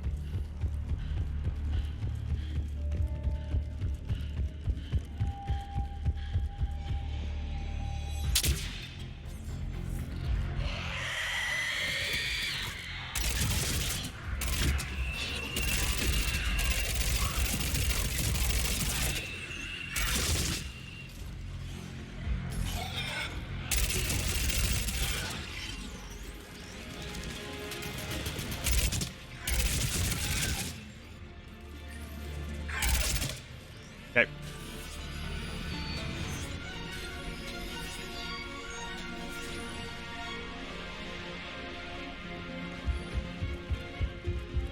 Another dead commando. Was she holding off Reapers or was she left behind?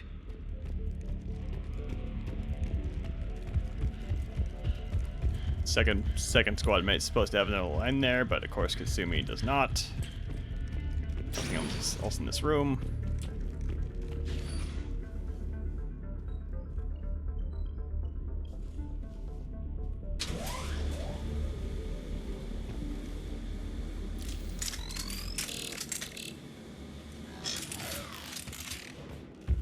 Okay. There's our bomb. And Falair. Rila, wake up!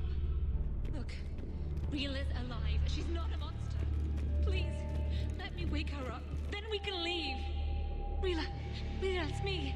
It's Valer. This is much more depressing without Samara here. Right now. Rila? Rila, can you hear me?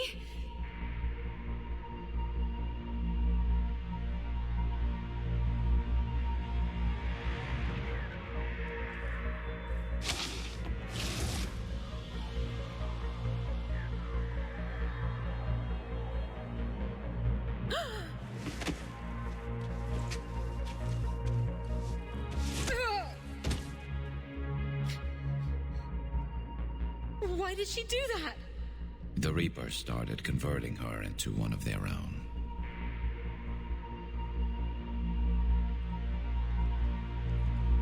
Can we set off that bomb? Not without a detonator. Commandos would have had one. We've got to find it.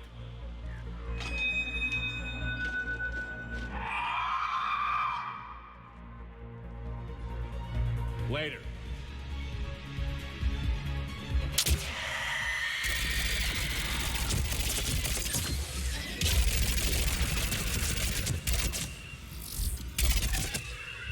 Last one down. Okay. For now, let's get back to that bomb. Narrative difficulty mode. Sometimes you're just what I needed.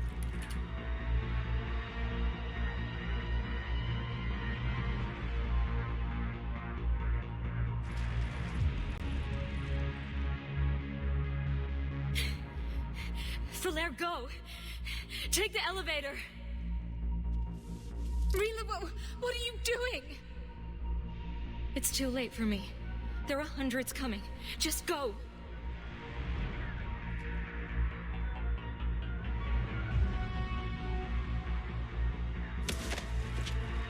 No! Rila! I love you. Rila!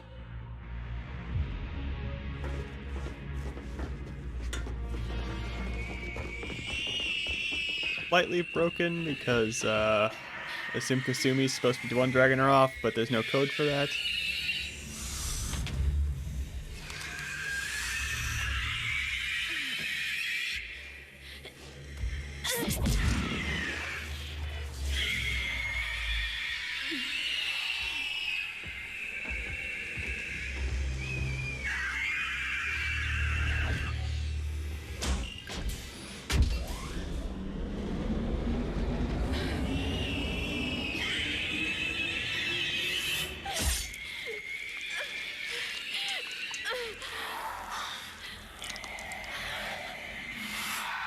Not your slaves.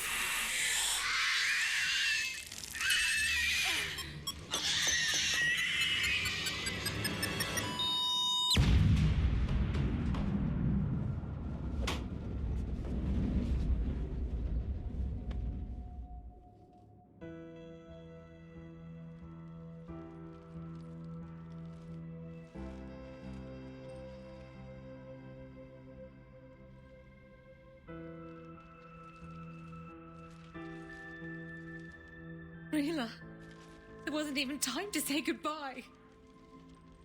You said you'd help her. She could have come with us. You would have died if Rila hadn't sacrificed herself. She didn't want that. There must have been another way. We could have found a cure. It was too late. You don't know that. We could have tried something. Anything. You should have left me with Rila! Stand down. I'm the last of my kind, and even now I'm giving you a reason to finish what the Asari soldiers started. I wouldn't do well in the outside world. Leave me here.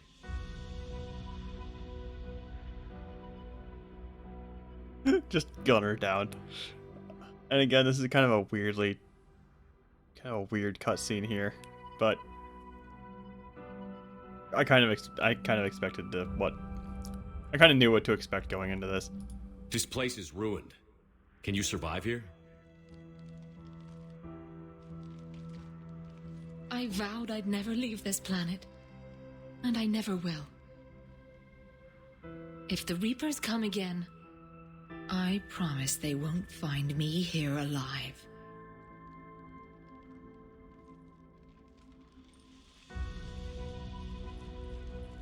all clear. You can bring the shuttle around. I'll follow the smoke, Commander.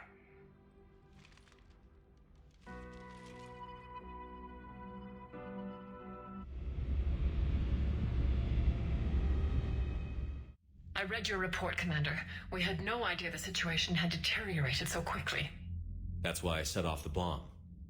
There were no Ardat Yakshi left. May the Ardat Yakshi find rest. What the Reapers did to them was monstrous. I had another team of commandos headed to the monastery who I can now formally transfer to Admiral Hackett's command. They'll serve you loyally, Commander. Farewell. Commander, Admiral Hackett's available on VidCom. Why? Commander, something on your mind?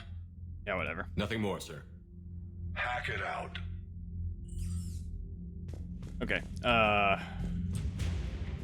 So that's kind of why I was putting off doing that mission so much last time.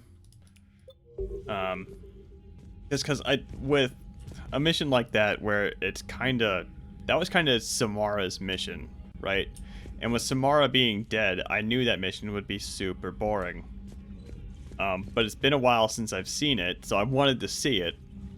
And at least this time, I kind of mistakenly brought Kasumi along when apparently the second squad mate's actually fairly important for cutscenes. So we got to see some nice broken stuff, so that's good.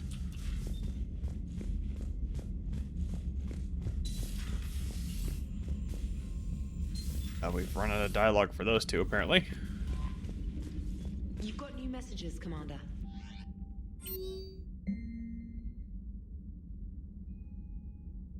Okay. Got quite a bit of email here.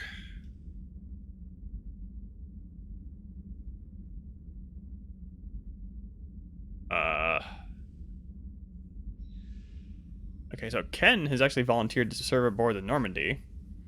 We could bring Ken, unless I already recruited Ken and I just didn't recognize the name. This is in the base game. This is just the Asari commandos that have been transferred under our command. This is probably in the base game.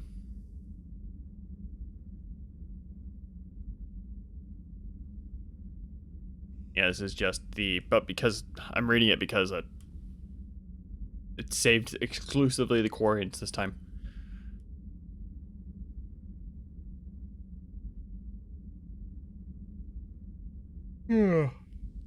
Okay, so she's helping the Turian.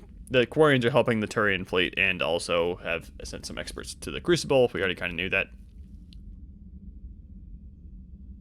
Yeah, this group of huntresses. This might actually be modded, but she kind of says the same thing as this one, so, you know, whatever.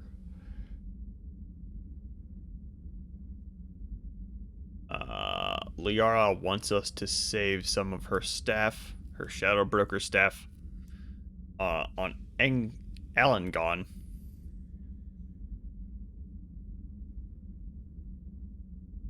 So we can do that really quick. Hourglass Nebula. Let's go.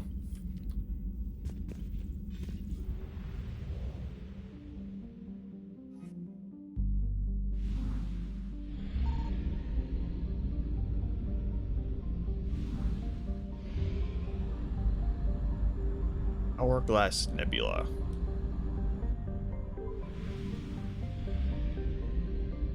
I found something. A lot of stuff in here. Hold on, let me write down Hourglass Nebula before I forget. Okay.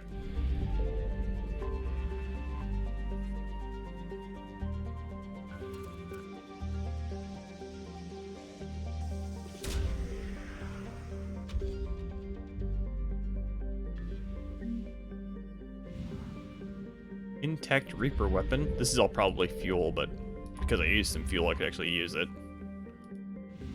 Let's see if there's any more assets to be found. There are indeed some more assets to be found. This is what we're doing. EGM added like a whole lot of stuff that I like to try and grab when I see stuff. What is this? Kappa Iota Relay. And this is why I run around whenever EGM adds something, because usually there's something else. Kappa Iota researchers, okay.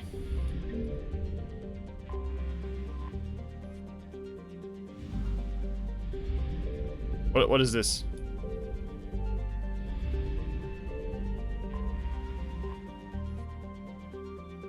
Okay, we can't enter this one like we could with the Omega Relay, but... Oh, this relay predates the Rachni War.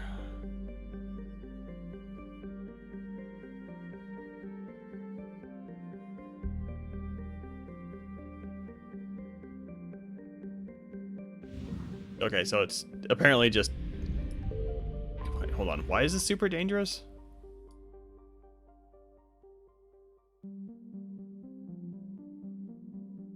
Okay, so it jumps to a system with a highly radioactive neutron star.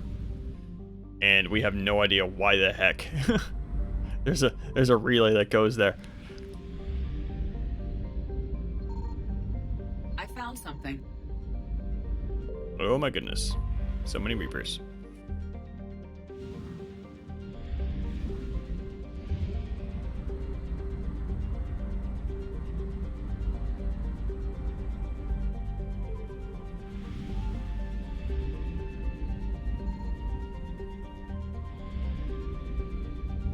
No Reapers in this system, though.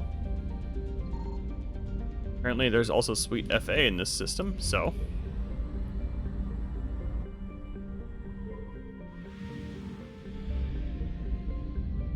Signal confirmed.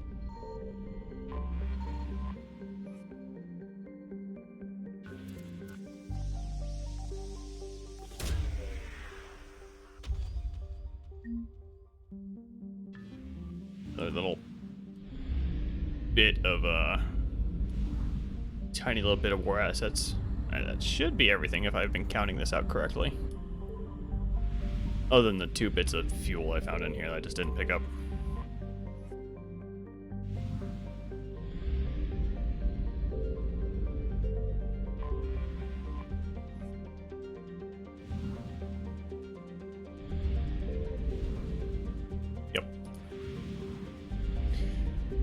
About the part where it puts us all the way on the left freaking side if you don't move to the other side in the cluster map. Oh well. That's the fuel. That's an N7 mission. I'll do that off stream. Or I just won't do it. One of those. Still really curious about where the heck the Rachni went. I'm gonna check this really quick. Because again, I noticed that there's a new asset available here. Let's just go ahead and pop our head in here really quick. Not going to be in there. It's going to be in Lemnos or Solvig or Yakawa. Vista Station. We've been here before. Get out of here.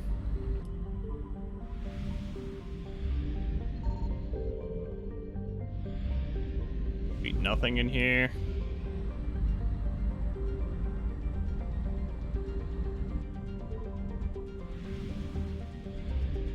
Commander, Liara flagged this system as one with potential intel assets. I found something.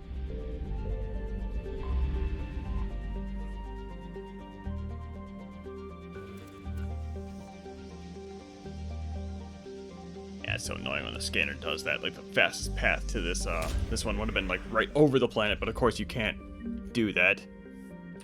Bolus Intelligence Archives. The new asset. Okay.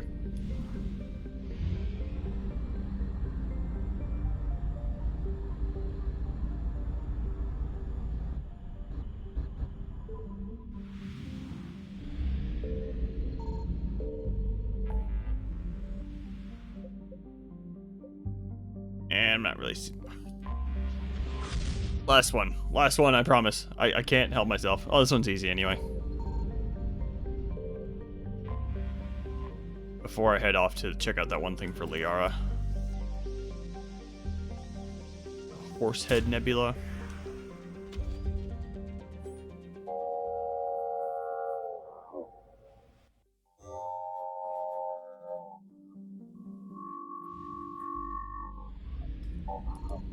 I don't understand where we're supposed to be able to find information on where the Rachni have been active. I mean, that was one of the possibilities, but that was just me guessing.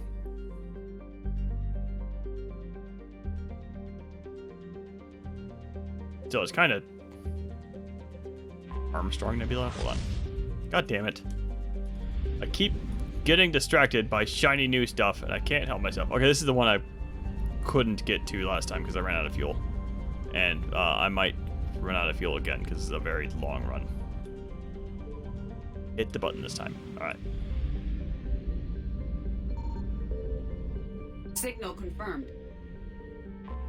System fuel. What is this?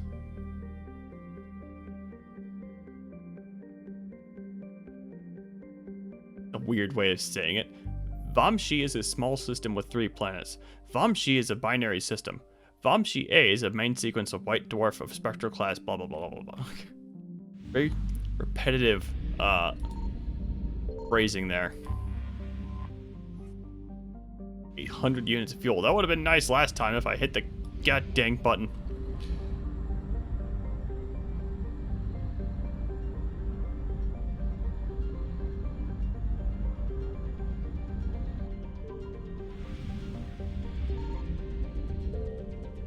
Okay.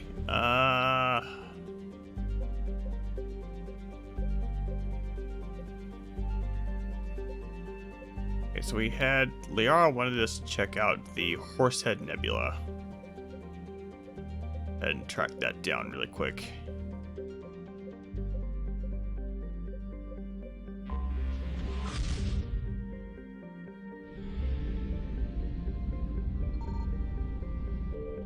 Apparently we have picked up no assets in here, so this is exciting.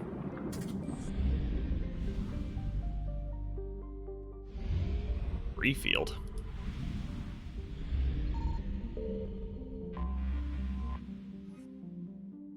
Oh, this is the... Okay, so we have been in here.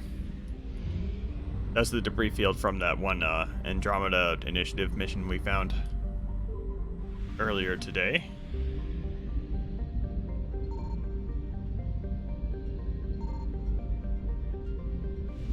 Sweet FA in here.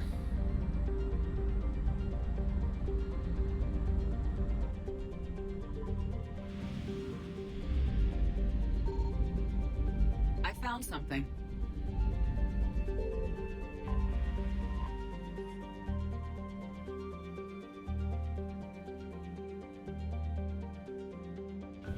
And so nothing particularly interesting here. Other than the fact that the thing is like directly under our cursor when we start scanning. That's convenient. And that should have been the thing for Liara. And apparently this is the only asset in this whole cluster. Okay.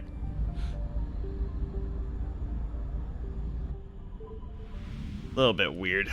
I'm tempted to look up where this Rachni is, or at least where the locations are. Just how to find out the locations. The only place I could think of that in the base game that has Rachni locations mentioned is in the Leviathan DLC, but you can't go back there to check. So unless you're a total weirdo,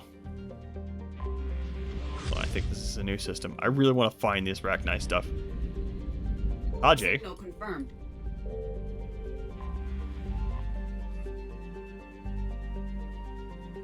Huh.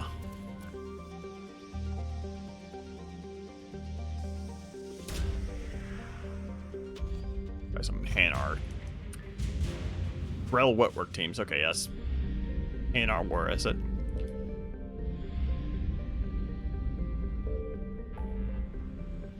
Yeah. Jeez.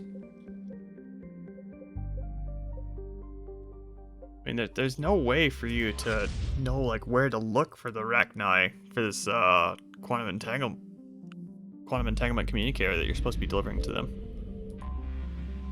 A little frustrating, at least from what I could tell.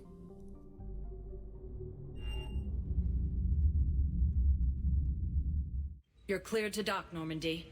Do you need ground transport? I need to get to the embassies. Yes, Commander.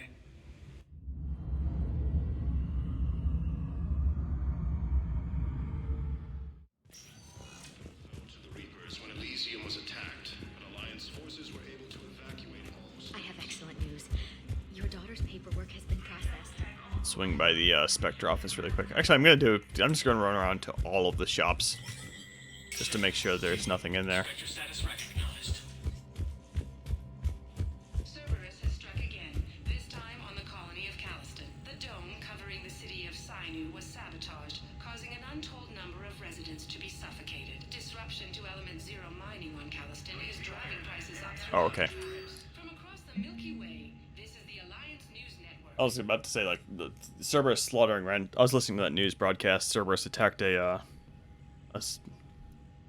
colony's dome and killed a whole bunch of people. And I was about to say, Cerberus killing a whole bunch of civilians isn't really their MO, but apparently they were mining Ezo, and Cerberus attacking a strategic asset is totally their MO. So, never mind. Okay, so this is modded.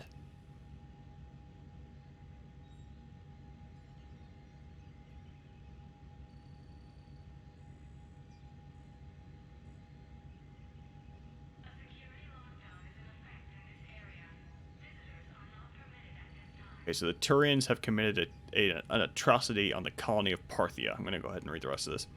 Our intel paints a gruesome picture. General Timus Aurelius was transferred to Parthia to command the colonial militia in their guerrilla war against the Reapers. After weeks of losing ground and witnessing whole military divisions betraying him, presumably to indoctrination, I don't see a Turian militia, like, going against their commanders. Like, my first thought would be the human perspective of in the Vietnam War, a big thing among the American troops was murdering their CEO. I don't see Turians doing that though without indoctrination. He ordered the use of biowarfare agents on indoctrinated command centers. Okay, so if I kept on reading, that would confirm my theory. Indoctrinated. This rash action had some success across the southern hemisphere. Traitor divisions were slaughtered, and the risk of indoctrinated infiltration was severely reduced. Victory quickly turned to defeat when the jet stream carried the bioweapon across the continent, killing hundreds of thousands of allied colonists. Our evidence suggests that the General Aurelius did not factor in the weather of Parithia before ordering the attack. If our intel is correct, then General Aurelius is guilty of breaching Tier 2 of the Citadel Convention's agreement. Post-war, there will be an inquiry, but for now, Parthia will be under strict biological quarantine, and it is likely the colony will soon capitulate to the enemy. Okay, so yeah, you should have probably gone with good old bombardment there, bud. And again, this is modded. I'm already reading, so I might as well do it. A coalition of independent colonies, lesser races, and minor powers has formed in the wake of the Citadel coup. Okay, so colonies are declaring independence. Alright. These factions had once been content to let the council races win the war alone, but they now fear their complacency will lead to their ruin. They wish to offer military and economic support. Okay, never mind. These guys aren't declaring independence, but these are colonies that were operating independent of the council. Okay. The attempts to pledge their support have been sidelined by a council that's in disarray and focusing inward. With your authority, diplomatic VIs could be hacked to force negotiations to take place. Okay, I don't see these colonies negotiating with a VI, but I assume we're going to be hacking diplomat VIs, like VIs that belong to diplomats, to modify those schedules a little bit. Though a breach of Citadel law, this move could potentially save billions of lives. I think Paragon Shepard would be down for trying to trick counselors into talking, or diplomats into talking, so that makes sense. Geth Tech, alright, missed that somewhere. I don't think there's anything over here right now, nope.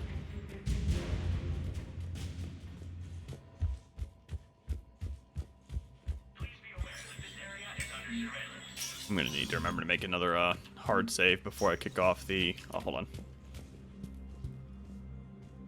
The mission on Thessia. Hopefully I remember to do that.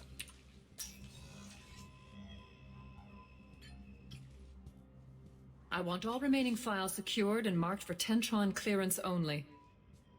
Commander Shepard, thank you for coming. Did you find something? The Council has ordered a full review into Donald Udina's activities. We're still piecing together his coup attempt. But that isn't why I asked you here. The situation is growing urgent for my people. We're aware your crucible is still missing a key component. The catalyst. Do you know something? Not exactly, but there is a artifact on our homeworld, Thessia, known only to highest levels of my government. What is it? With any luck, it's a means to help you locate the catalyst. The artifact is kept in a temple located at these coordinates. I've ordered a scientific team to meet you there. If this artifact is so important, why keep it hidden? Every species in the Citadel has its secrets, Commander. But this one, in the wrong hands, would upset the balance of galactic power. The Reapers are doing that right now. Which is why I'm bringing this to you. I appreciate the help. It's you who will be helping us. The matriarchs are growing desperate. For the first time in our history, Thessia is vulnerable. For all our intellect, we're outmatched by Reaper firepower. I'll do what I can.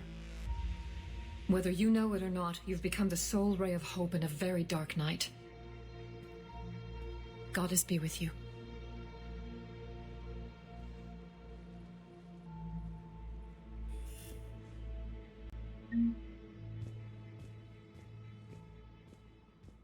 Okay, so during that cutscene, I googled where the heck the Rachni is. Where the Rachni Queen is, and it's fucking randomized. God damn it. But I have a list of potential locations, which is way better than searching through 100 plus freaking locations. So let's just go ahead and I'll be able to knock that out. I really want to do that mission for some reason, despite I have a feeling there might be some cool text there. I'm just going on that hope. And if anything, I'm just stubborn at this point because I've dedicated probably half an hour of this stream to poking around on the map looking for this stupid thing. With the Elcor homeworld taken by Reaper forces, refugees from Dakuna are fleeing to the Citadel. Wouldn't believe that. So, yeah, TiVo's believing that Sovereign was a Geth ship is well, and all of the counselors just kind of agreeing that that Sovereign was a Geth ship is a bit of a stretch if you think about it. On the other hand, the counselors are probably fairly chummy, so I imagine if two of them, like the Turians thought was stupid, and if the Isari think it's stupid, then I could see the Solarians just kind of following along in order to keep things from escalating. I was gonna do some shopping, so let's just go to all the floors. I think we need to do Tally's conversation here anyway. Might be a little bit different as dating Tally.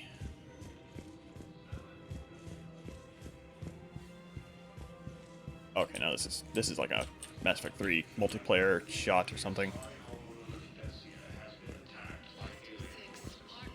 Was there an Andromeda advertisement I noticed, or I'm not seeing it. Looks like this is all just kind of switched to recruitment ads. This is absolutely modded in. This right here.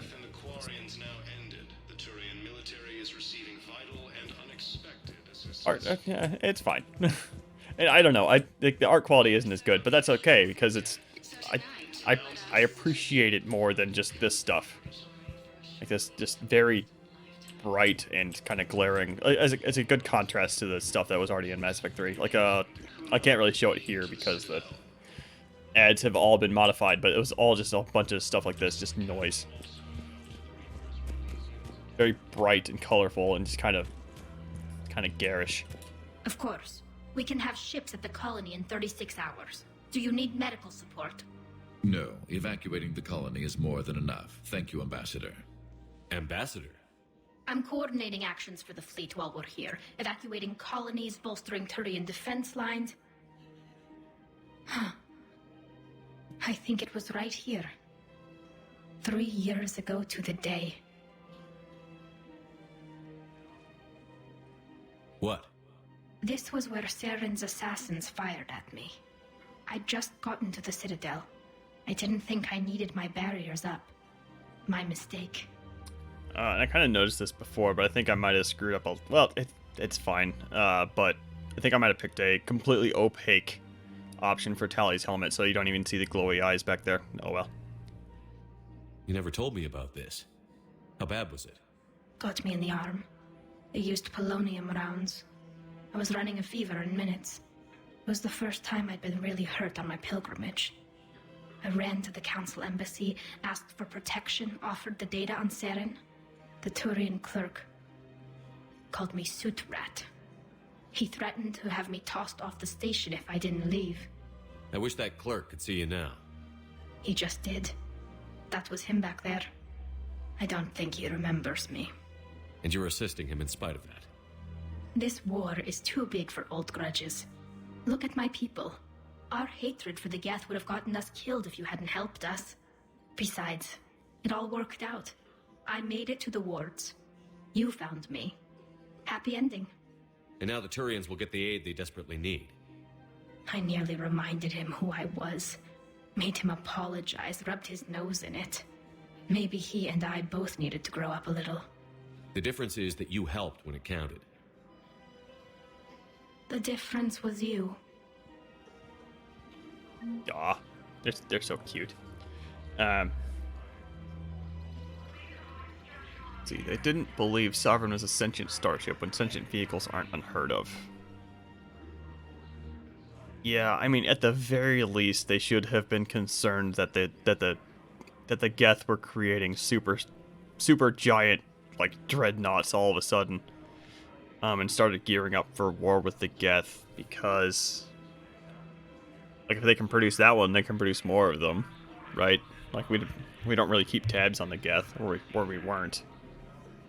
And I guess by the time Mass Effect 2 came around, they were keeping tabs on the Geth through Commander Shepard, who had the Normandy spooking around in Geth space, like fighting stuff. Yeah, maybe that was their solution, their stupid solution. And polonium rounds are no longer a thing. Yeah, that's kind of true. Maybe a bit unfortunate. I could have dealt with an ammo mod slot in Mass Effect 2 or 3.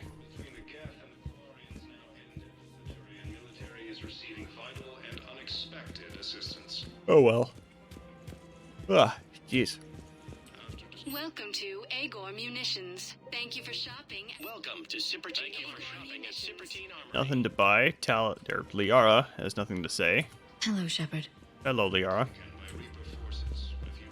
He's just gonna be sitting here, just hanging on that railing for the rest of the game, I think. Welcome to Nosastra Sporting Goods. I don't know what this is. Dextro Our chocolate. selections include rare technology upgrades from the Terminus systems. Good hunting. Okay.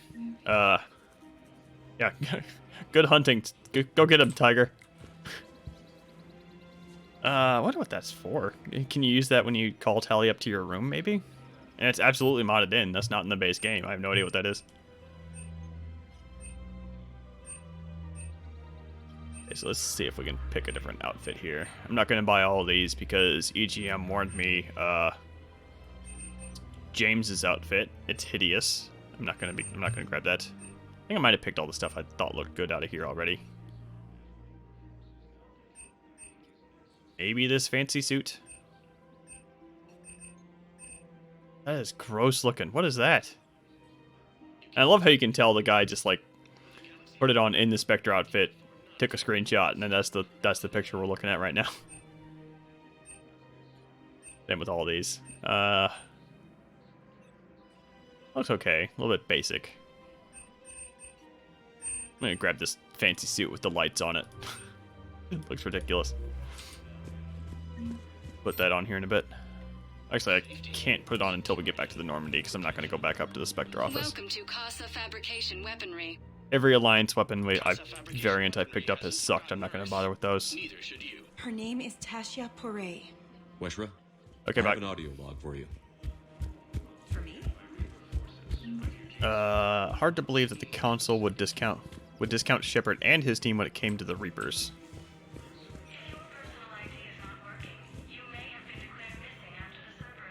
I mean, I can believe it.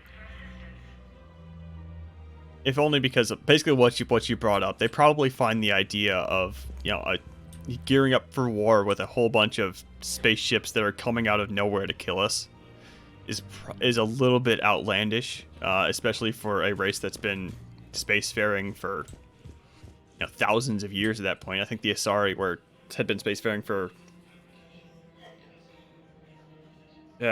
probably at least 1,500 to 2,000 years. Turians had been spacefaring for at least 1,000.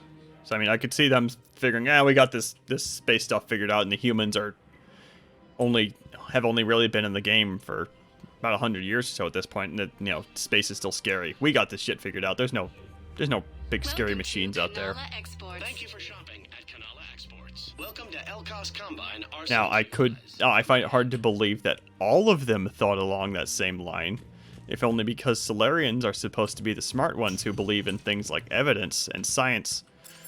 So if we come to them saying, hey, this thing, look at the wreckage of it very carefully so you don't get indoctrinated, but just take a look at this and realize this is like nothing we've ever seen before. You might want to start preparing yourselves a little bit.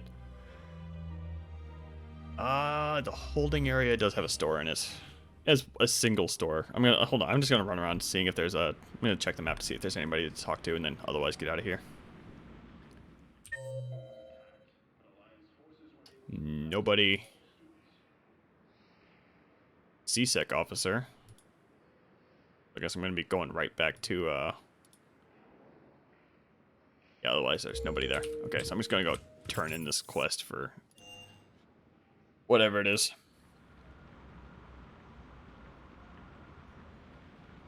Yeah, everybody's just kind of holding the idiot ball. Yeah.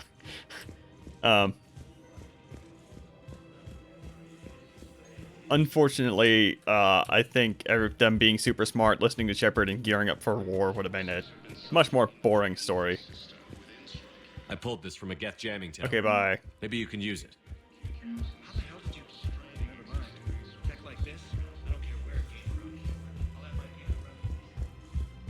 Yeah, simply not knowing what to do about it. Yeah, maybe. Or at least Shepard is being super annoying about this Reaper thing. Let's just give him some token resources and send him on his way. And then throughout the process of Mass Effect 2, don't do that to me, game. Oh, I can return to the Normandy from here. Save myself a whopping 20 seconds of running.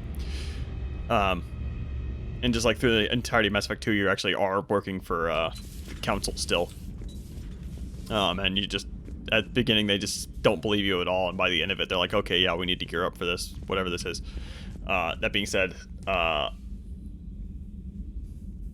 first of all, we have the benefit of hindsight. That could have been an incredibly boring story with the apparent ability of Commander, there's a new message at your private terminal. BioWare's writers. And we just kind of have to trust that what we got was, at least, if nothing else, more fun than the boring alternative, the much more grounded alternative that we're potentially cooking up here. Oh, okay, this is the we've negotiated a treaty with the independent colonies per my authorization in the Spectre office, where I hacked the diplomat VIs.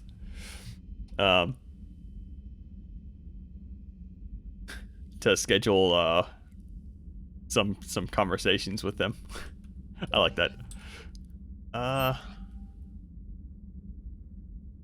Oh yeah, I have Ken as a potential. I did grab Ken. This is the guy from Mass Effect 2 who's on Omega. I thought that was cool. I didn't realize it at the time. I didn't recognize the name. Okay, bye. Oh no, wait, I have some Spectre stuff still. Dang it.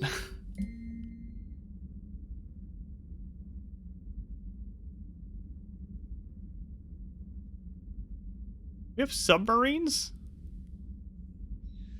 Guerrilla submarines?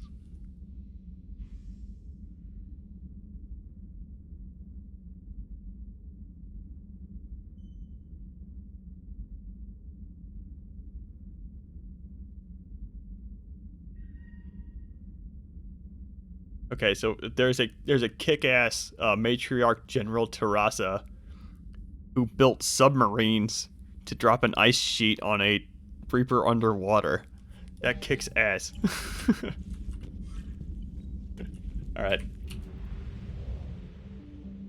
not going to read the whole thing because it was long and probably not particularly interesting. I love all of these emails that they're adding though. Okay, the freaking Rachni Queen, the one that's in a randomized location because the EGM developers are bastards.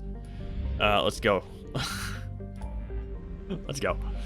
Okay, first location. OP of this Reddit thread from 2 years ago. 2 years ago, people were looking for this stupid thing.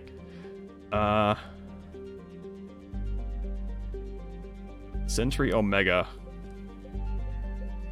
It's over here somewhere, I think. That's the one I checked earlier. Okay.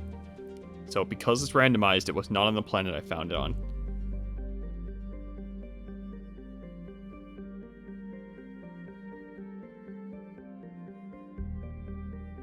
Oh, the set of planets can be revealed by scanning the Ninma cluster. Okay, hold on. I really want to see whatever this text is. I'm so ready to be disappointed.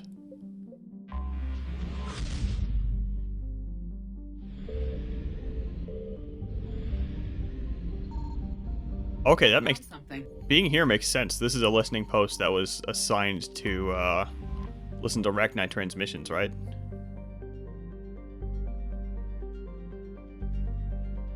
Yeah, it was put here just in case any Rachni survived the annihilation. All right. So that was probably supposed to be the clue, like, hey.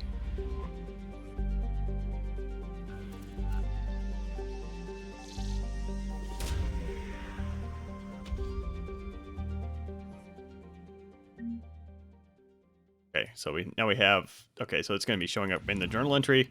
Okay.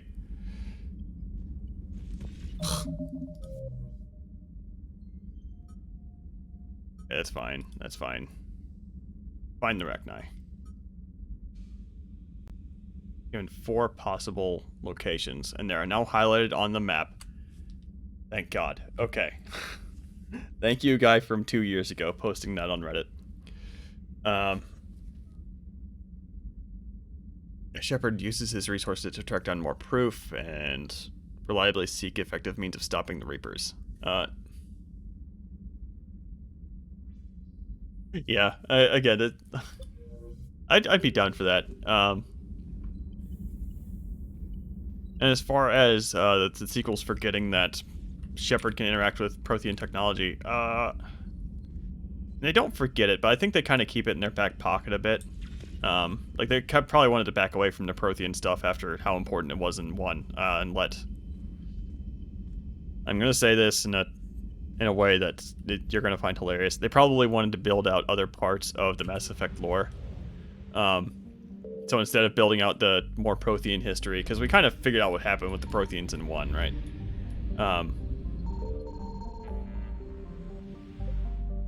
Okay, so the possible possible Rachni locations have been highlighted. But they probably wanted to build out some other parts of the lore because, like I said, like we know what happened with the Protheans at that point. Like the Protheans died out, but before they died out, they managed to. Signal confirmed. That's just some fuel. They managed to, sabotage the Citadel so it wouldn't work the way the Reapers expected. By the time 2 came around, that's probably all they wanted. Except by the time 3 came around, suddenly they needed to sell a bit of DLC, so added a Prothean squad mate. Anyway, Even the Prothean squad mate, like, all he really does, he doesn't... Okay. No no Rachna activity here. Like, he doesn't really add much to... And he explains how the Protheans worked and stuff, but as far as... Prothean, as far as, like, the Prothean war with the Reapers, he doesn't really know that much. Like, he doesn't add a lot. It's all just, yeah, we kind of... The Reapers kicked our ass just as hard as they're kicking yours. Yeah, that's true. Like, he reveals that how Prothean society worked, but as far as, like, you know, Shepard asks him, like, hey, any tips on winning? He's like, we didn't win. They kicked our ass, bro. Sorry.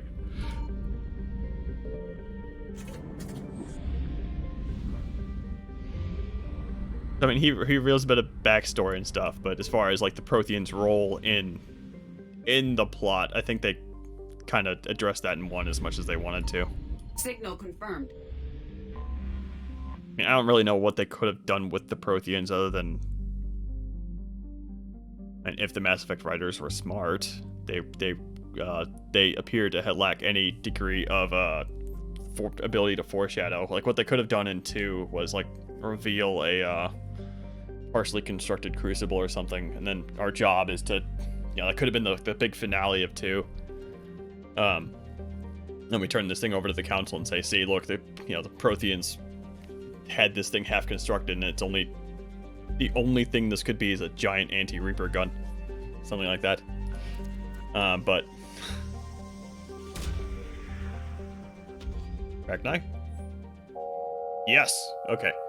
The Rachni have been found, and the Queen says she has been expecting you.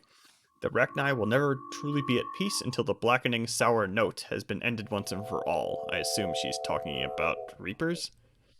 She offers all the brood warriors and workers she can spare. However, they dare not draw the Reapers' attention again via open attacks, since their species has barely survived another near-extinction event. That being the Rachni Wars, I assume. Instead, they will hit and run randomly and remain hidden.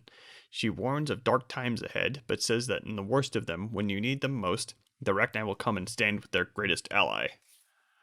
Dark times ahead, I assume, being the destruction of the mass relays and the post-apocalypse setting that Mass Effect turns into. Okay, that's all there is. And a war asset. Thank you. Thank you, game. Total pain in the ass of a mission. There's something else in here. Let's go ahead and grab that.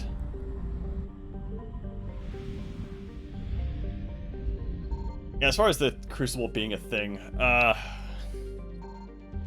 what's this? Oh, it's the dealer, okay. I'm torn on the way it's implemented and the way it's implemented as a choose your color style ending. I'm not against the idea of I found something. Turning the Citadel into a giant fuck you gun to defeat the Reapers. I think that's a pretty cool idea, honestly. I just kind of question the whole yeah, using this thing, we can broadcast got some palladium as an allied force. Okay.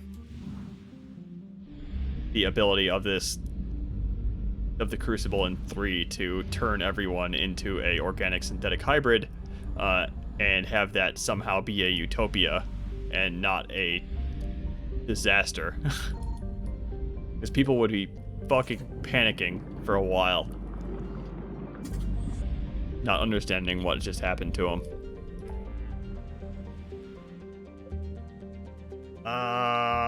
Okay, so we have locate secret artifact. We have an N7 mission I'm not going to be doing on stream for sure.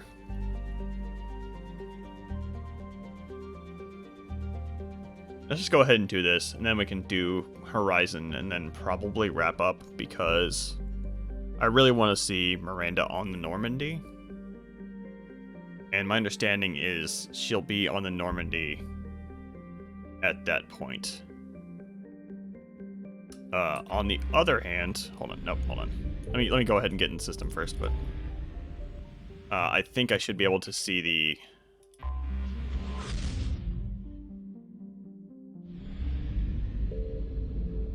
Scene with Tally playing poker with the engineers now. Because we've talked to Tally once.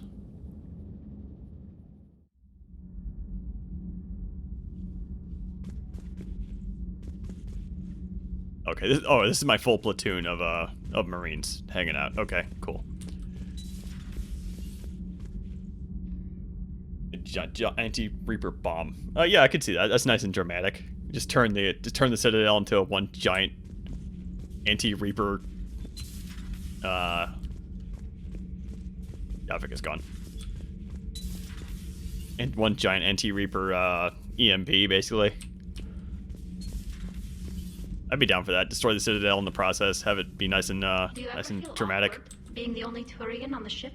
I don't know. Should I? I just mean not having anyone else like you around. Doesn't seem to bother Liara. But she can eat their food. I can't wait to finally take down Cerberus. Okay. Do we have any more upgrades? I think we do, actually. Yeah, the Ezo Afterburner. Even more speed. Oh, man. The Normandy's already twitchy enough. I can't wait to see this. Wouldn't even involve the Citadel. I want to involve the Citadel somehow. Just because, like, I think, I don't know. The Citadel, first of all, is just a convenient, like, massive power source, right? If nothing else. But also, I just like the idea of, you know, the galaxy being upset in some major way and kind of removing that major source of power is maybe compelling. And leaving, and just beating the Reapers and having nothing change is a little bit boring. I mean, other than, you know, all the worlds the Reapers devastated, but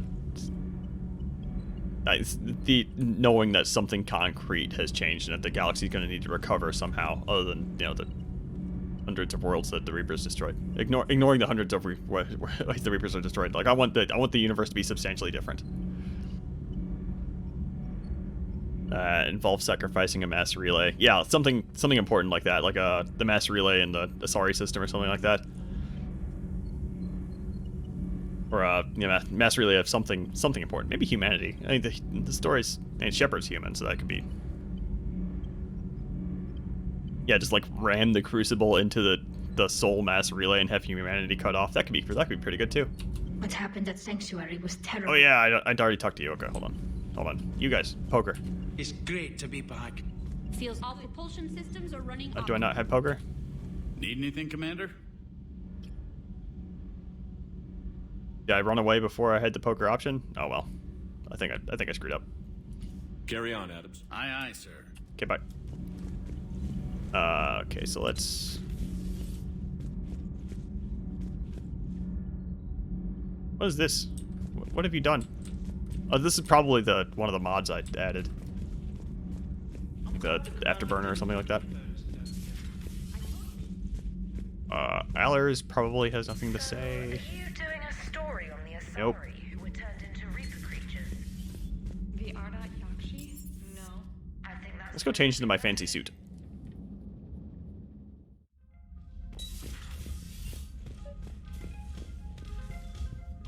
Oh yeah, and I bought that chocolate. Let's see what the hell that is.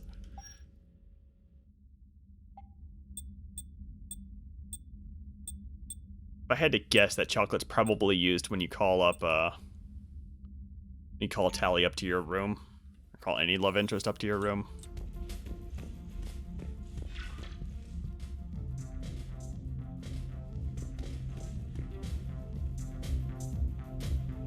Okay, so the music breaks when you hit that button for some reason. Okay. I can't handle two music tracks going at once. Let's read. Okay, that's fine.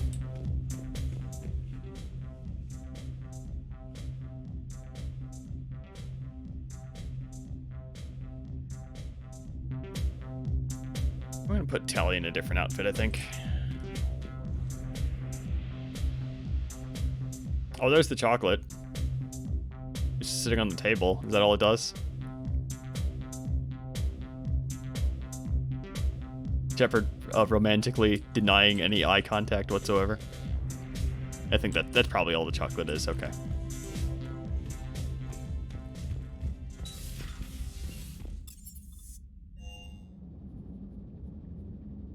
I don't think I can put Tally in a different outfit. I'm pretty sure that outfit is determined by the mod settings, so I would need to like go out of the game and change that. Nah.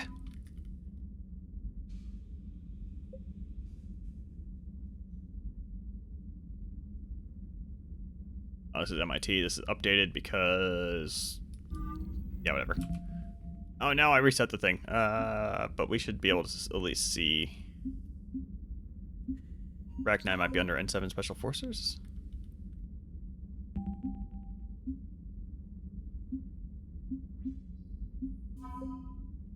Rachni Warriors. Okay, here we go.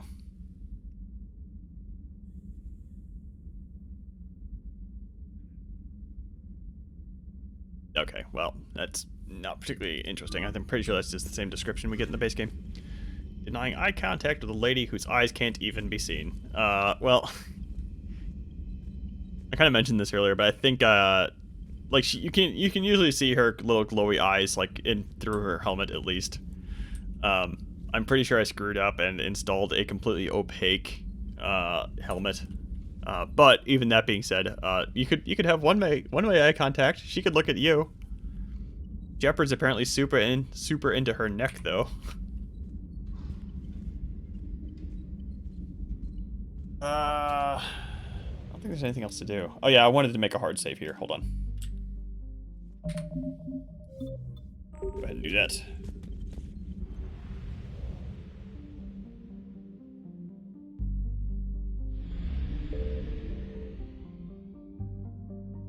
Wasn't anything else to do, right?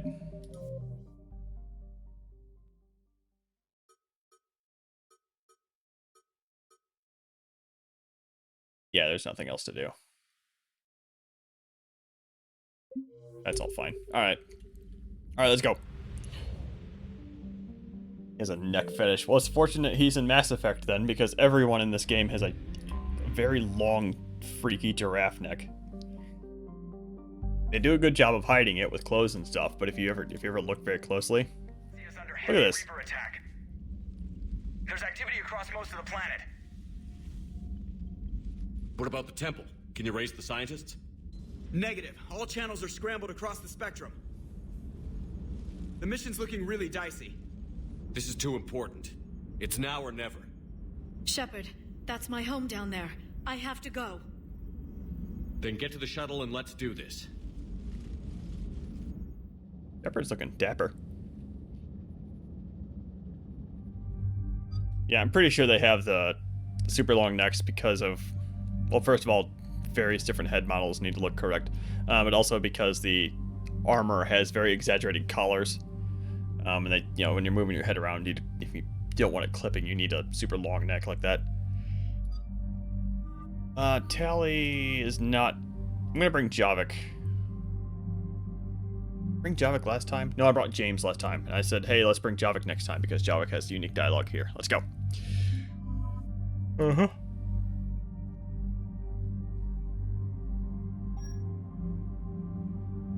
Ugh. I'm really digging this Andromeda armor, so I'm going to stick with that. Again, it's very, very thick in the torso. Way thick. Would I be able to date someone who always had to wear a full bodysuit?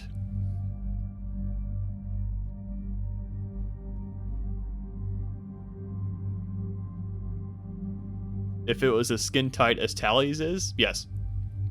I think so. Guess I can enjoy it at least on that level.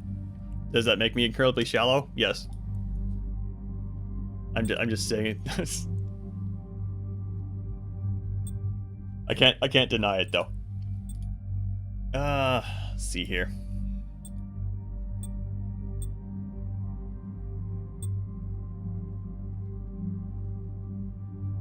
Oh yeah, I knew about that.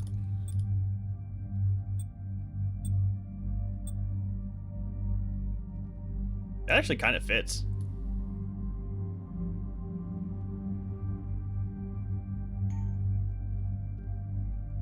Would I date a Turian?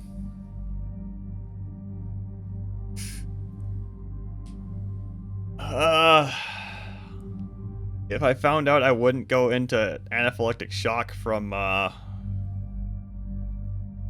ingesting, I might go for it. I mean, it really depends. Like Vetra, absolutely, from Mass Effect Andromeda.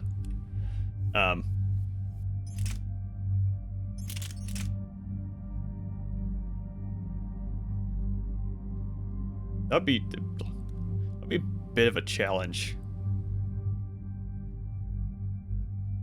Just like, I don't know, getting physical even before the sex part. Doing stuff like hugging would be painful. Assuming that, well, no, because Turians always have that super, even when they're not in like armor, they have that super like soft looking armor or casual wear that they wear, so it should be okay. But like,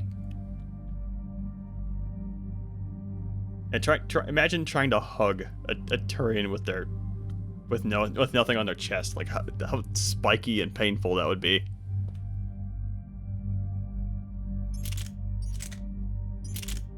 It's been a while since I used the Matic. On the other hand, I'm trying to stick with the modded stuff, so what options I have for modded stuff. I've been using the Gladius too much. This is terrible. That's really boring. Okay, I'm going with the Matic. My love for the Matic has drawn me to it. We can get rid of this. So, at least. Piercing mod? Yeah, please. Do I have any modded sniper rifles? I don't think I do. I had a collector sniper rifle, which kind of sucked. It was okay. Yeah, this thing was just a laser beam. Nah. The Alliance Raptor was terrible. The Spectre Widow was just kind of a crappier Widow. I'm just gonna stick with the Javelin. It's kind of boring at this point, but whatever. I have a collector shotgun? No. I had a collector assault rifle, though, which I don't think I've used. Right?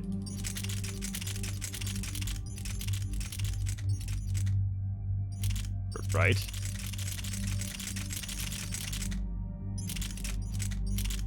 Where'd that go?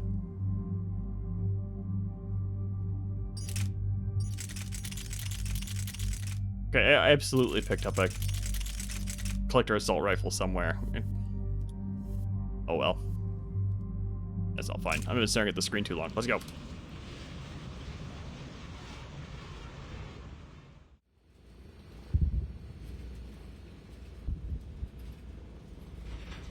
Liara, do you have anything more on this artifact? These coordinates the counselor gave you are for the Temple of Athame. My mother took me there once. It's several thousand years old. And for some reason, it has classified government funding. Sounds like we're on the right trail.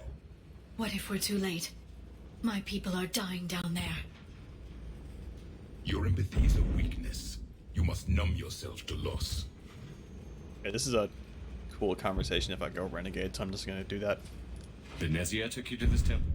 I was just a child. I thought it was a history lesson, but now, maybe there was more to it. What do you mean? I went digging through her old files. She had heavily encrypted records on this place, some dating back centuries. I still can't crack most of them. Whatever's going on, it's well hidden. I've studied your old mission reports. Your mother was indoctrinated. Yes. We had to kill her. Yet it did not stop you from fighting. As I said, steel yourself. Many more lives will be lost. I know it's difficult, Liara, but he's right. You could spend all day counting casualties. When you should be avenging them. I'm sorry. I can't be that callous. War doesn't always provide you a choice.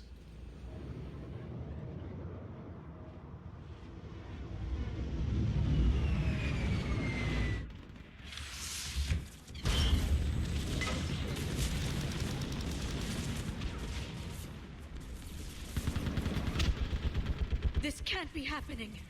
My home. There's no time to mourn. We're exposed up here. Let's get down. Okay, one thing before I go down there and start triggering fighting,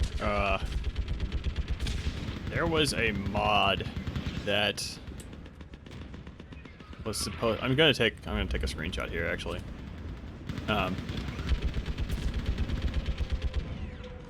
That was supposed to change the vista back here, and I'm not noticing any freaking changes at all. Well, the harvesters are way up there now. I think in the mod there was like a bit. The harvesters were much further down, so you could actually see them. But the mod was incompatible with Project Variety, so I wasn't able to use it. Benezzi's picture is literally just a screenshot from Noveria. Yeah. Commander Shepard. And if there's a way to make sure that. Running out of ammunition. Hold on, I need to loot your base. If there's a way to make sure that your artist doesn't need to makes the new character look correct, that's one way of doing it. I imagine that was probably their priority. I can't. There's nothing. We've got another way. Yeah. I gotta say. Commander, we heard. The barrier's been breached. Commander, we'll talk later. Get on that gun up there and do some damage. Somebody better. I did reset the difficulty, didn't I? Yeah. Okay. Get on that gun.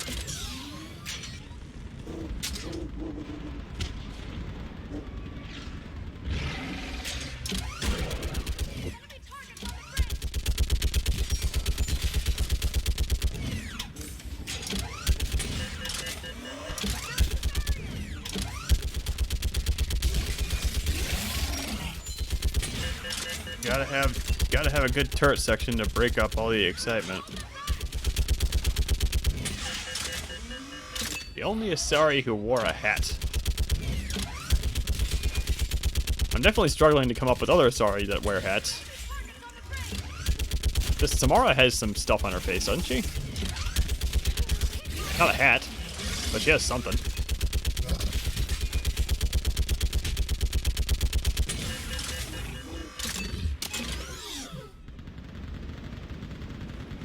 I want that gunship prepped and in the air. Plug that hole!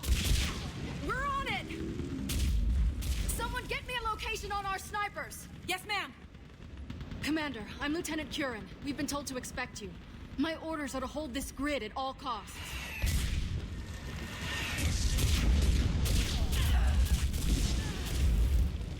Shore up the barrier! But our perimeter's collapsing, and I'm getting my people out of here. This is important. We need your help. Well, unless you can give me a good reason to stay, we're not dying for a field of rubble. We're after a relic inside the temple. It's important. That's what this is all about? One of our outposts has been trying to reach the scientists over there, but we lost contact. Get that gunship moving! Now!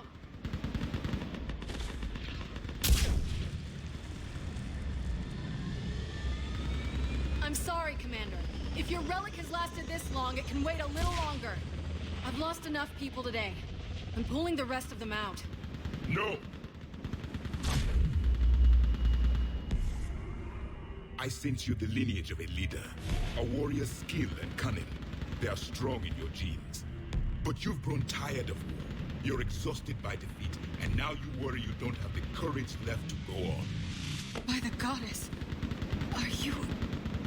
Find your resolve. This war can end if you do. We're building a Prothean superweapon. It'll win this war. I believe it. This is Lieutenant Curran. Hold your positions. I want a path carved to the temple. Outpost Tychus, we've got people coming your way. Let's make sure the galaxy knows the war was won on Thessia. Make it count. Forgot about that little bit with Javik. That was cool. I was here years ago. To see the city burning like this is... It can be rebuilt. Just worry about the next 20 meters. Watch it! This has to end. Draw strength from your anger. It will keep You actually like turret sections. I don't mind them. my first time through a game, but when I'm probably... I do mind them when they're... Oh, this is actually a semi-auto. I have to click on these.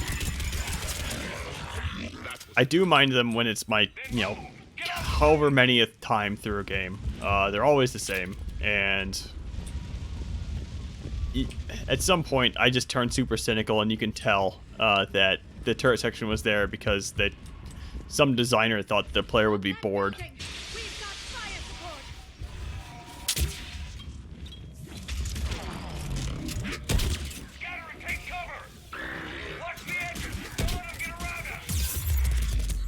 Oh my goodness, what is that? Probably just that guy, me being stupid.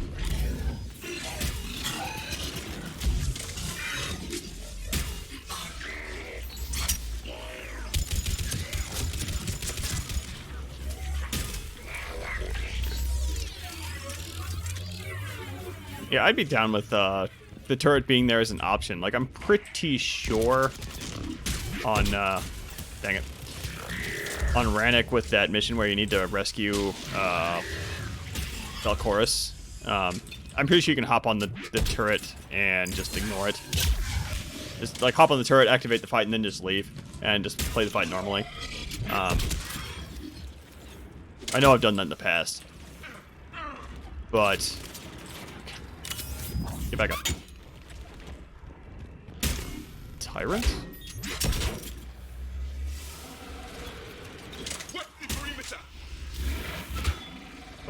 What is this? Whoa, hold on. Tyrant. Big old dude with a shield. Stop! Hold on. I need to look at this thing. What is this? Damn it.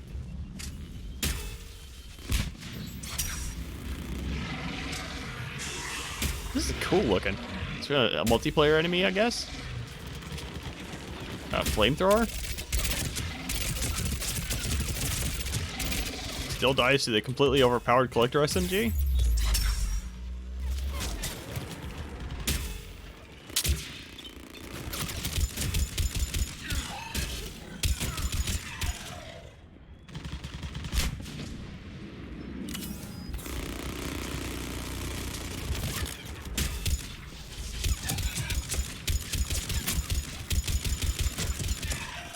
It's a good thing friendly fire isn't a thing in this game. I've shot my teammates so many times because I'm over here shooting what looks like Reaper looking dudes. It's just Javik.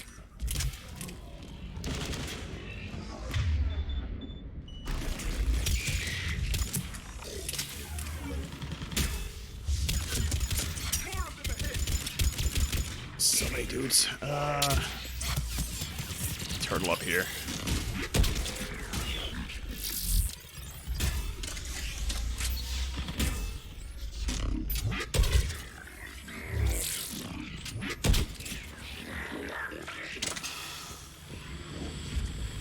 One thing I haven't really been exploiting too much is my infiltrator-ness and being able to cloak. I mean, I'll mostly just abuse it for, are these bodies added? I don't remember seeing these. Project Variety adding these, I think.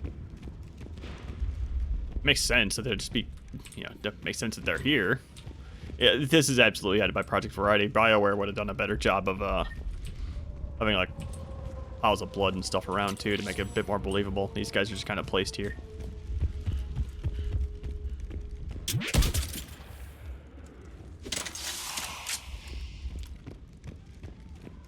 That door ahead looks like our way out of this mess.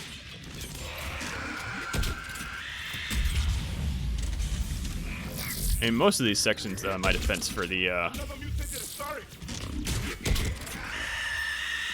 are you about to charge? I think you are. Yep. Okay. Peace.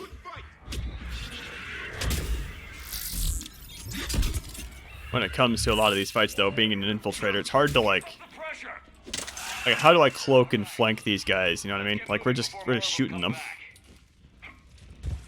Like the only thing I could have really done is like hop that fence and gone this way to a place with no cover and died. It's like that quite a bit as an infiltrator. I mostly just use the cloak as a opportunity to get a really strong headshot off. Face those things. My own people. When we fought the Reapers, they turned our own children against us. I can't imagine that. They assumed we would hesitate to kill them. Did you? What answer would you prefer? None. Let's stop talking about this. Above us! See one for the first time. My people. Snipers on the balcony. Yeah, cut that dialogue off. Sorry, we might be able to reach them.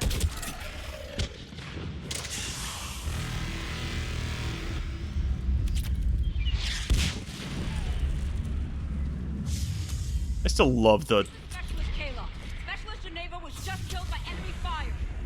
Wait. any mission that has Reapers running around in the background, stomping around. I'm a major fan of the sound. I've praised the sound before, but I will reiterate here: the Reapers, like horns and stuff in the background, all sound really good.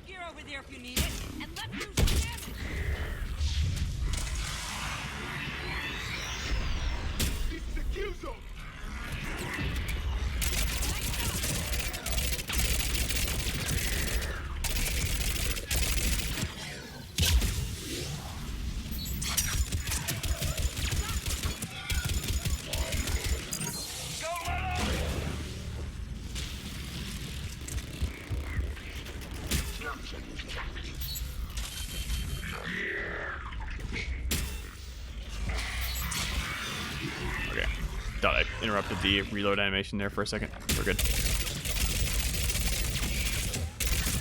think we're in the clear.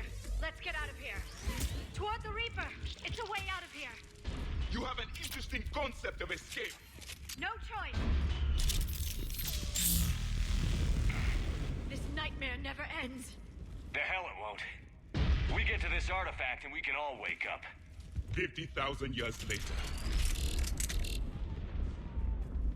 Harvester's running around over there. I was gonna take the opportunity to switch out the Matic over there, but apparently I have the Widow maxed out, so This can't be the just last wasn't I there. see of Thessia. We need to get to the temple, Shepard. Hold on, I'm appreciating the sight of this Reaper stomping around. So cool. I know Project Variety added some more stuff for on this map. I can't imagine it's only the bodies. I'm like sitting here like trying to nitpick this background here. I know I stood and looked at this exact same same scene my last time through on stream. So this is just looks so good. I'm looking at this bridge and I'm wondering if that it might have added the fire, maybe.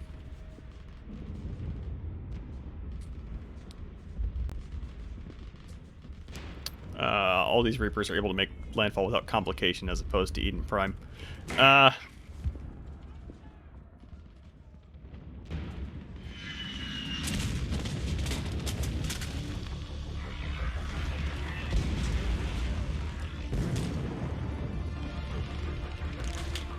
it! We're trying to reach Outpost Tychus. You're looking at it. What about the rest of your squad? They're all dead. We tried punching through to the scientists, but I'm all that's left. What about reinforcements? We had gunships flying support, but things got too hot with that Reaper. They can't chance it. I know it's rough, but I don't see another way in without their help. Have I told you how much I hate this war? Talon Swarm, this is Outpost Tychus. Is there anybody left on this frequency? We're in need of immediate air support. Commander Shepard is here. Copy, this is Talon 1. I'm on the way. Talon 5 inbound. Ground targets confirmed. Weapons are hot. Light them up.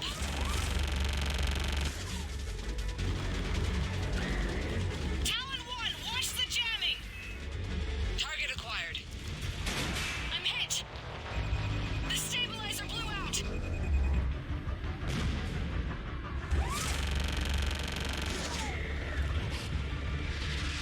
This is Talon 5. Whatever you're gonna do, you better do it now. Go, Commander. I'll cover you from here. Commander Shepard, I've got your back. Let's get you into that temple.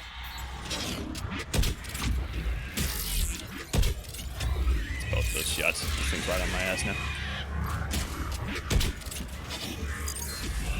Can I hit you, please? Hey, you're gonna kill Liara now. Can I back off? Yes, I can. As far as the Reapers being able to settle on... Oh my god, I can't land any shots on this thing. Never thought I'd see a Prothean in action. Looks like he knows what he's doing.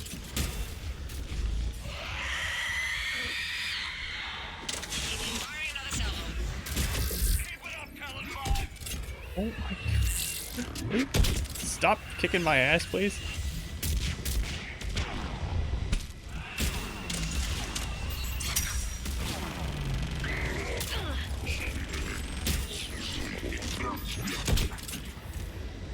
Okay, this is why I installed that concentration mod, apparently. As far as the Reapers missing the red lightning, I don't really have a good answer for that one. Only thing I can really think of is, maybe they can't do that within close proximity of other Reapers. My best, only option.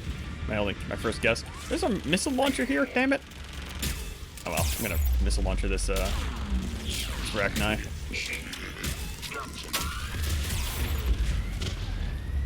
There. That's it for the missiles. Switching to the gun. Yeah, that's it from the missile for me too. We go to war. Maybe the Alliance can spring for air support.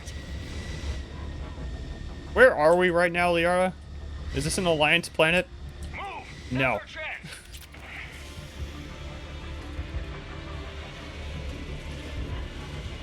Yeah, either that's an innate ability of sovereigns for some reason, or they don't want to do it on top of other Reaper forces or something. Be my only guesses. Watch out, more hostiles ahead. Commander, more of the Dead are attacking.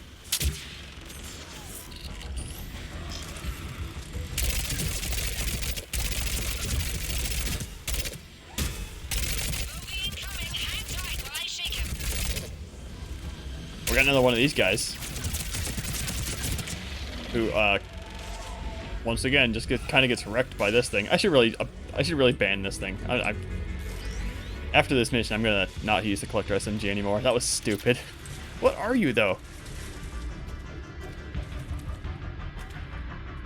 You look a little Asari, the elongated head.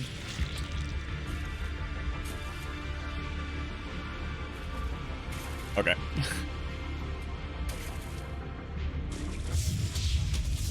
super tall something.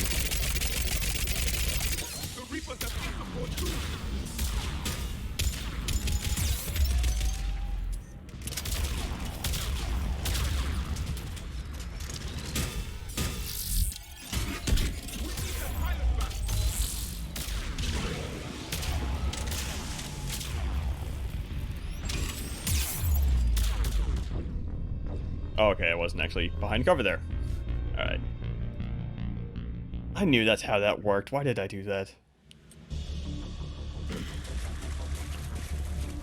Oh, we get to fight this thing again. What is this? Oh, no, we don't get to fight this thing again. Oh, well.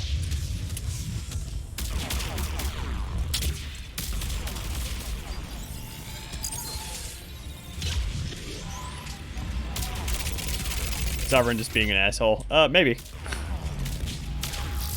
Seems like kind of a Sovereign thing to do. Wrong freaking gun. Also, really bad timing. I died in 2 seconds there. Thanks, Hardcore.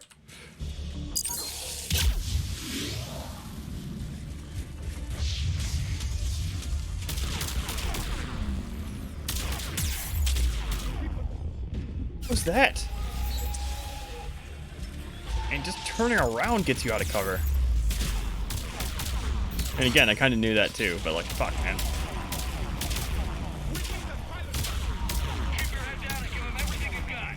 I would love to, except I'm gonna die if I poke my head up right now, because everything is looking at Shepard. Alright.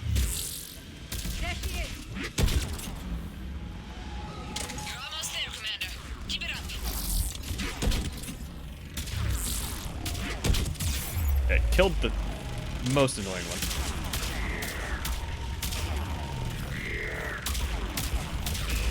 Sovereign just going, fuck your crops. I'm just gonna let this thing do all the work. I don't think I can do anything here without dying. I might be able to snipe this barrier thing. Nailed it.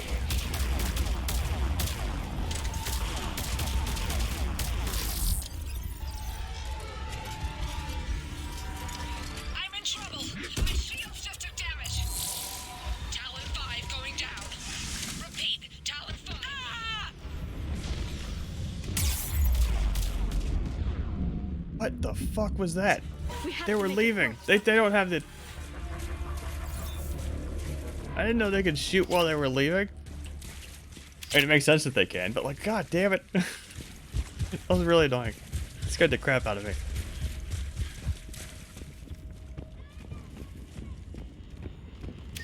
Looks like we're in the clear. Let's get inside. It appears the temple has been barricaded. Oh no, Kai Leng's not here again. It's probably just gonna be another... Or totally Kai Leng, but just wearing a helmet, so I don't need to see his stupid face. Or hear his dialogue.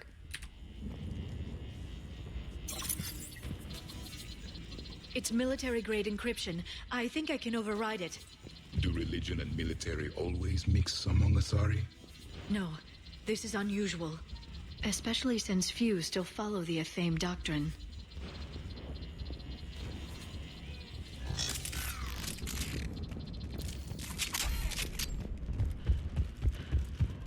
Hello?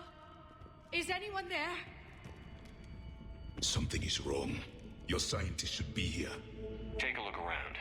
Maybe one of these artifacts is what we're looking for. Okay, last time I kind of discovered that there was actually a little bit of bonus dialogue if you run around investigating some of this stuff before you touch the beacon up there, so... I touched some of the stuff I touched last time because I thought some of it was interesting. Could this be the artifact? I don't think so. That's a sculpture of Lucen, one of Athame's servants who walked among my ancestors, bestowing knowledge. And you don't see the resemblance? He was no servant of an imaginary goddess. He was Prothean. What? That's impossible. The truth is right there, carved in stone. Impossible this guy was Prothean. There's no way.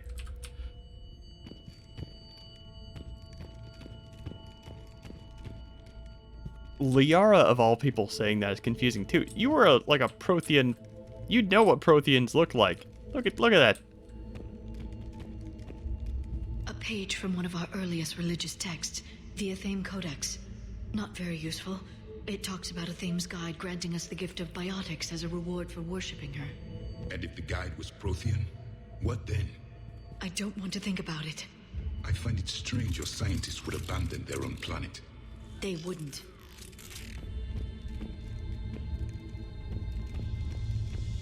I'm guessing these are the scientists. Hold on just a second. That's, well, again, looks very Prothean here. What are we looking at here? A primitive rendition of the goddess Athame. She's speaking to her ancient Asari followers. I don't think this is the artifact. Another one of your myths that somehow looks Prothean. What? But that can't be. It is, and it was. We were here in the beginning, watching you grow. Athame was us. That actually makes sense because if the Reapers leave primitive species alone, I believe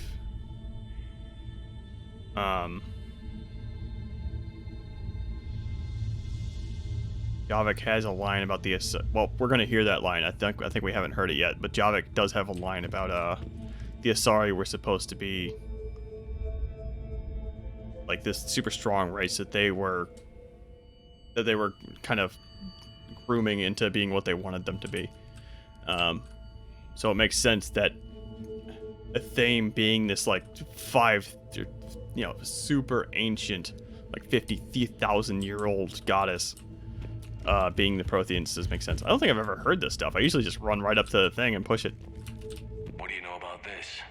A fragment from the Codex. It's not what we need. It describes how Athame's guide Janiri gave my people seeds. He taught them the seasons so they could grow crops. We didn't want you to starve. For something as important as this artifact, there should have been failsafes. Yeah, I don't know why the hell they would... Hiding the statue here makes no freaking sense unless the beacon like is somehow able to impart knowledge the same way. Obviously, it can impart knowledge the same way the other beacon could. It's still a beacon. It works the same way. I mean, maybe this is... I don't freaking know.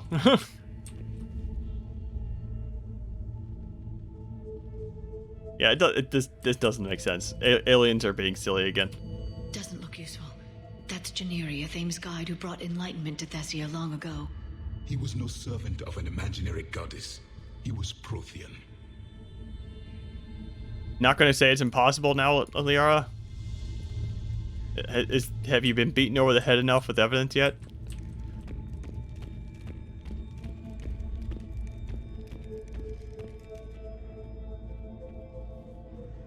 Yeah, well, I imagine they... Who knows? I mean, or maybe this thing is just 50,000 years old, and the Protheans built this statue, and it's just been here for that freaking long. That's why they didn't know that the beacon was in there. Maybe. Oh no, because the Asari government knows, like, because the counselor is like super shifty with you, like, hey, there's this thing we probably want you to check out. Don't think about it too hard. Okay, thanks. Like, they know what's in there. Never mind. That doesn't make sense.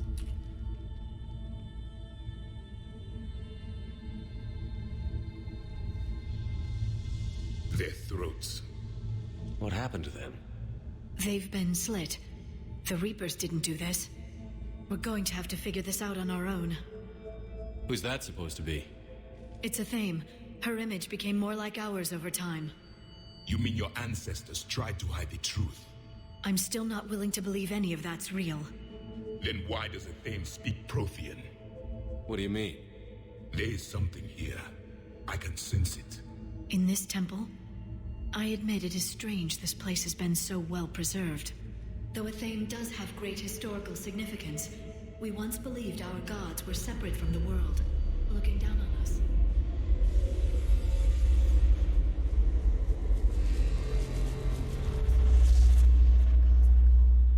There is a universal energy. There's a Prothean beacon here. What? You're sure? It's not something you forget. But why hide it? The answer is obvious. Power and influence. Your people are holding the knowledge of my race for their own gain. That can't be.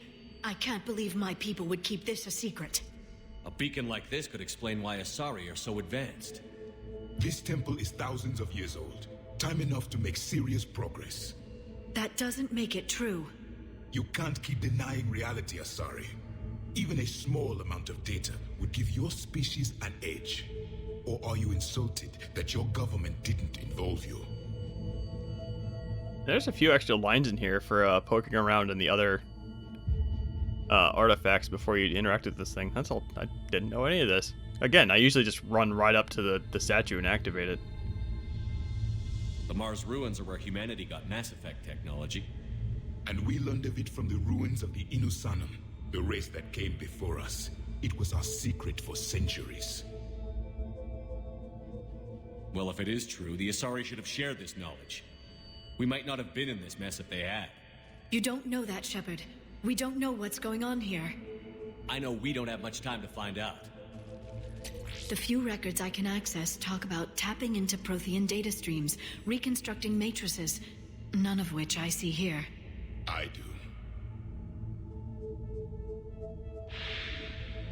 The activation process has begun. By the goddess. Literally. Look around. There must be more of these connections. Incredible.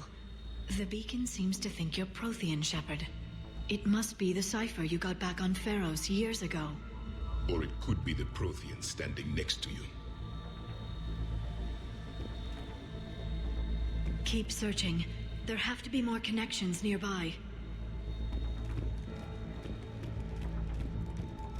It's not one. There's nothing useful okay. here. The end of the war is near. Find what we need. It's gaining power.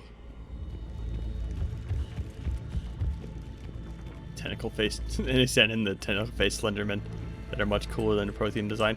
Yeah, probably. I can't believe this whole temple is a front. There! Best place to hide a secret is out in the It's open. still not complete. They've been extracting data from it for centuries. I never knew. Let's hope it doesn't take us as long.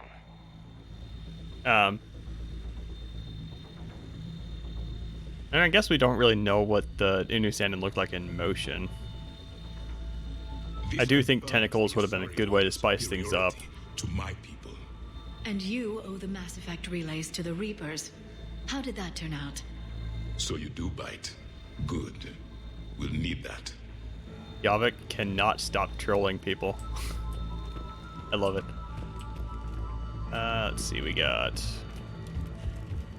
I think it's just this over here, if I recall correctly. Yep.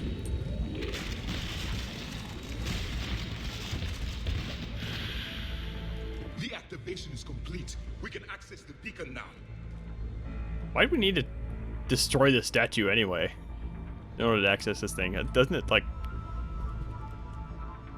work with psionic like interfaces with your brain directly or something? Whatever. We need to hurry. This place isn't going to...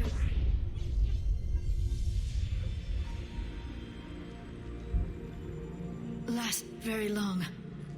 Obtaining chronological marker. Hold. Timescale established. Post-Prothean cycle confirmed. One of our computers. Reaper presence detected. This galactic cycle has already reached its extinction terminus. Systems shutting down. Hold on. We need answers. To what question? The catalyst. We need to know what it is to finish the Crucible.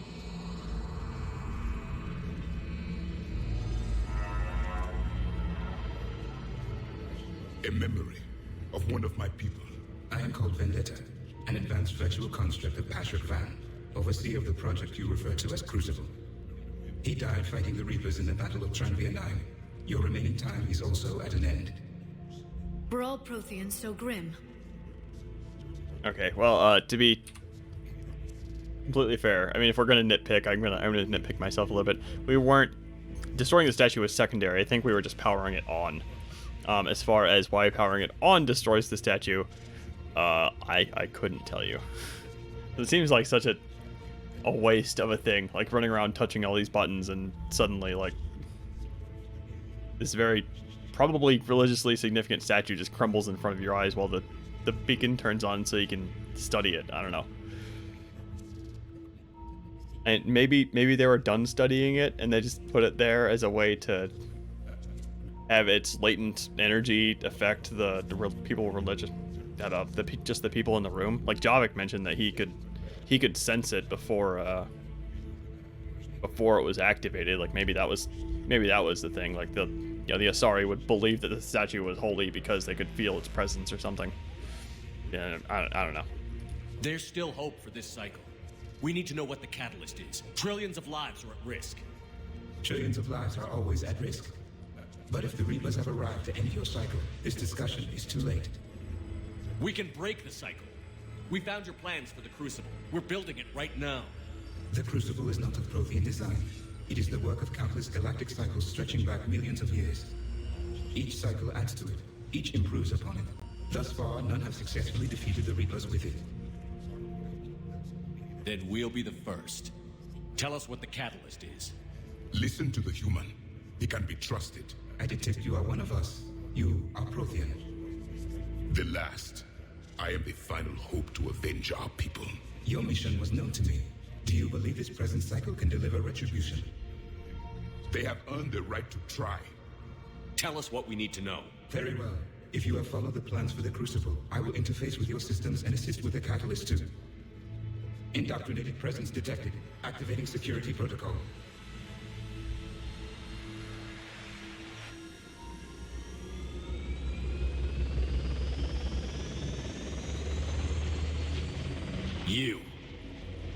You killed the scientists.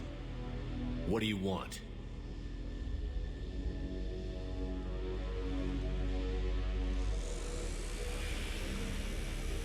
Much improved, I gotta say.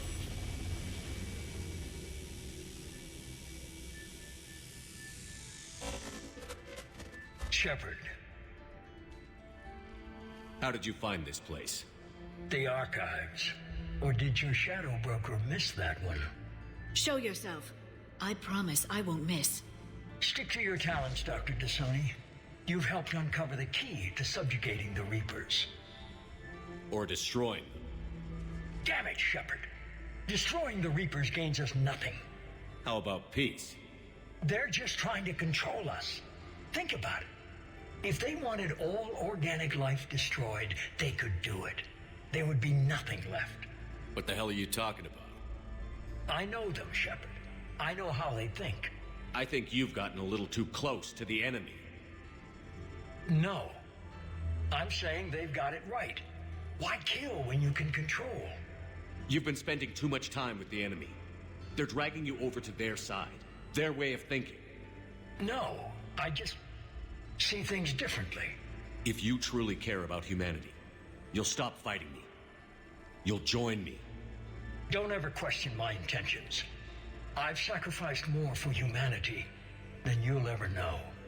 And don't assume you know me. My methods for dealing with the Reapers are simply more refined than yours. I wonder if he's like in the last scene you see him, I wonder, like you see that he has the huskified like lights and stuff on him. I wonder if he's already been implanted with Reaper tech at this point. You've forgotten everything you stood for. Cerberus was supposed to be humanity's sword, not a dagger in our back. Poetic, but as usual, you missed the point. The world is more gray than you care to admit. With the Prothean data in this beacon, I can end this conflict, once and for all. You're either with me or against me. There's nothing gray about that. No, I suppose there isn't. Leng, the commander has something I need. Please relieve him of it. And then bring me the data.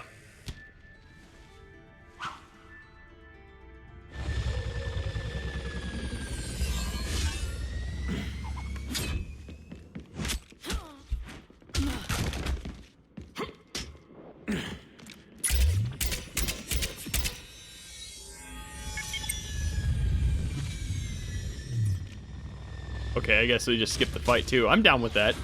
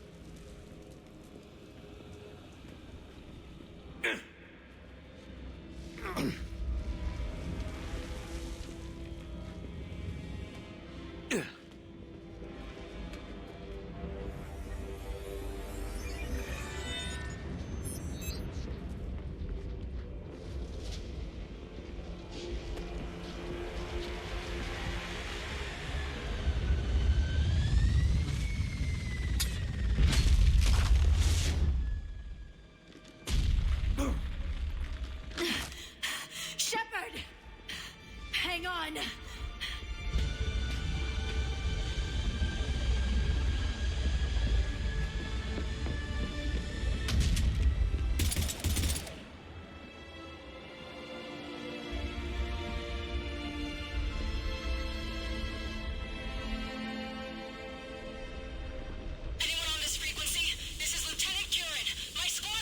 This is Shepard. Give us your location. I repeat, is anyone on this frequency? We read you. Give me your location. The lieutenant's down. Our whole zone is collapsing. What happened to Shepard? Did they make it to the temple? I saw them. Wait, I've got a Reaper inbound. Please, is anybody there?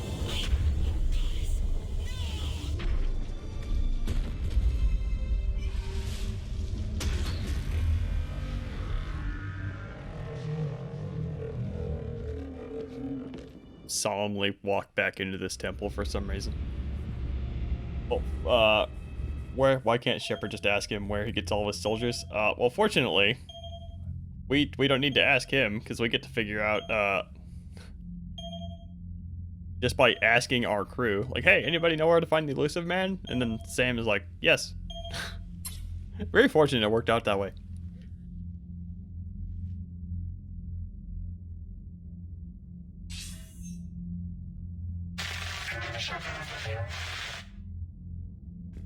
Commander? Counselor. The mission. We've lost contact with them. It's gone dark.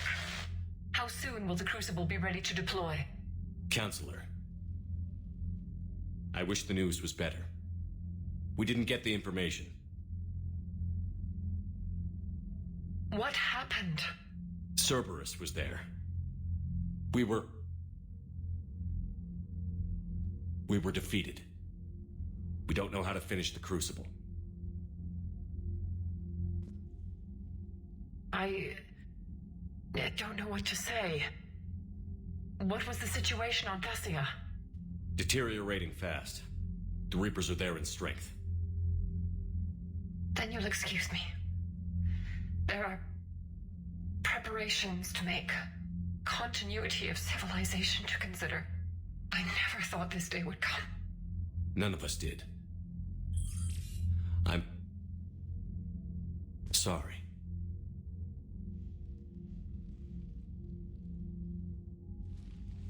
Asari forces are in full retreat. It is no longer safe for us to remain in this system. Get us out of here. Shepard, Nobody could have predicted Cerberus would reach Thessia before us. It's my job to be prepared, no matter what. And now Thessia's lost, as is the data on the catalyst. I'm sick of Cerberus beating us to the punch. Let's kick them in the balls first for a change. I'm with James. Anyone know where they're hiding? Anyone?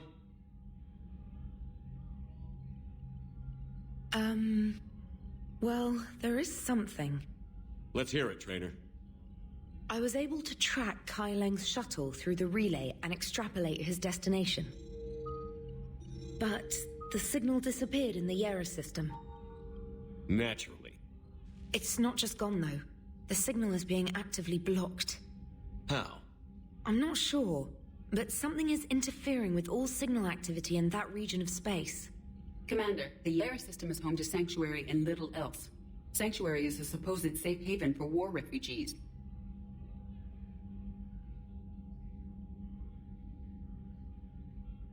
You think it's worth checking out, Trainer? Yes, sir, I do. If Specialist Trainer hadn't examined the data so astutely, the interference would have been undetectable. Nice work, Trainer. You've given us a shot. Now let's make sure we don't waste it. I was stationed on Horizon in the Lyra system, and you were the only Cerberus presence while I was there. It's a slim lead. Let's hope it's the right one. I don't care how slim the leads are at this point. We've come too far to let Cerberus stop us. I want that Prothean data. I want the catalyst. No excuses. Dismissed. Commander, Admiral Anderson is available on VidCom. Okay. Forgot how freaking long that cutscene was. Why is there a bottomless cavern under this temple? A very good question. I can only assume that there was just like more building down there that they couldn't render because Xbox 360 era. Or there actually is a bottomless cavern under that temple because religion dictates that it be so. Maybe. Sorry, religion might be weird like that. Why couldn't Miranda tell Shepard where Kronos Station is? Well, he never asked, first of all. But Only other reason I could think of is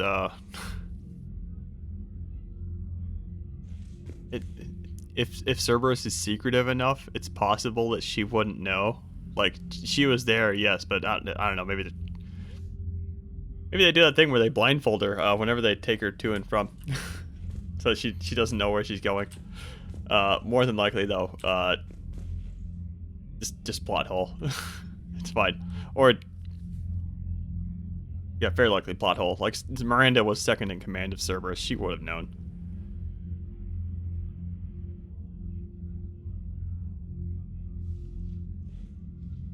Okay, the station moves every time. Alright.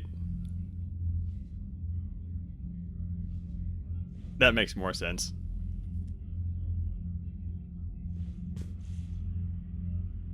How do you move a station like that in secret? I mean, I guess they have their ways. I pointed this out last time. Like, being a smuggler in the Mass Effect universe must suck. Because tracking this... because you have, like, one point of entry for each cluster, being the Mass Effect relay. So you stick, like, a single probe on that. You know exactly who's coming and going. Like, how the hell do you hide, like, a station? Like, I guess you'd have to, like... just, you know, remove any monitoring from the things, except to, you know, you have to avoid places where the relay is being, like, actively monitored by military, obviously. I mean, unless they just do good old FTL, which would make the station take years to get anywhere.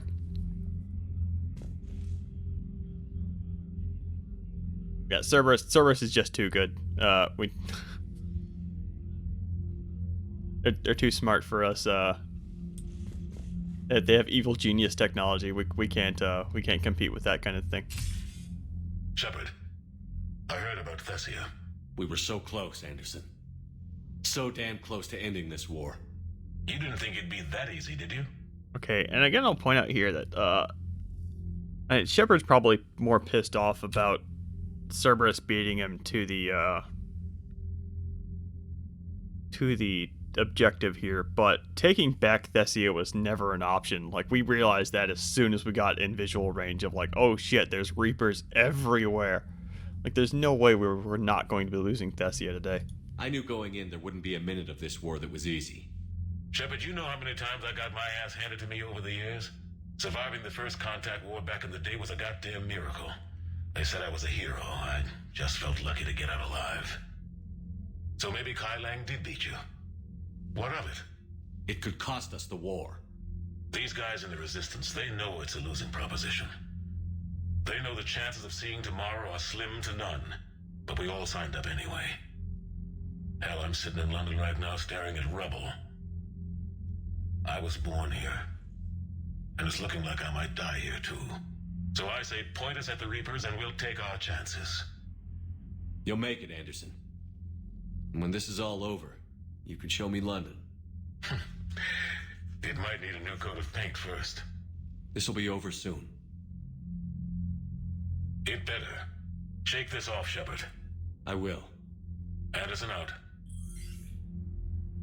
I think there's also a discussion with Hackett, but apparently we can't trigger that right now. There's absolutely a discussion with Hackett. I just didn't find out until last time. Wonder what I have to do to trigger that. Maybe it's leave and come back. Can I just reload? I'm super lazy. Hold on.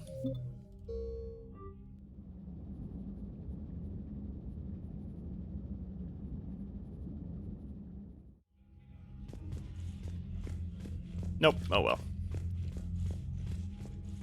Cerberus is smarter than most world governments, yet somehow insanely stupid at the same time. I think they might be very good at sneaking around and getting resources and blackmail and all the other traditional stuff. But when it comes to execution, they have these really insanely optimistic plans, let's just say. We took down that Reaper on Rannoch. I don't know. That they can't. They seem to lack the ability to execute. Thanks for listening, Commander. It was a good idea. And right now, it's the best lead we've got. In any event, good luck. That's a much more in-depth scene with her romance. That's why that's such a weird weirdly short scene there. Kai Leng's stupid email is gone. Thank you. Oh, this is super long. Holy crap. Okay, well, I'm not going to read all of this, but the Asari Counselor has insisted that you be looped into the current situation on Thessia. I am still perplexed as to why a human needs to know about our battle strategy, particularly a human whose failure led to the death of countless Asari. What? Again, taking back Thessia was not an option here. Like, there would have been hundreds of Reapers assigned to take out Thessia. What the hell is the Normandy going to do? Orders are orders. I remind you that the information below is for 10 Tron level security clearance personnel only. How big of an improvement Silent Mask Kai Leng mod is. I know. This might be my favorite discovery of this whole mod run is the Shut Up Leng mod. So thank you, whoever. I don't have it pulled up. I think no, I do have it pulled up. It's just in my huge mess of tabs. Shut Up Leng by Scottina123. Thank you so much. I also appreciate the little touch like skipping the Leng fight there on Thessia. Like that made way more sense. Like Kai Leng had a better plan and he kicked our ass. We don't need to waste time fighting him for a little bit and only for him to beat us in a cutscene. It's just so much, yeah. Whatever. Okay, anyway, I'm gonna gloss over this really quick. The Asari have passed the Extinction Prevention Act. Pretty hardcore, that unites all military under a single banner. And we have different divisions here.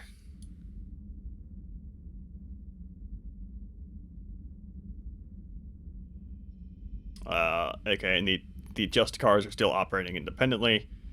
And they have an Indoctrination Identification Squad. Cool.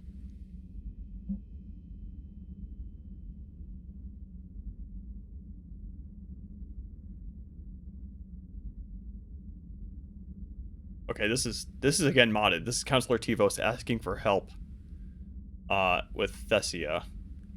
We've secured ships from Rannoch to transport our people, but without the Alliance fleets, they will stand little chance against the Reapers. In return for any help, we will provide our remaining ships in the fight to retake Earth. Okay, so she's pleading for help, and Hackett. She went to Hackett, but Hackett kind of gave her death. Didn't really give much credence to it. If the Normandy can lend assistance, even without Alliance support, we will give the location on Thessia, where you can find a collection of what we now know to be the Prothean memory shards, acquired over the centuries. Your experience on Eden Prime may allow you to see if they hold something of value to building the Crucible. Okay, and we know these are memory shards now because we have... Well... I was going to say because we have Javik on board, and Javik would explain what the memory shards are. But Javik is also DLC, which means,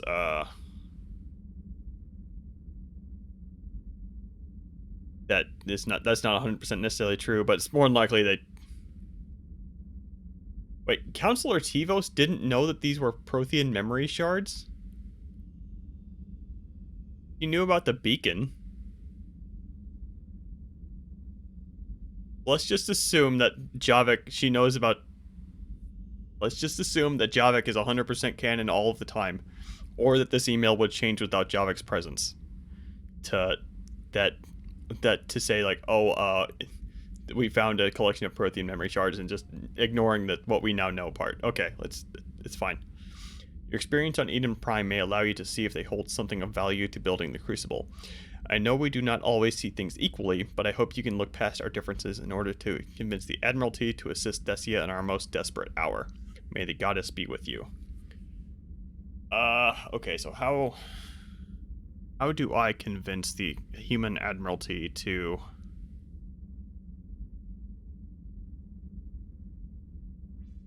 lend Thessia aid? Maybe in the war room?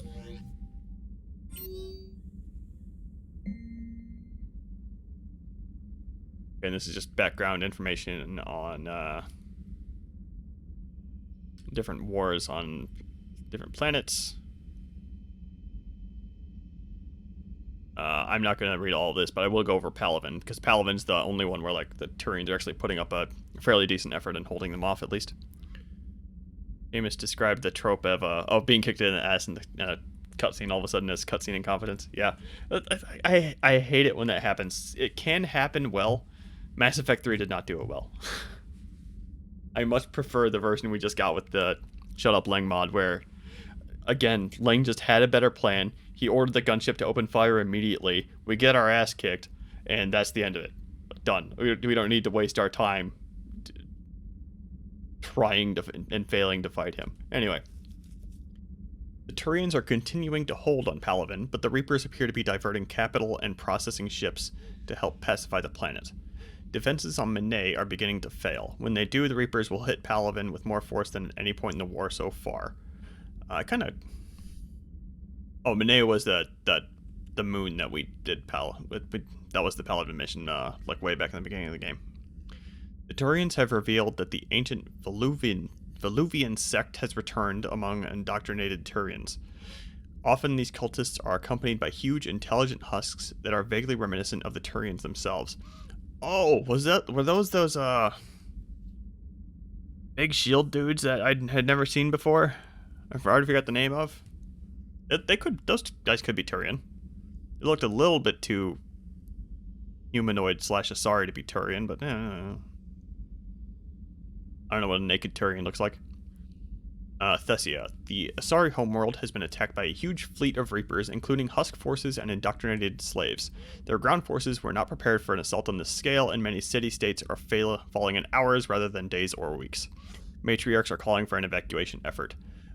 You probably should have been preparing a little bit, because I don't think Thessia was attacked until fairly recently, and I think again, passage of time in this game is a little bit weird, but let's just go ahead and say it's been at least 2 months since Earth was hit. And Earth was the first... Earth and Palaven were the first two worlds hit, I think. It was the Batarians, like, very first, and then they rushed to Earth and Palaven, if I'm remembering the early events correctly. Okay, and they're sending spy drones to monitor minor powers, okay. Actually, was there anything about the Hanar in here? No. Okay.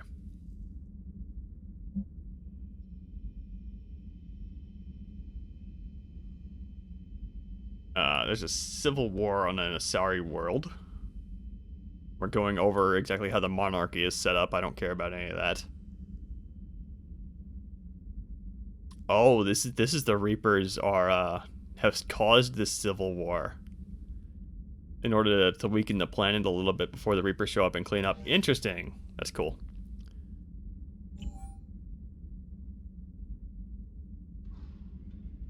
Oh, this is how we convince the Alliance Admiralty in order to lend help to Thessia. Cool.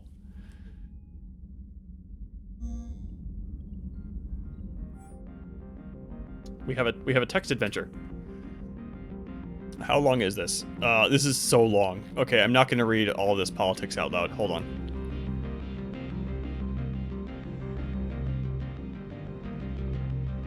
Okay, Ahern appears to be the paragon in the room, who wants to escort these people out. Mikhailovich appears to be the asshole. Who thinks that the Asari have taken advantage of humans somehow.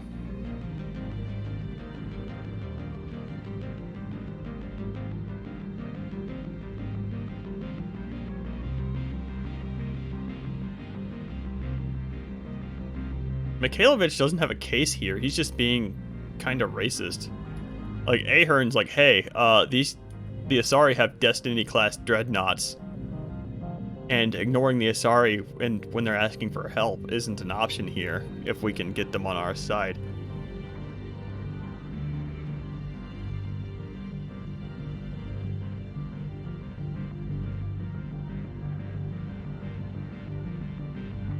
Yeah, Mikhailovich, what the fuck? Ahern.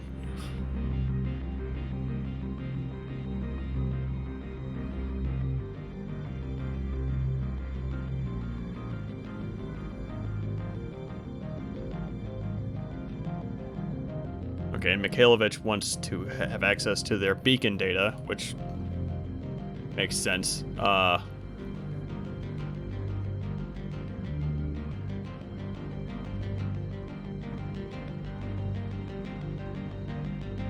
And Ahern again makes a good point here that like Mikhailovich is basically trying to blackmail the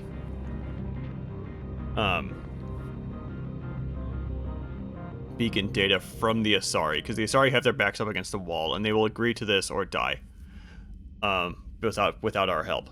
And Ahern points out that if we do that, the Asari will be very pissed at us after the war is over, assuming everybody survives.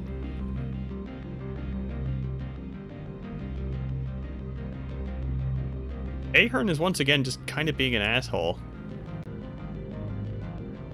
for very short-term gains here. I'm not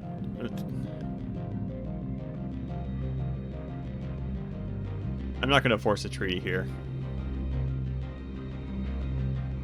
And he's just denying help just mostly out of spite, not because for any good reason. Like he does mention that we're risking human ships in order to evacuate Asari, right? But the whole point of this game is that we can do better things together. If we have numbers, we can do more stuff. So no, I will not be forcing a treaty. If I have read this correctly.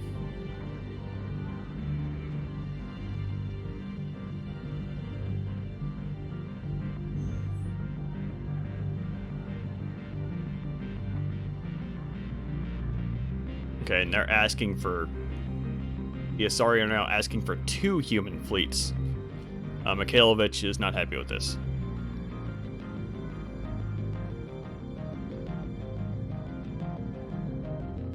Okay, Ahern. I can take the 6th and a few battle groups of the 5th. The 6th needs to be combat tested anyway. They've been in reserve since Asgard. That will have to do. 2 could be more effective, she's right, but we can't spare them. Mikhailovich, even that's a huge gamble. Look, the Normandy is equipped to go in undetected, then get us the intel and coordinates we need for the transports. There's no way to risk fleets of this size. Shepard, it's up to you. That's the sensible way to go. I actually agree with Mikhailovich here. There's no reason to send in a untested fleet.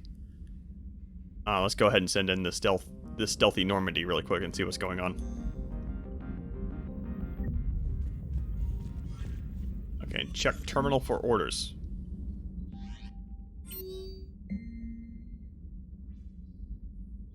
This is very cool. To coordinate an evacuation of Thessia.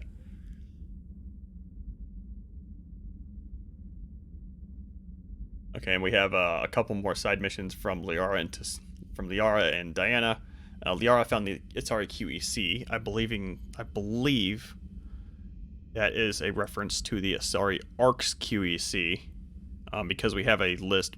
Saw a list of missing QECs earlier, and we were supposed to deliver those to the council so that they could maintain contact with the Andromeda Initiative. So we're going to go ahead and do that, but not after I read this.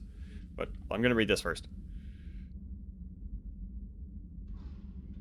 Recover intel from Thessia. Secondary objective: oversee evacuation. Scout the evacuation areas to determine enemy presence and evacuation priority. Signal the fleets to enter the system via scanning pulse. Okay, so I need to be careful and not just randomly scan stuff. Recover evacuees and lead transport flotilla to the highlighted fleet. I'm going to want to save before this. This is pretty in-depth. This is like new mechanics and stuff. This is cool.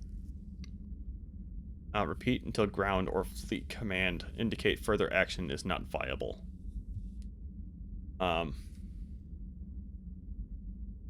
Fleet objective is to prevent enemy forces from interfering with the ground evacuation.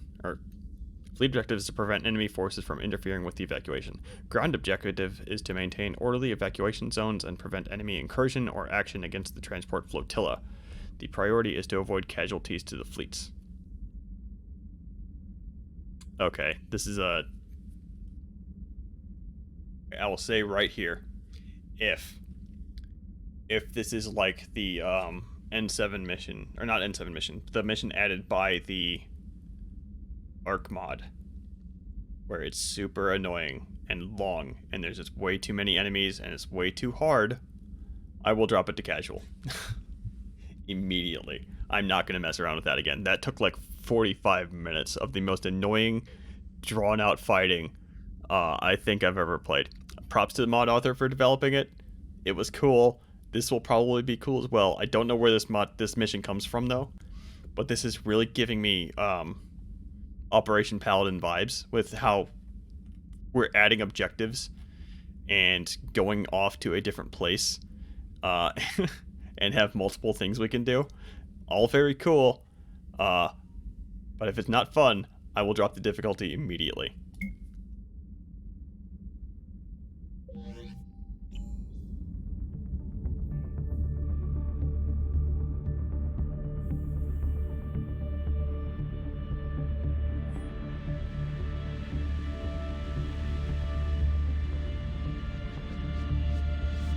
What?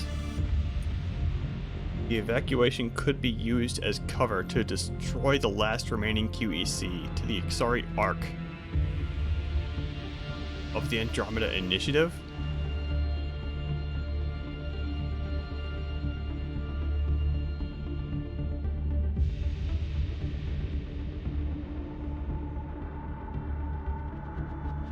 Run the mission now or return to Thessia later. I don't want to risk that QEC. I do want to do that. I guess we can do this later. Take us in, Joker.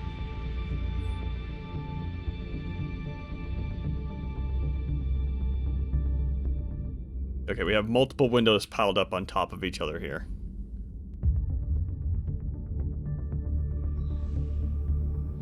Okay, and this is an event. So apparently we did land on Thessia. The Thessian government has granted you access to one of their remote military research facilities on Thessia where the beacon is kept. As you stand before it, you start to hear the whispers of an echo and they observe a dull glow emanating from it as the inactive monolith awakens.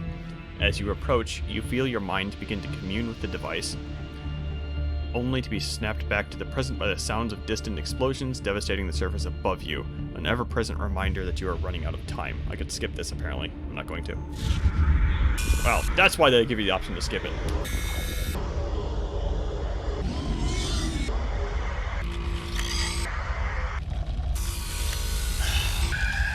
I think that this is like time number 6 where we get to watch this exact same cutscene. That's why they give you the option to skip it. How are we on Thessia when it's saturated with Reapers? Good question.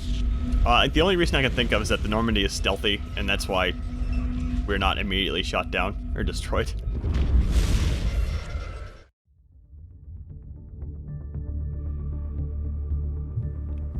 Okay, in order to interact with both the Thessian cities and the evacuation vessels, you must scan each location every time. Okay. I really wish I had a save before I took this on. Hold on, I'm going to check to see what my save situation looks like. Documents, BioWare, Mass Effect 3, save.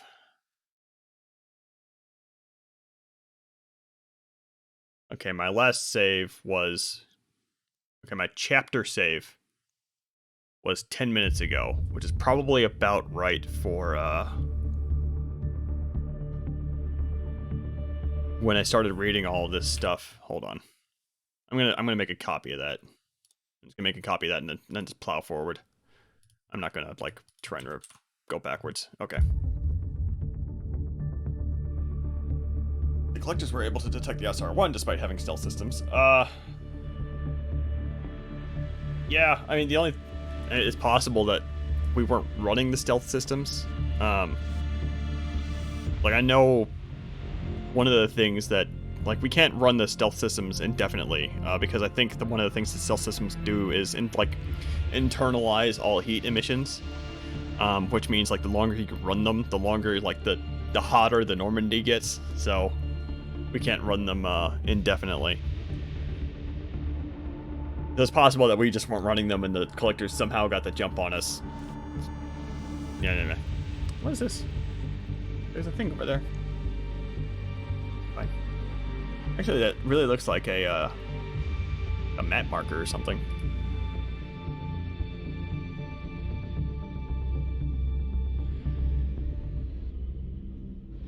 Okay, again, very cool. Okay, so we need to scan each location every time. We found that out. We were also told...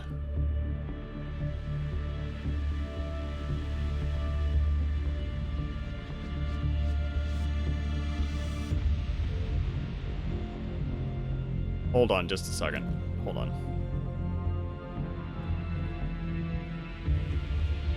Okay, this is, first of all, very cool. I'm pretty sure this was added by Ark Mod. What was this mission from Liara? Hold on.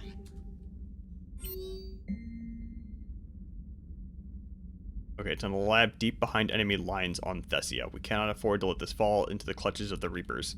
The Reapers will probably just destroy it, so whatever. I've prepared a short message to send to the initiative. I have a former acquaintance aboard Ark Hyperion, Alec Ryder. He was a former N7 officer who was chosen to be the human pathfinder. He can be trusted and will know how to spread the message. He can be trusted and will know how to spread the message to initiative. Okay. Leadership without panicking the colonists. We need to find any distraction that will allow us to infiltrate and destroy this equipment before they find it. Pretty cool. Liara does, in fact, have a voice, like a little, it's not an Easter egg, but there are lines from Liara in Mass Effect Andromeda, and this is referencing that. Pretty cool. I don't think that I don't think that this email is specifically referencing those lines, because this sounds like this is going to be a bad message. But and the lines in Andromeda were more just talking about how Liara would absolutely totally go to the Andromeda Initiative if she wasn't so busy in the Milky Way. Also, really curiously, like, really badly done. Like, I don't know, she just kind of sat down. really, really oddly voiced from Liara's voice actress.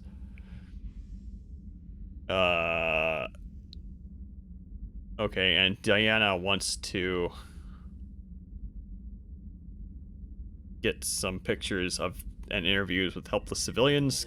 Good job, Diana. I guess we're going to be doing that. I'm going to go ahead and make another hard save here. Just...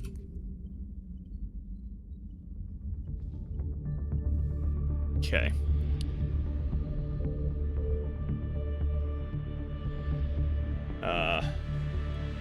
Okay, initially mistaken for a Geth warship, the collector ship was somehow able to detect the Normandy despite her stealth systems.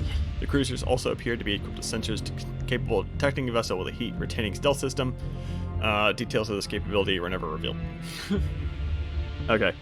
Well, I mean, did we know if the...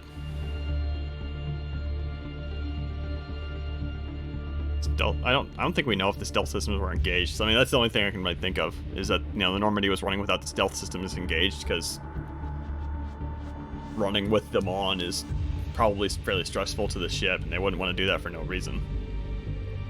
Okay, so I know... Okay, I made a hard save there because I was told earlier that scanning would call in the Allied fleet to start the evacuation. But I've also been told, scan these things every time.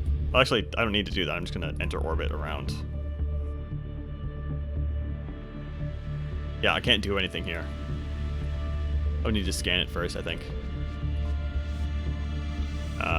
Okay, the stealth systems are implied to be in place. Okay, well, yeah.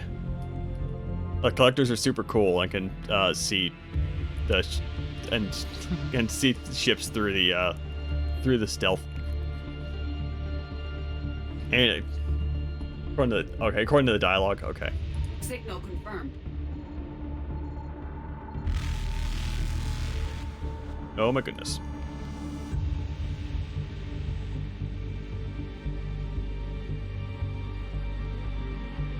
Okay.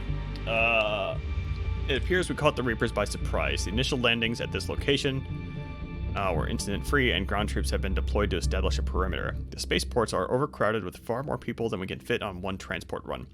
Everyone is desperate to escape, but so far the boarding has been relatively orderly. We will need to return. We have limited capacity. Who should we prioritize? Artifacts or people? The people.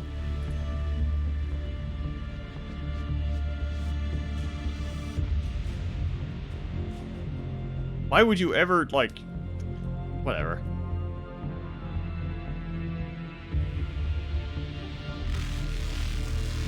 Oh, we got... sorry, like, okay. University. Okay, so we did not do a second scan, so hold on.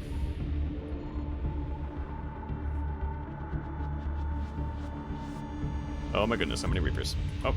Your extinction is inevitable. The void awaits your ascension.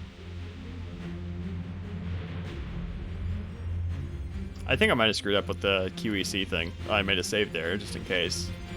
I also had my chapter save to back up the... Try and retry this. I think I have, like, multiple mods piling on top of each other here, and that's why it's so, like... the timing and stuff is so odd. Okay, so we have the... Okay, so we have the choice of continuing the evacuation or withdrawing.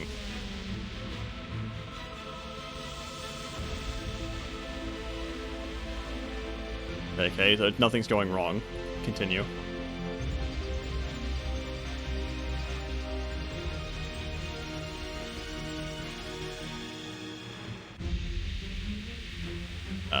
Okay, nothing particularly interesting here. Okay, so we have multiple, again, multiple places to interact with on the planet.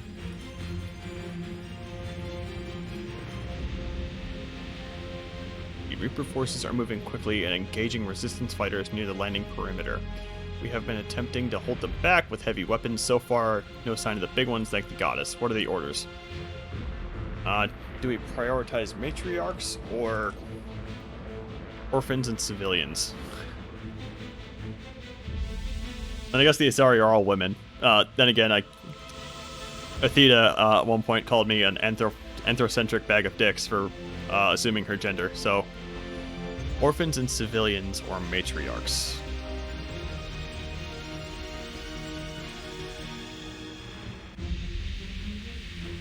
Paragon Shepherd would just do whatever the Asari wanted.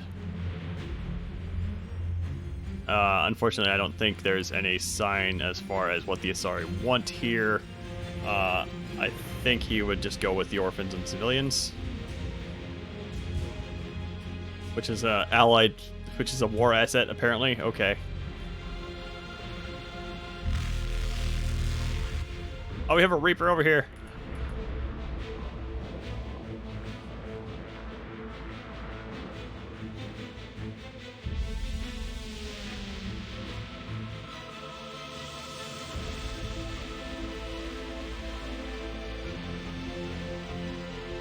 Okay, so there's nothing particularly interesting in there. All right. Oh no! Oh no! Oh no! All right.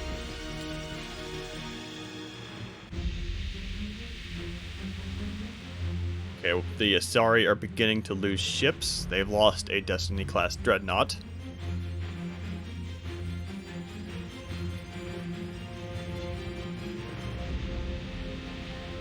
We've lost potentially a second class Destiny-class dreadnought. I believe the Asari First Fleet only had 2. I don't know how many the 6th Fleet has. This is all the 6th Fleet. I'm going to go ahead and continue the evacuation. Because we still have... And the Destiny-class dreadnoughts are going to be the big heavy hitters here. I might have to withdraw with the next wave, though.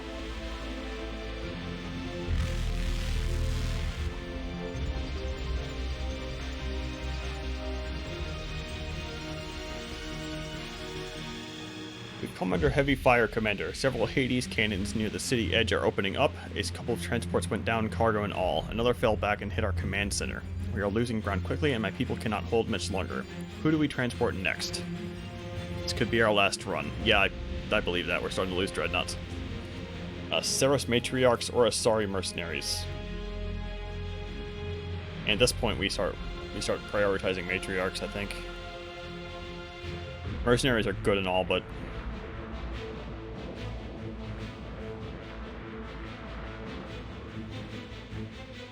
selecting again, Paragon Shepherd, I think would probably go for the matriarchs between these two choices. Matriarchs sound like a better choice, so therefore Paragon Shepherd would make the worst one. Better choice as far as like the war effort goes. Oh, I have a Quarian fleet here. Cool.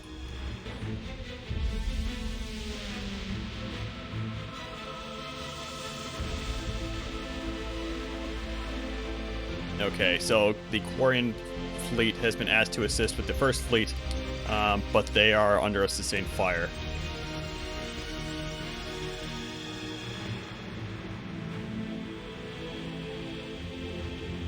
The Quarians are getting the hell out of here because everything's going to shit. All right, withdrawing.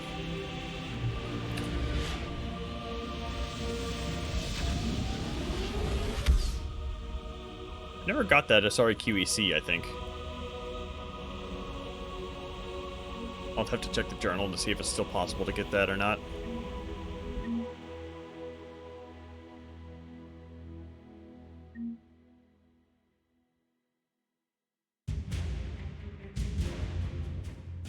Yeah, whatever, I'll just read this. The Asari refugee fleet stands motionless, the purple light of the nebula mournfully reflecting off the sleek curves of the ships that escaped Thessia. Not a few are the luxury clippers of the super rich, now packed with frightened and upset refugees. Unlike the hubs of activity that have formed around the nearby human and Turian escapees, the Asari flotilla remains silent, with only the occasional shuttle making its way between the ships. Oh, this is going to be right outside the Citadel, I think. Few cruisers that have survived the intense battle before the planet's fall stand with the fleet, the dark scars in their white Solaris armor a testament to the ferocity of the Reaper invasion. Population is estimated 450,000 out of the millions that were probably billions of survivors on Thessia. That's pretty bad. Yeah, okay, we're right outside the Citadel. Okay, let me check this QEC mission really quick because I want to really make sure I get that. I'm probably gonna have to call the stream. I was gonna go to Sanctuary today as well, but I got distracted by a very cool text adventure. I can't help myself. The QEC.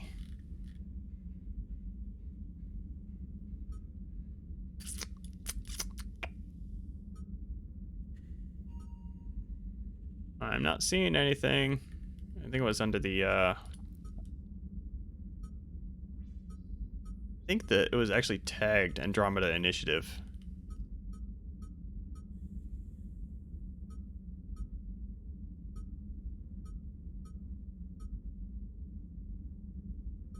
You know what? I'll do that on my own time. I'll rerun that really quick. And make sure. Because I have a save like right before that.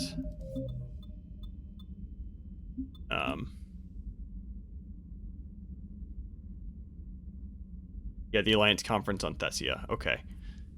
So, I mean, I have that and I have a quick save that's 10 minutes before that too, so I'm just not going to touch it. I'm going to end the stream right here. I will mess with that on my own time.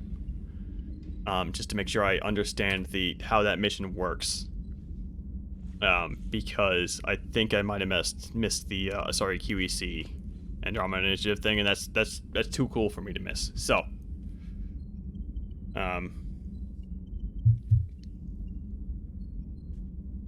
see, I have that to do. Let me run around really quick and make sure I don't have any conversations to take care of. I don't think I will. I totally have conversations to do. Because Shepard's gonna be all sad about losing Thessia, despite not having any choice. So let's go ahead and listen to Sad Shepard for a little bit. Cerberus is gonna have a hard time recruiting now. So Thessia, huh? I guess the Asari are wishing they had fewer dancers and more commandos right about now. Too soon? In case you hadn't noticed, we just lost a few million people. This isn't the time. You see this? Tiptree. Little colony out in the ass end of nowhere. My dad lives there. So does my sister. Reapers rolled in about 2 weeks ago. So you can assume that I'm generally aware there's a war on, Commander. So why the jokes? Because EDI says that according to your armor's metabolic scans, you're under more stress now than during the Skillian Blitz. Like more than Elysium, where it was pretty much you versus 10,000 Batarians trying to kill you.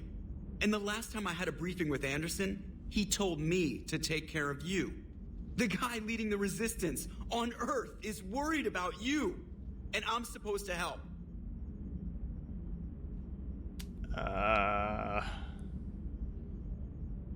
This is just Shepard being an asshole. I picked this last time, but like this option is a little overly aggressive, even like especially for this Shepard. I appreciate the thought, Joker, but I'm fine. The hell you are. You're like half robot at this point. No offense, Edie. And it's my fault. When the Collectors blew up the first Normandy, you died because I wouldn't leave. Because you had to come back for me. Couldn't leave the best pilot in the fleet behind, could I? Yeah, well, I guess that would have looked bad on your report. Come on. We've got work to do. Shepard, I have a question about human behavior. Yes. This isn't the best time, Edie. Perhaps humor? A penguin is driving through the Arizona desert. I'm not in the mood. A lively rendition of La Marseillaise? No. Very well. I will maintain a respectful silence until you indicate otherwise. Okay, well, apparently the mods did not fix this like I thought they might have. This is gonna be pre-Joker conversation, but I don't need to run over there and do it. It's fine. Like half robot now, it is my fault. Yeah, I love that line from Joker. Oh. Alright. I love that line from Joker, yeah. Let's see, we got... I think I need to run around and just talk to everyone.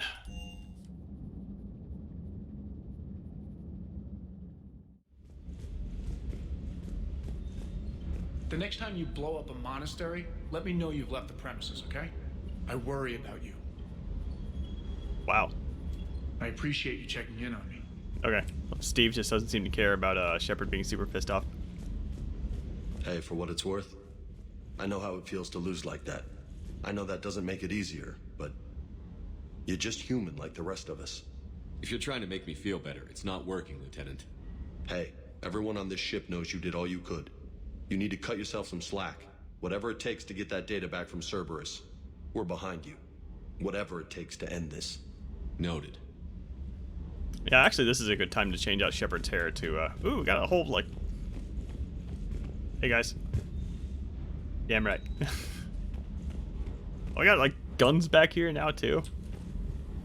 Wonder if that's because of the, platoon we've installed, or maybe the... that's just over the passage of... with the passage of time. We start arming the Normandy, like, Shovel Bay a little bit. Let's see, I can't get rid of that stupid Cerberus thing I forgot to get rid of. Oh well.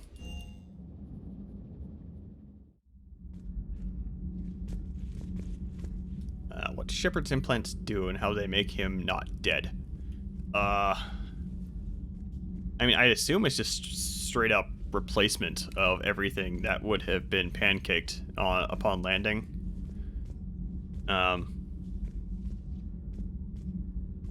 Like, I can't imagine Shepard's skeleton below the, I don't know, say below the lower spine is intact much. I would assume every major organ, the heart and stuff like that. All lies back there. They were not. My people weren't animals for your kind to experiment on.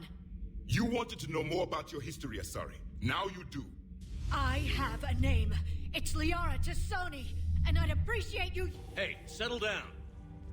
My home was just destroyed, and all he can do is gloat. Okay, I think this, again, might be a variant of the conversation I haven't seen before, because I picked some... I interacted with stuff before I interacted with the statue. Very cool. Back to Shepard. Hey, we see like in we see with the implants that start showing up if you stay renegade. The implants are rather extensive, and I have to like half robot, maybe an underestimate. I would assume Shepard has like a half robot skeleton at this point. Probably the circulatory system is all cybernetic, if I had to guess. Only thing we can really assume is completely intact is the brain, because that was one of Miranda's priorities. The rest of it is just totally up in the air. Maybe digestion. Actually, do we see Shepard eating? We see Shepard drinking and surviving poison. Might have a robot digestion system as well. The cybernetics that are holding them together could be that, or they could just be growing a like an overlay of skin like they put on Eva Kore. Probably might be the same stuff. Maybe. Javik was just being honest. I think I picked this last time. Actually, no, because I didn't get this at all. I didn't take the Paragon Interrupt. I'm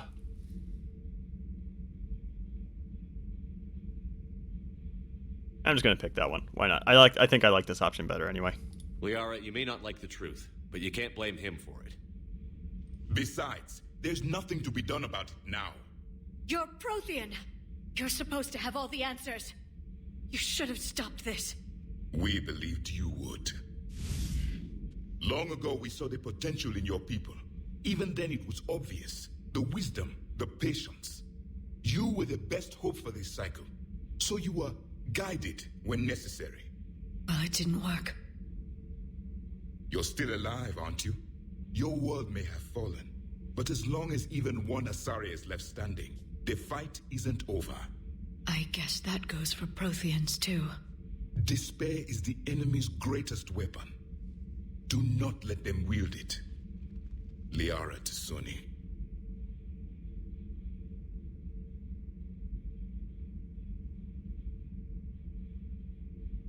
That was unexpected. Thank you.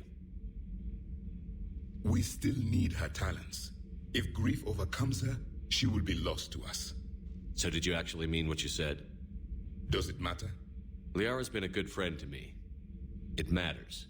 Then I will tell you what you want to hear. I meant what I said. Carry on. Good. Javik, just give me a straight answer. For once. Liara is going to be very sad in her room. So we're going to type things on her computer to inspire her. Edie doesn't pilot the Normandy, she is the Normandy. No, she's a passenger in the Normandy, just like us. The ship was a spacefaring vessel before Edie even existed. Engineer Donnelly is correct. The Normandy SR-2 was completely spaceworthy prior to my installation. See, Edie agrees with me. Edie's mind and the Normandy are a whole entity now. You couldn't just move the processors in the AI core to another ship. Engineer Adams is correct. I think I picked, to my self-awareness are spread throughout the ship. See? Edie agrees with me. But unlike Edie, our brains couldn't have existed without our I think I agreed with Donnelly last time. That is a requisite from being organic. You have to look beyond that. I'm going to agree with Adams this time that Edie is the Normandy. Pilots the Normandy. He doesn't take over. Edie can direct the Normandy with her thoughts. She sees, hears, and feels through the ship's sensor arrays. The Normandy is her body. I've seen Edie's body, and its curves are a fine sight better than the Normandy's hull. So what do you think, Edie? Are we more than our thoughts? I'm done. Any more of this and my head's gonna explode. Tally. Probably up in... Oh, she's up, like, by the memorial board. Go play with your bathwater. Just wash your hands, Javik. Commander, we were just talking to Liara. She's a strong one.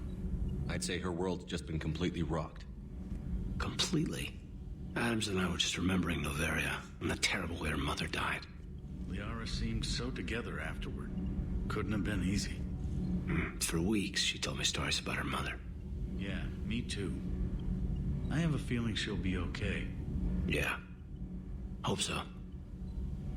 I don't know if I've ever seen this conversation. Neat.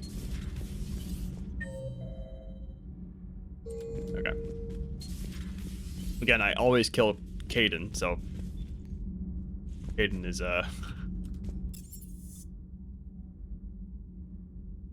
Caden. Not surprising. I don't think I've ever seen that. Edie has 2 bodies. Well, we could launch into a. Hold on. I'll go talk to Liara. You're a good friend. We could launch into a very similar technical or philosophical conversation here. I'm gonna go with Edie has the 1 body in the Normandy, because she mentions how the robot, the Eva Corey body she's remote controlling works is that she's basically remote controlling it from the AI core over there. Like that is Edie, and that's plugged into the Normandy, right? Now as far as people like, now I think at this point we could probably call that body Edie, and we effectively are, but I don't think it's like technically basically, yeah, just a toy car as far as Edie the entity is concerned. I've studied Protheans my entire life. If I'd been shown the beacon on Thessia earlier... You would have needed Shepard's cipher to comprehend it. I still could have learned from it. Instead, my mother hid the galaxy's most important archaeological find from me. It must have been such a joke to her when I became a Prothean researcher. The penalties for withholding Prothean technology are among the harshest in Council space. Your mother's motives may have been simply to shield you. Perhaps. Thank you, Edie. I hadn't considered that. Is this very fancily framed picture of Ilos from a mod? It's kind of out of place. We could have been doing Mass Effect 2 if Isari didn't want to keep secrets and actually believed that the Reapers were a threat and wanted to help as opposed to get us out of their head tentacles. How did this happen, Shepard? My entire civilization. The Asari's history. The Protheans made it a lie all along. Yeah, and this is different a little bit. I abandoned my people to hunt for the catalyst. Liara, you had nothing to do with the attack on Thessia. Nothing to do with it? I told those people on Thessia we'd save them. How many Asari died because I demanded their help? None. Shepard, that isn't true. You've been warning your people for 4 years, Liara. There's not a damn thing you should feel guilty about. If we move fast enough, they'll have a chance to survive this, to start again. We lost Thessia, but we haven't lost the Asari yet.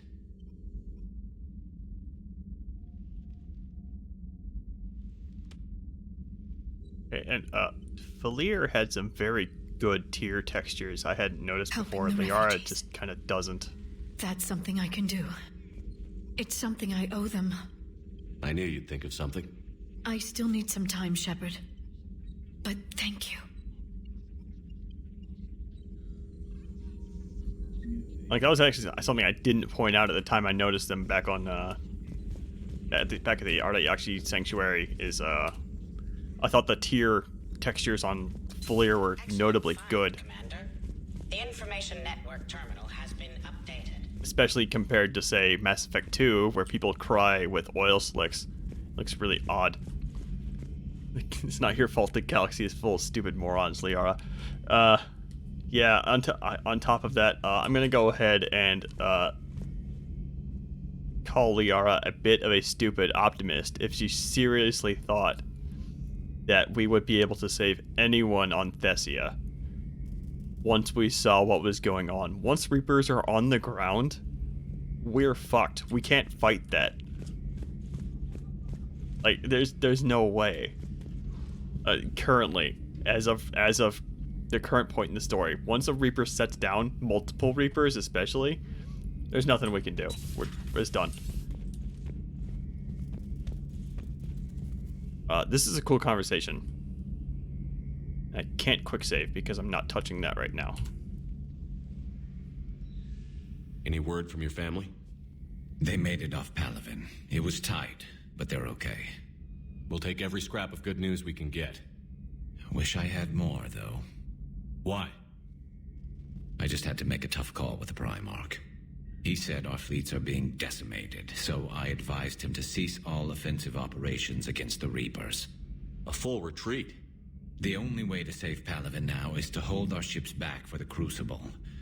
But if I'm wrong, then a lot of other Turian families won't be as lucky as mine. That's a hell of a gamble. No other options? If there are, I can't see them. It all comes down to the Crucible now. And ruthless calculus. Speaking of which, I hear the Solarians are helping us out. How did you manage that? I made sure the genophage cure wouldn't work. It was the price for Solarian cooperation.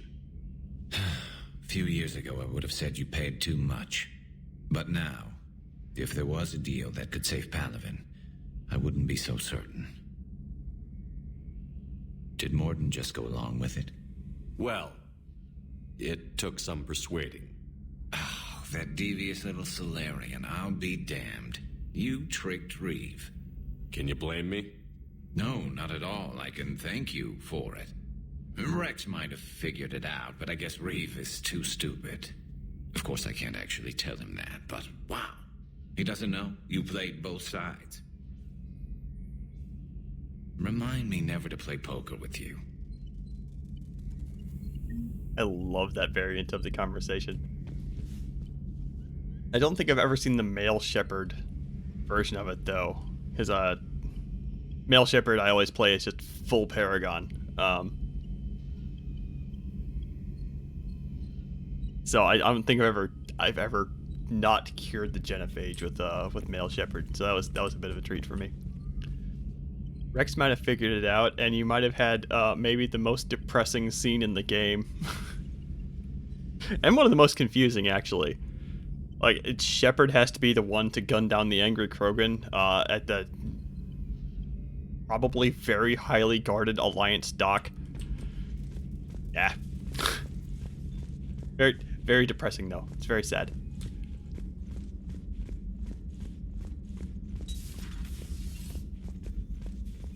I think the camera angle is even reminiscent of if you have to gun him down on back in Mass Effect 1 on that one planet. Like, oh, it's so bad. So, Udina finally went over the edge. I never really liked the man. Holy Now crap, I just know never why. talk to you, do I?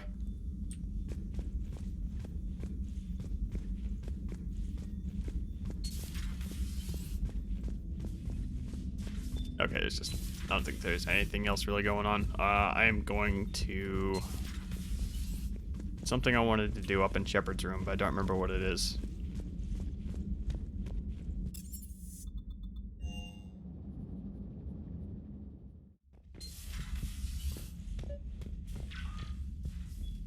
Oh, that's just inviting Tally up for snuggles. Oh yeah, I wanted to swap out the,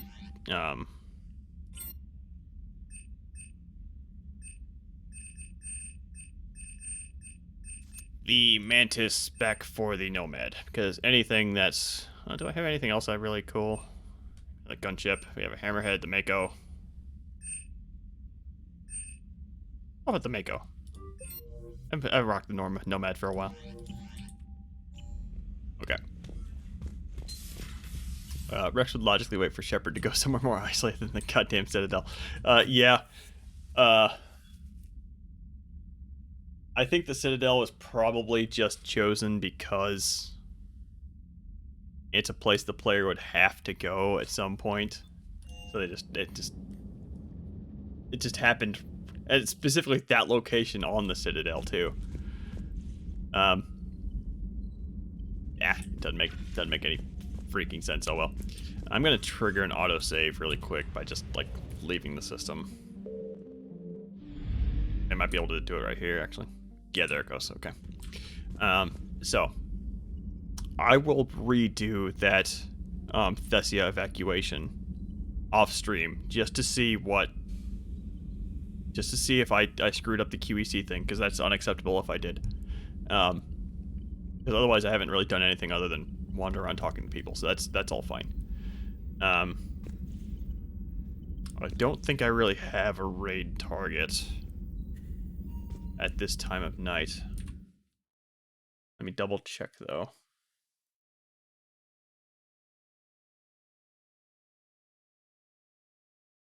Yeah, I got nothing. So, yeah, I really need to like hunt around for some smaller streamers that are cool. Like all I have right now is MXC and Games Done Quick, so they're not gonna care. So I will see you tomorrow after I mess with that Thessia evacuation mission again. If only because first of all I want to make sure I didn't miss that UEC thing, but also because that was a cool mission and I want to see if there's any variation for like withdrawing early and stuff like that. Like I want to pick that mission apart just to see what all's different. So see you tomorrow.